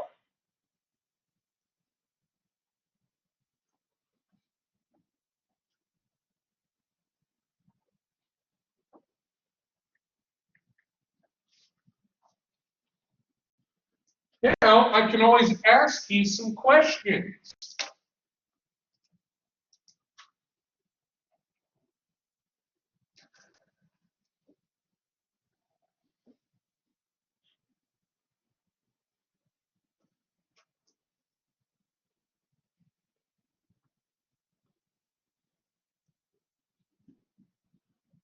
So f of -2, so would that fall under the first, second, or third function? The first part, f of -2, well, hey, we already figured that out. It's going to be -1. How about f of 3? The last one, and that's going to be 3. F of 0, -1. Yeah, this is what the piecewise will look like.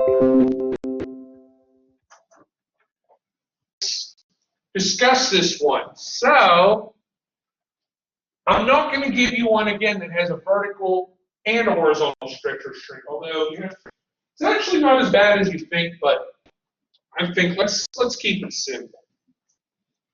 So, do we have a vertical stretch or shrink or a horizontal? Why is it horizontal? Because our value is in front of x, like this. So there's no vertical move. Now, are we going to be dealing with a horizontal stretch or a shrink? Now, keep in mind, the magnitude is greater than 1. Horizontal behaviors are complete opposite. So this is going to be a shrink. And if you remember from your notes, where is that? Yeah, if C is between 0 and 1, it's a stretch. If it's greater than 1, it's a shrink. I should have said magnitude, but yeah. So it's a shrink by a factor of 2. Now, for the reflection, are we going to have it over the x-axis or y-axis? Why is it the y-axis?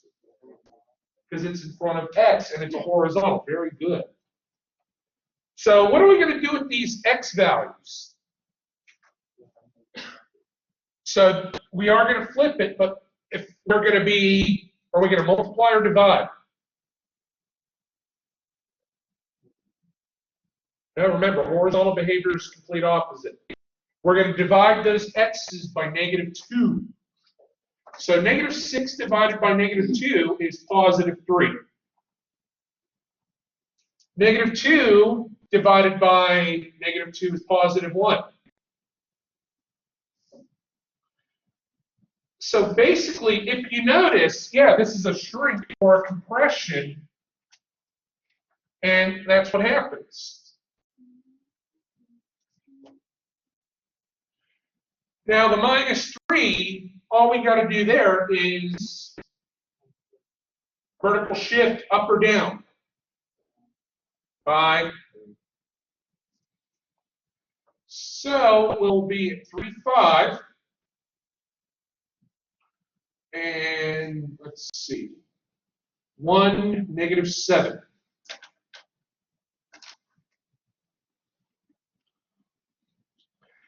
All right. So we need to just figure out the domain and the range. Well, the domain's easy. Oh, hell, they're both easy. 1 to 3 for the domain, and for the range, -7 to 5. Now, you may have seen that video on how to do this. Now, I'll show you how to do this. Now, the function, if you wanted to do this in the calculator, now, I've already figured out what the function is. It is -3x minus 10, where x is between -6 and -2. Here's the thing. The slope is -3. So that's where it would cross it. You can find the equation by figuring out the slope. I mean, yeah, but I've already done that because, well, I had my reasons. So, using the wonderful graphing calculator, where would we be without these graphing calculators? I wouldn't say failing. I'd say these are a great asset to have. But, so here's what we're going to do. On here, we're going to go to math. Oh, this doesn't have the piecewise option. Okay, well, here's what I have to do. This is -3x minus 10. Now, I have to do the division sign and a parenthesis. Now, remember, x is between -6 and -2. Ooh, I could have butchered that up easily. So what I have to do here, now, those of you with these calculators, yours should be updated. So I need it to be, yeah. Here's the thing. If I updated this calculator on here, it would revert to this addition. They have, I don't know what it's called, but we know that x is going to be greater than or equal to -6. And so I hit second test and go to logic and choose and. X is less than -2. There. Now, you can watch this on video. So, and I'll show you, yeah, over the break, I'm going to update this, even though it's only for one day. So here's what happens then. We had f of negative 2x minus 3. So we'll do y1 of negative 2x. That was minus 3. Look at that.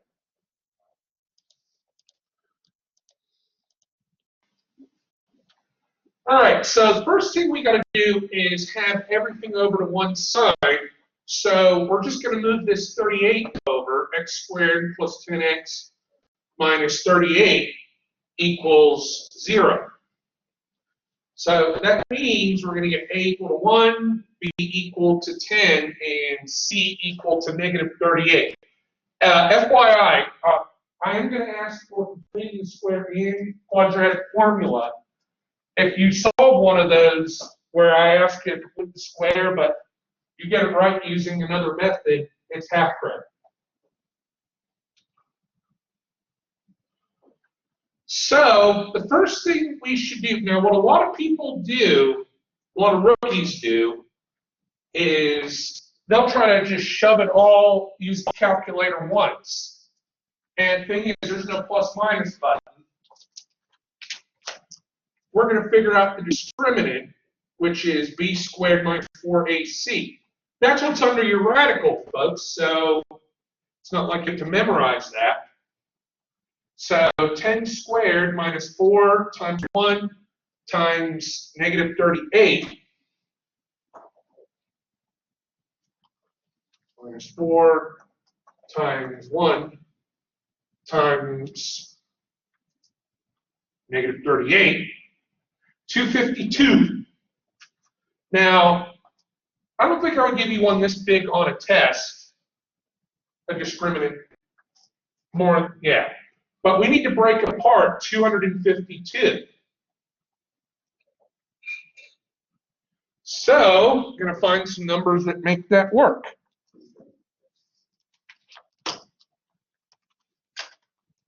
Seven and 36, I like that, because I know for a fact that 7 is prime, and I know that 36 is a perfect square.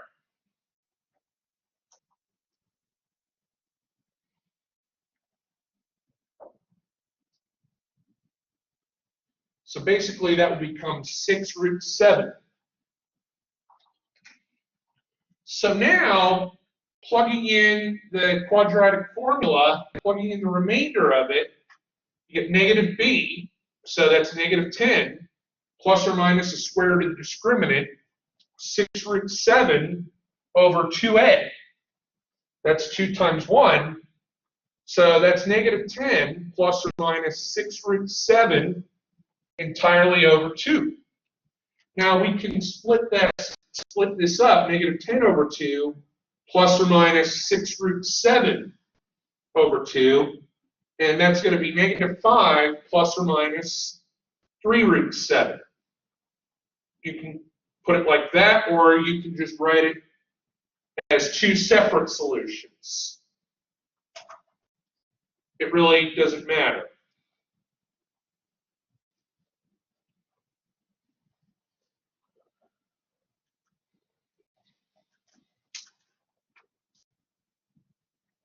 Solving with the quadratic formula. So we're going to hit this one. So the first thing we got to do is get this absolute value by itself. So we're going to subtract the 14 from both sides. So we have negative 5 times the absolute value of 3x minus 8 greater than or equal to negative 65. And we're going to divide both sides by this negative 5. Now, what happens when we divide an inequality by a negative? The sign has to be flipped. So we then get absolute value of 3x minus 8 less than or equal to 13. Now, since the absolute value is now by itself, and it's less than, we know it's going to be between two values. So we're going to spawn two inequalities from this. 3x minus 8 less than or equal to 13. 3x minus 8 greater than or equal to negative 13.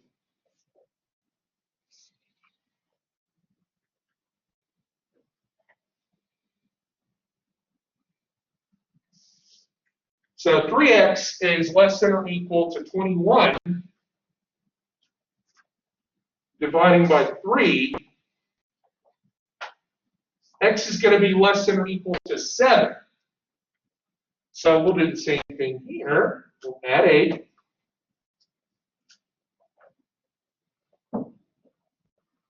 Three x will be greater than or equal to negative 5.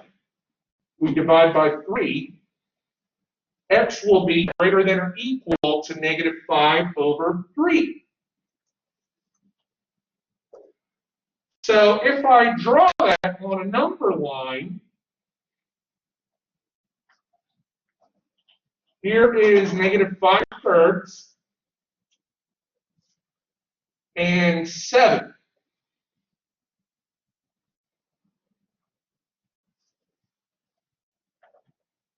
And this is what it looks like. And the interval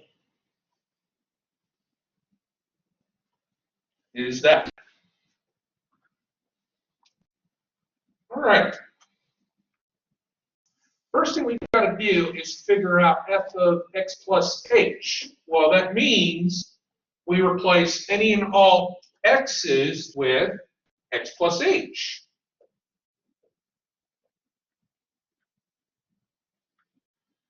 Now, if you remember, x plus h quantity squared is x squared plus 2hx plus h squared minus 5x minus 5h minus 12.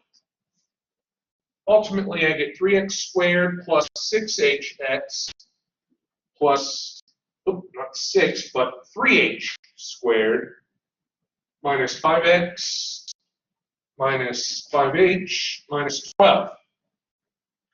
So there is f of x plus h. Now, we do the difference quotient. It might be easier to figure out right off the bat what negative f of x is. That would be negative 3x squared plus 5x plus 12. So the purpose of that,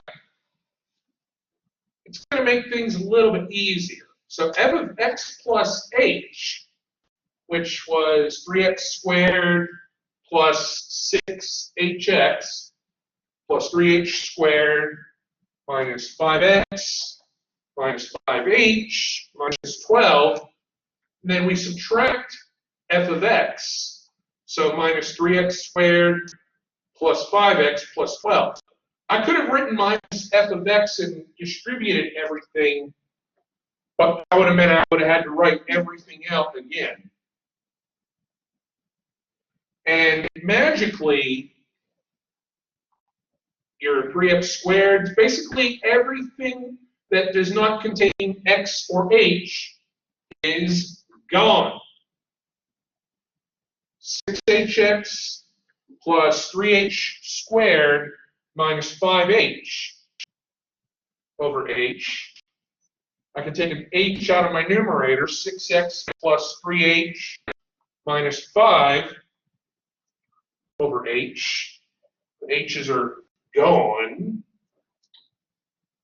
6x plus 3h minus 5 is going to be your final answer for this.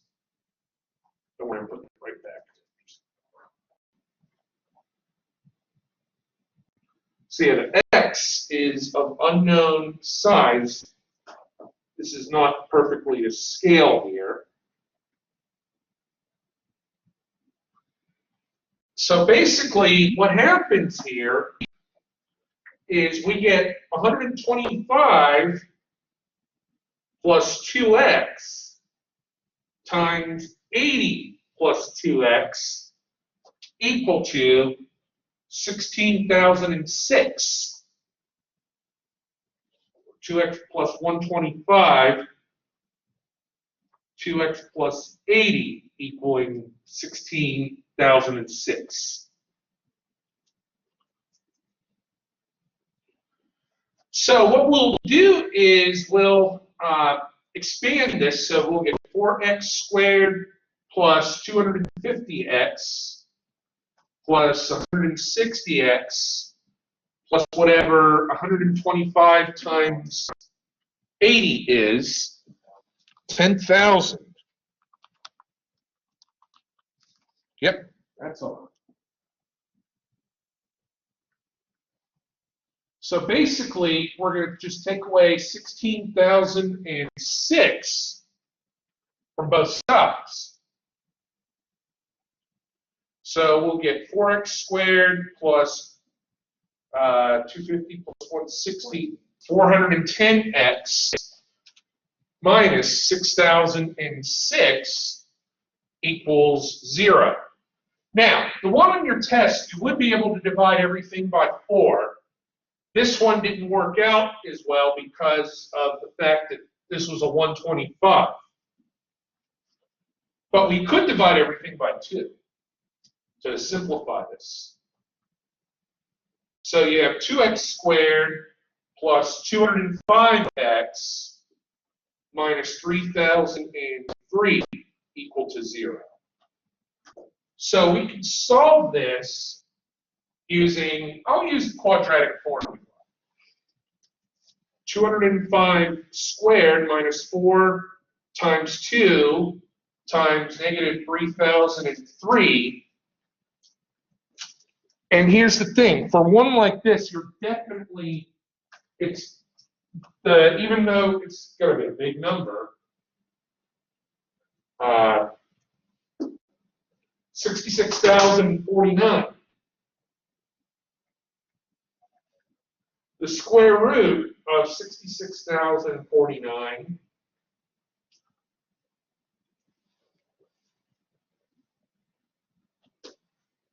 is 257. So what will happen then, negative 205 plus or minus 257 over 4. Now, one answer will be negative, so you just throw that out.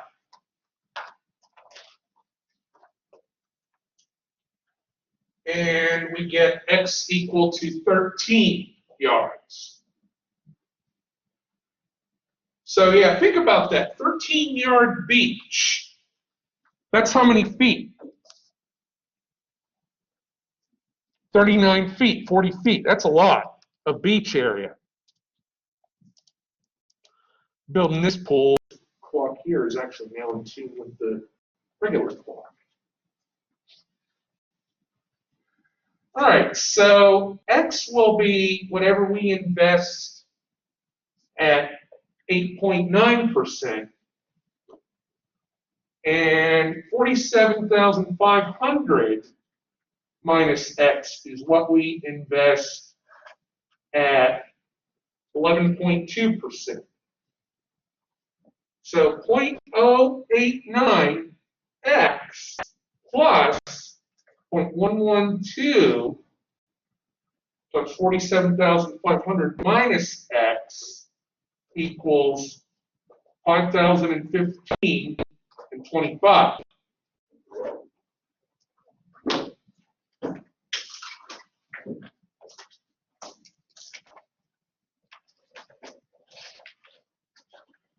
So we get 0.089x plus 5320 minus 0.112x equals 5,015 and 25.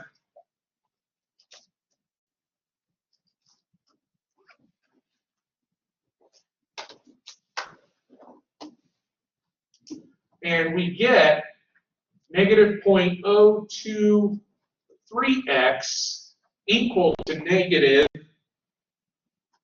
304.75. So we divide by negative 0.023.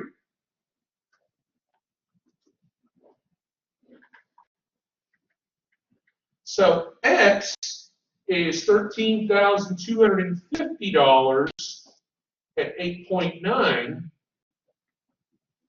and 47,500 minus that, 34,250 at 11.2. All right, so that's going to do us for today. So go ahead and record this sucker. So the pool, it's a big pool, it's going to be 135 by 95 yards. So basically what will happen is we'll have 135 plus 2x times 95 plus 2x, and that will equal 24,249. So basically, what we'll get out of this when we multiply this out, we'll get 4x squared plus 270x plus 190x plus whatever 95 times 135 is.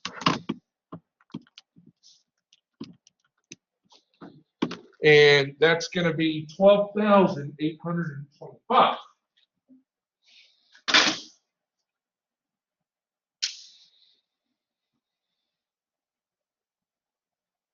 And that'll equal 24,249.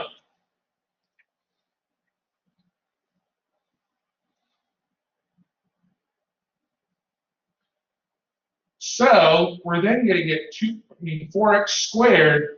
270 plus 190 is 460x.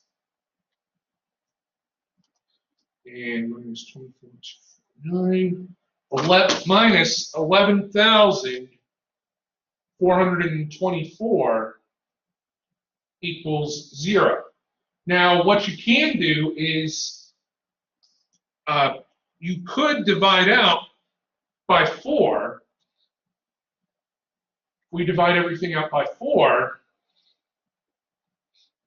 we'll get x squared plus 460 divided by 4, that's 115x, minus 2,856 equals 0. So what I'm going to do here is I'm going to use the quadratic formula. Now, the nice thing about the quadratic formula, you don't have to memorize it. In other words, I'm going to give it to you on your test. So let's figure out the discriminant first. 115 squared minus 4 times 1 times negative 2856. Now, this is going to be a big number.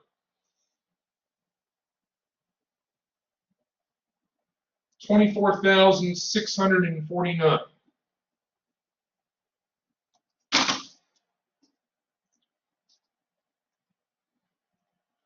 But when we take the square root of that, 24,649, we get 157.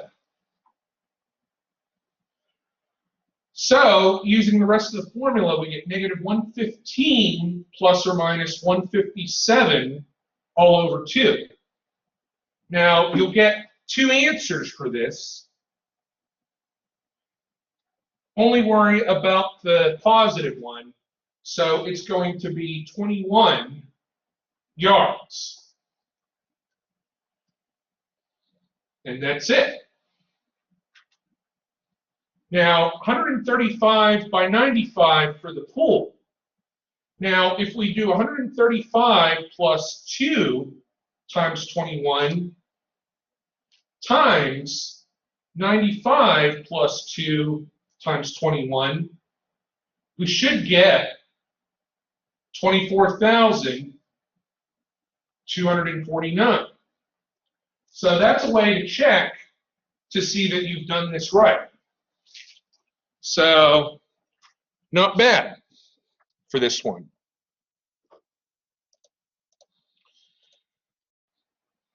So to get the radical by itself, we're going to subtract 4x and add 6 to both sides.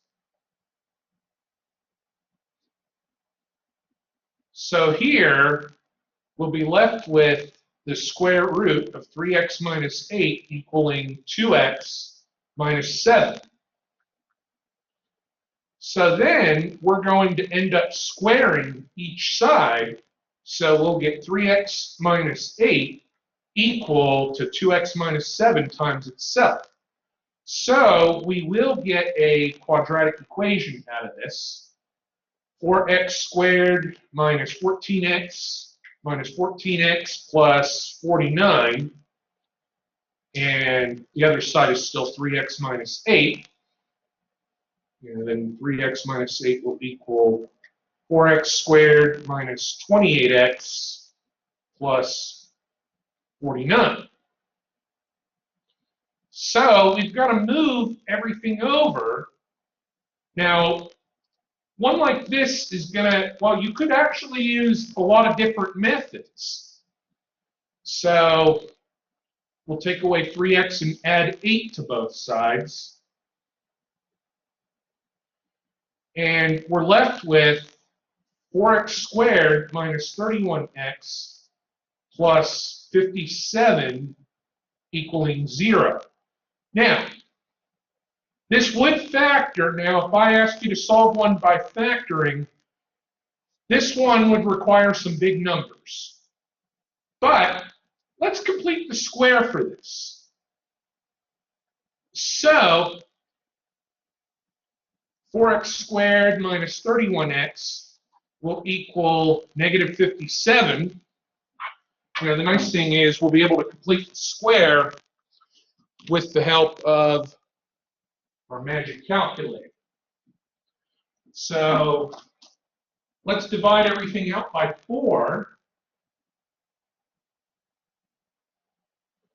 And that will give us x squared minus 31/4 x equaling negative 57/4. Now, yeah, this looks like it's going to be ugly, but it's all going to work out. So when we complete the square, so we're actually going to kill 2 birds with 1 stone here. Half of negative 31/4 is negative 31/8. But we have to square this negative 31/8. And we get 961/64. So that is what we are going to be adding to both sides.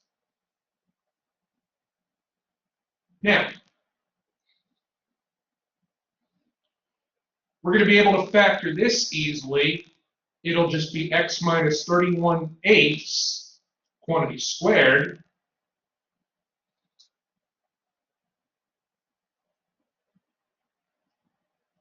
equal to 49/64. How about that? So when we go to take the square root of both sides,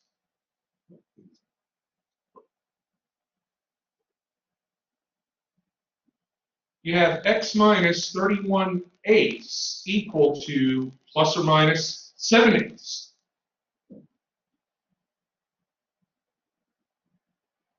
So x minus 31/8 will equal 7/8. X minus 31/8 will be negative 7/8. So 31 plus 7, x is going to be 38/8 or 19/4. X for this one will be 24/8 or 3. Now, what we can do, we have, so both of these, one of these is going to fail. We can actually write the original equation, or we could check them in the simplified radical form. I mean, and what I mean by simplified radical form is this. Square root of 3x minus 8 equal to 2x minus 7. So let's check x equal to 19/4. So we'll have the square root of 3 times 19/4 minus 8 equal to 2 times 19/4 minus 7. Well, we'll use the calculator to figure this out. 3 times 19/4, square root of which, minus 8, that's going to be 5/2 equals 5/2. So this one works. Now let's check x equals 3. 3 times 3 minus 8 equal to 2 times 3 minus 7. Square root of 1 equals -1? Nope. Hence, this is extraneous. Now, let me tell you, the one that's going to be on your test, the quadratic equation that results in it will just have an x squared, a 1 in front of the x squared. It won't have, it'll be a lot less involved. I like to challenge you before the test. That's the way I roll.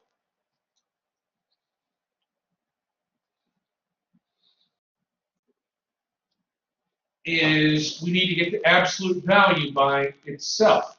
So I'm going to take away 28 from both sides. So we'll have -7 times the absolute value of 3x plus 5 less than or equal to, let's see, -49 minus 28, that would be -77.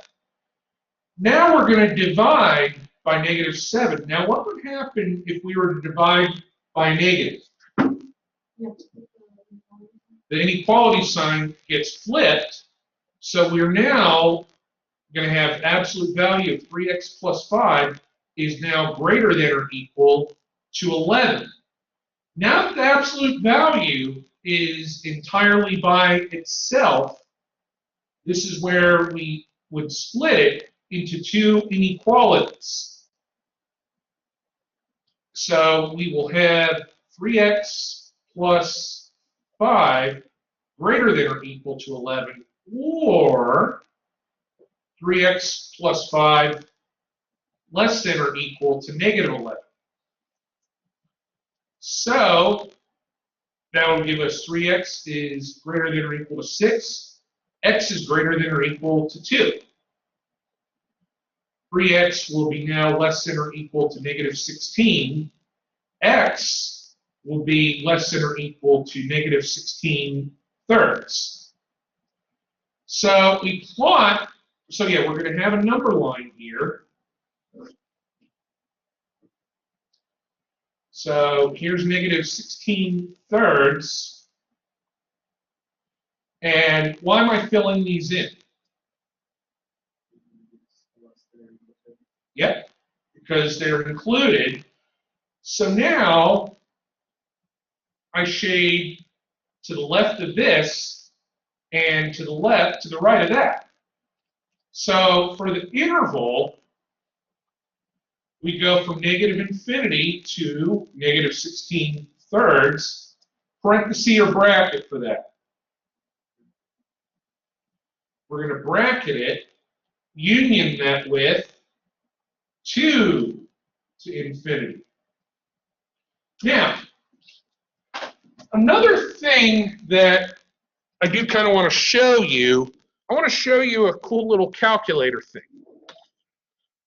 So we're going to write, So basically, there's two sides to an equation, two sides to an inequality. So what I'm going to do is I'm going to graph one side in y1 and the other side in y2.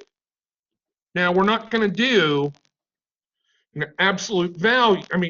We will do absolute value. We're not going to do the inequality sign. So basically, 28 minus the absolute value to access absolute value, alpha window, and that was 7 absolute value of 3x plus 5, and negative 49 for the other one. Now, problem is we don't see that, so I'm going to putz with the window values. We're going to make this y min maybe negative 60. So here's what happens. We want the absolute value to be less than. So what we see here at 3, no, not 3, 2. So if I do a trace of 2, see, that's where they meet. And negative 16 thirds, I have to use this. That's where they meet. The absolute value, we want that to be less than, and it's in two different sections. So that's just a little extra way to tell, in case you're curious or something, you know. I don't know, I just thought it was kind of cool. So first thing we should do is identify the LCD. Now, for the rational equation, whatever this is, whatever the quadratic is basically what the rest of this is going to factor into. So it's going to be 2x minus 3 times x minus 7. So we're going to multiply all of our numerators by that. 2x minus 3, x minus 7, 2x minus 3, x minus 7, 2x minus 3, and x minus 7. So the 2x minus 3s will go, x minus 7s will go, and all of this will go. So you have 2 times x minus 7 plus 6 times 2x minus 3 equal to 3. And then we'll get the restrictions after we finish this. So here's the thing. All we have is a simple linear equation. 2x minus 14 plus 12x minus 18 equals 3. 14x minus 32 equals 3. 14x will equal 35. X will be 35 fourteenths, which simplifies to 5 over 2. So there's our solution. End of story. Now we're going to get our restrictions. Basically, that is where 2x minus 3 cannot equal 0. X minus 7 cannot equal 0. So 2x cannot equal 3. X cannot equal 3x. And x cannot equal 7. So there's your equation, solution, and restrictions. Plain and simple. So we are doing f of g of x. So we're going to start off with f of x is 5 over 3x minus 7. So f of g of x 3 times this minus 7. So basically, we still make the replacement. This is now 7 over 4x plus 3. Now, that 3 is simply going to get multiplied by the 7. You know, you could think of it as 3 over 1. So what will happen here, we go to the next line, you have 5 over 21 over 4x plus 3 minus 7 over 1. Now, the reason I do that is because we're going to multiply the top and bottom of this by what? 4x plus 3.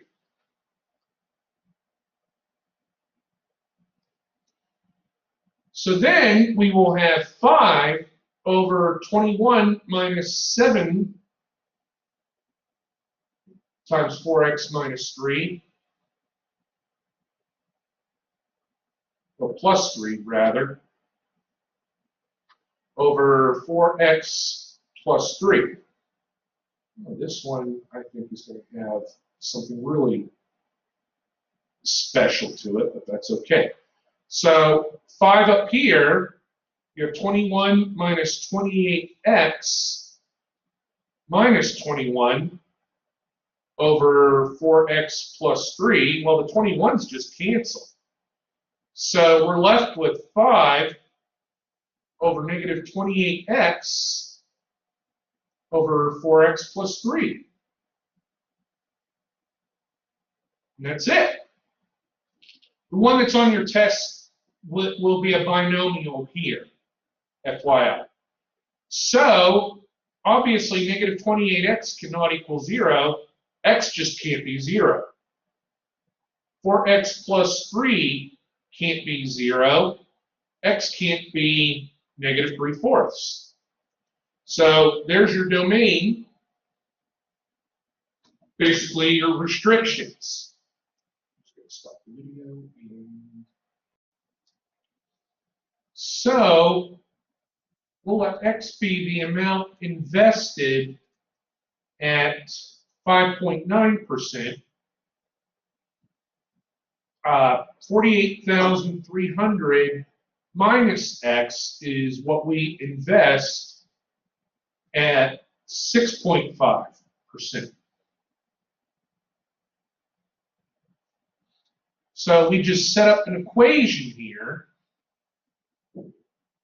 5.9% is 0.059 times X plus 0.065 times 48,300 minus X, and this will equal 3,056.82.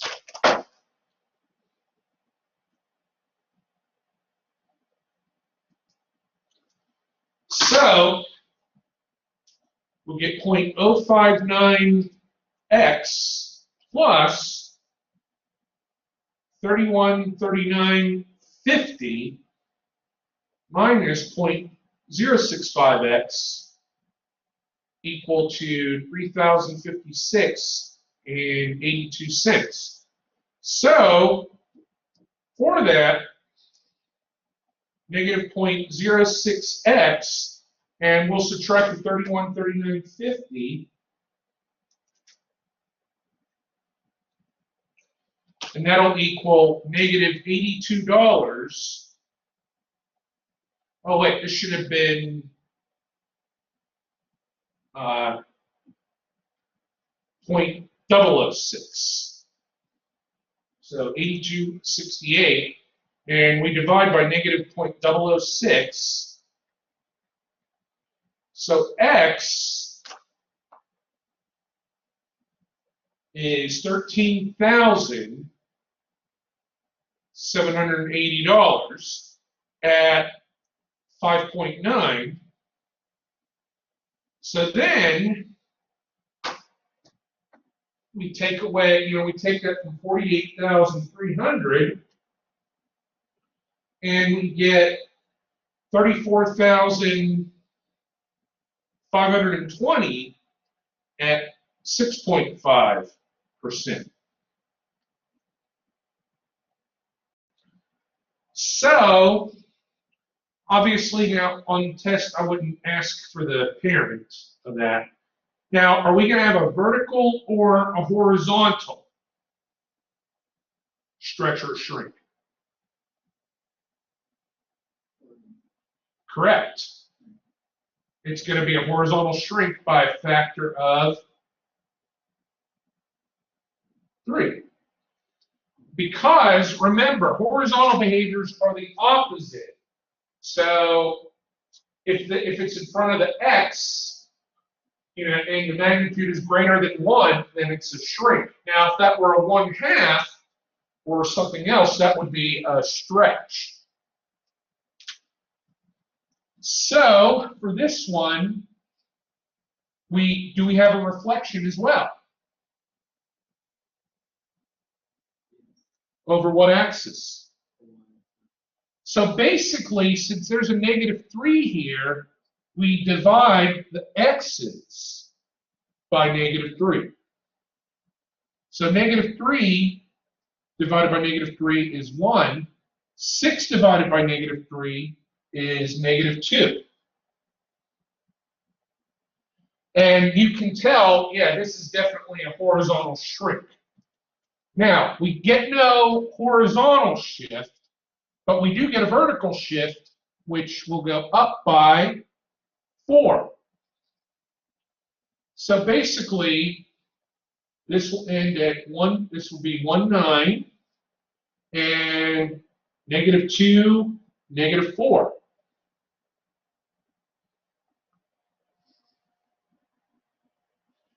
So what will the domain of this be?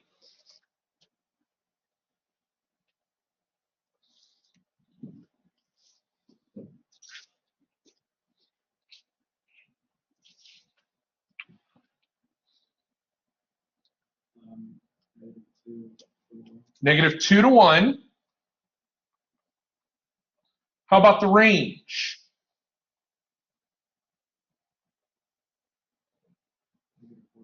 -4 to 9. All right, nice. First piece, the best way to go about this is remember that you only need 2 points to form a line. So we're going to choose x equal to -5 because that's an endpoint, and we'll choose something, it has to be to the left. Now, you could choose really anything. I could choose maybe -7.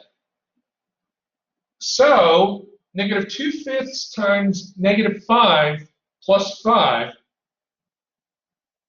that is going to equal 7. So -5/7 is going to be one of our points right here.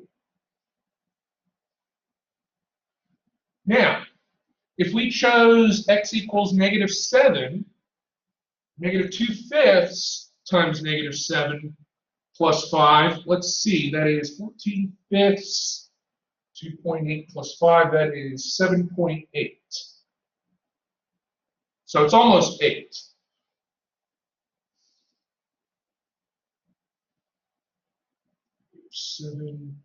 Almost 8. A more logical choice might have been to choose -10. Because if we go up 2 and over 5, it's still going to be right there. Now, would this endpoint be open, or would I mean, yeah, it's already closed, but do I leave it closed or should I have opened it? We keep it closed because it's included. Now, for the middle one, well, this is actually a lot easier because I have the points. Where x equals -5. Now, keep in mind, that's open. In fact, both of these endpoints are open. So negative 4/5 times negative 5 plus 2, that should be 6. Negative 5, 6, and I'm going to circle that. And for x equal to positive 5, you have negative 4/5 times positive 5 plus 2 for negative 2. So you have 5 and negative 2, but both these endpoints are going to be open. So negative 5, 6,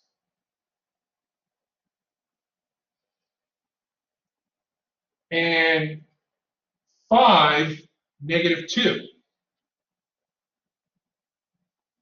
Now, if I did, down 1, 2, 3, 4, and over 5, you'll go right there. 1, 2, 3, 4, 1, 2, 3, 4, 5. There it is.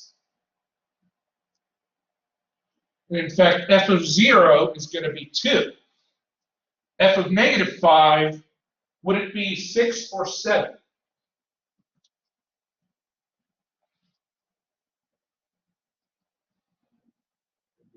It will be 7. All right, let's look at this last one. So we need to figure this out where x is 5. So 3 times 5 minus 12 is 3. So 5, 3, and that's going to be closed because it includes it. And what I can do is, since this, I'm just going to do x equals 6. 3 times 6 minus 12 is 6. So 6, 6 is your point. And if you go up 3 and over 1, so f of 5 is going to be 3. We've got that now. And this is what it looks like. That's it. All right, everyone. So we'll go ahead and stop it here. This one.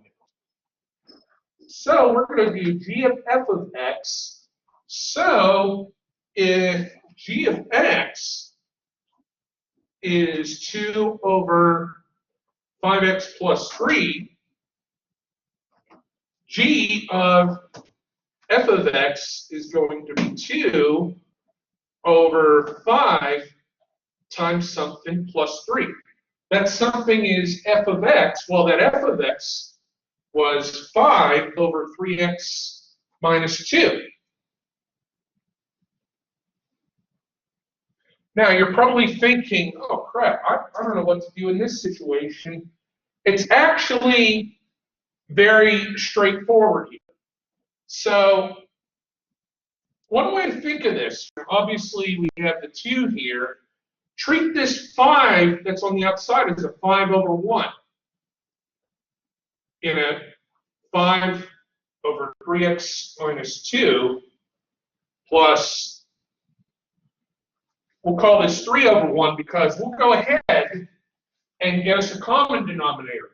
What do I need to multiply my numerator and denominator by for this one? 3x minus 2. Excellent.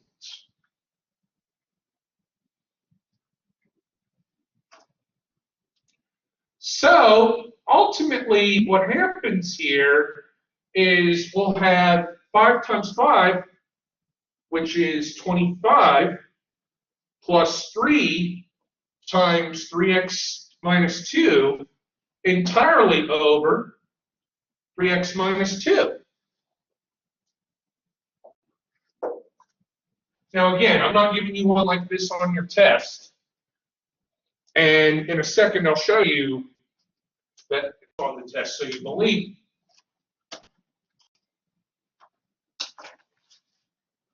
So let's simplify everything. So 25 plus 9x minus 6 over 3x minus 2. You'll have 2 over 9x plus 19. 25 minus 6 is 19. and then 3x minus 2. So guess what? Here's our composition. It looks scary, but it's not.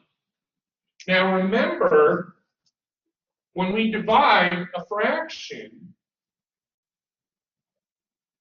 we can also multiply by its reciprocal times 3x minus 2 over 9x plus 19. Ultimately, that will get us 2 times 3x minus 2 over 9x plus 19. Or you could distribute that. Really, this is what you're going to get either way, or some mathematical, an equivalent.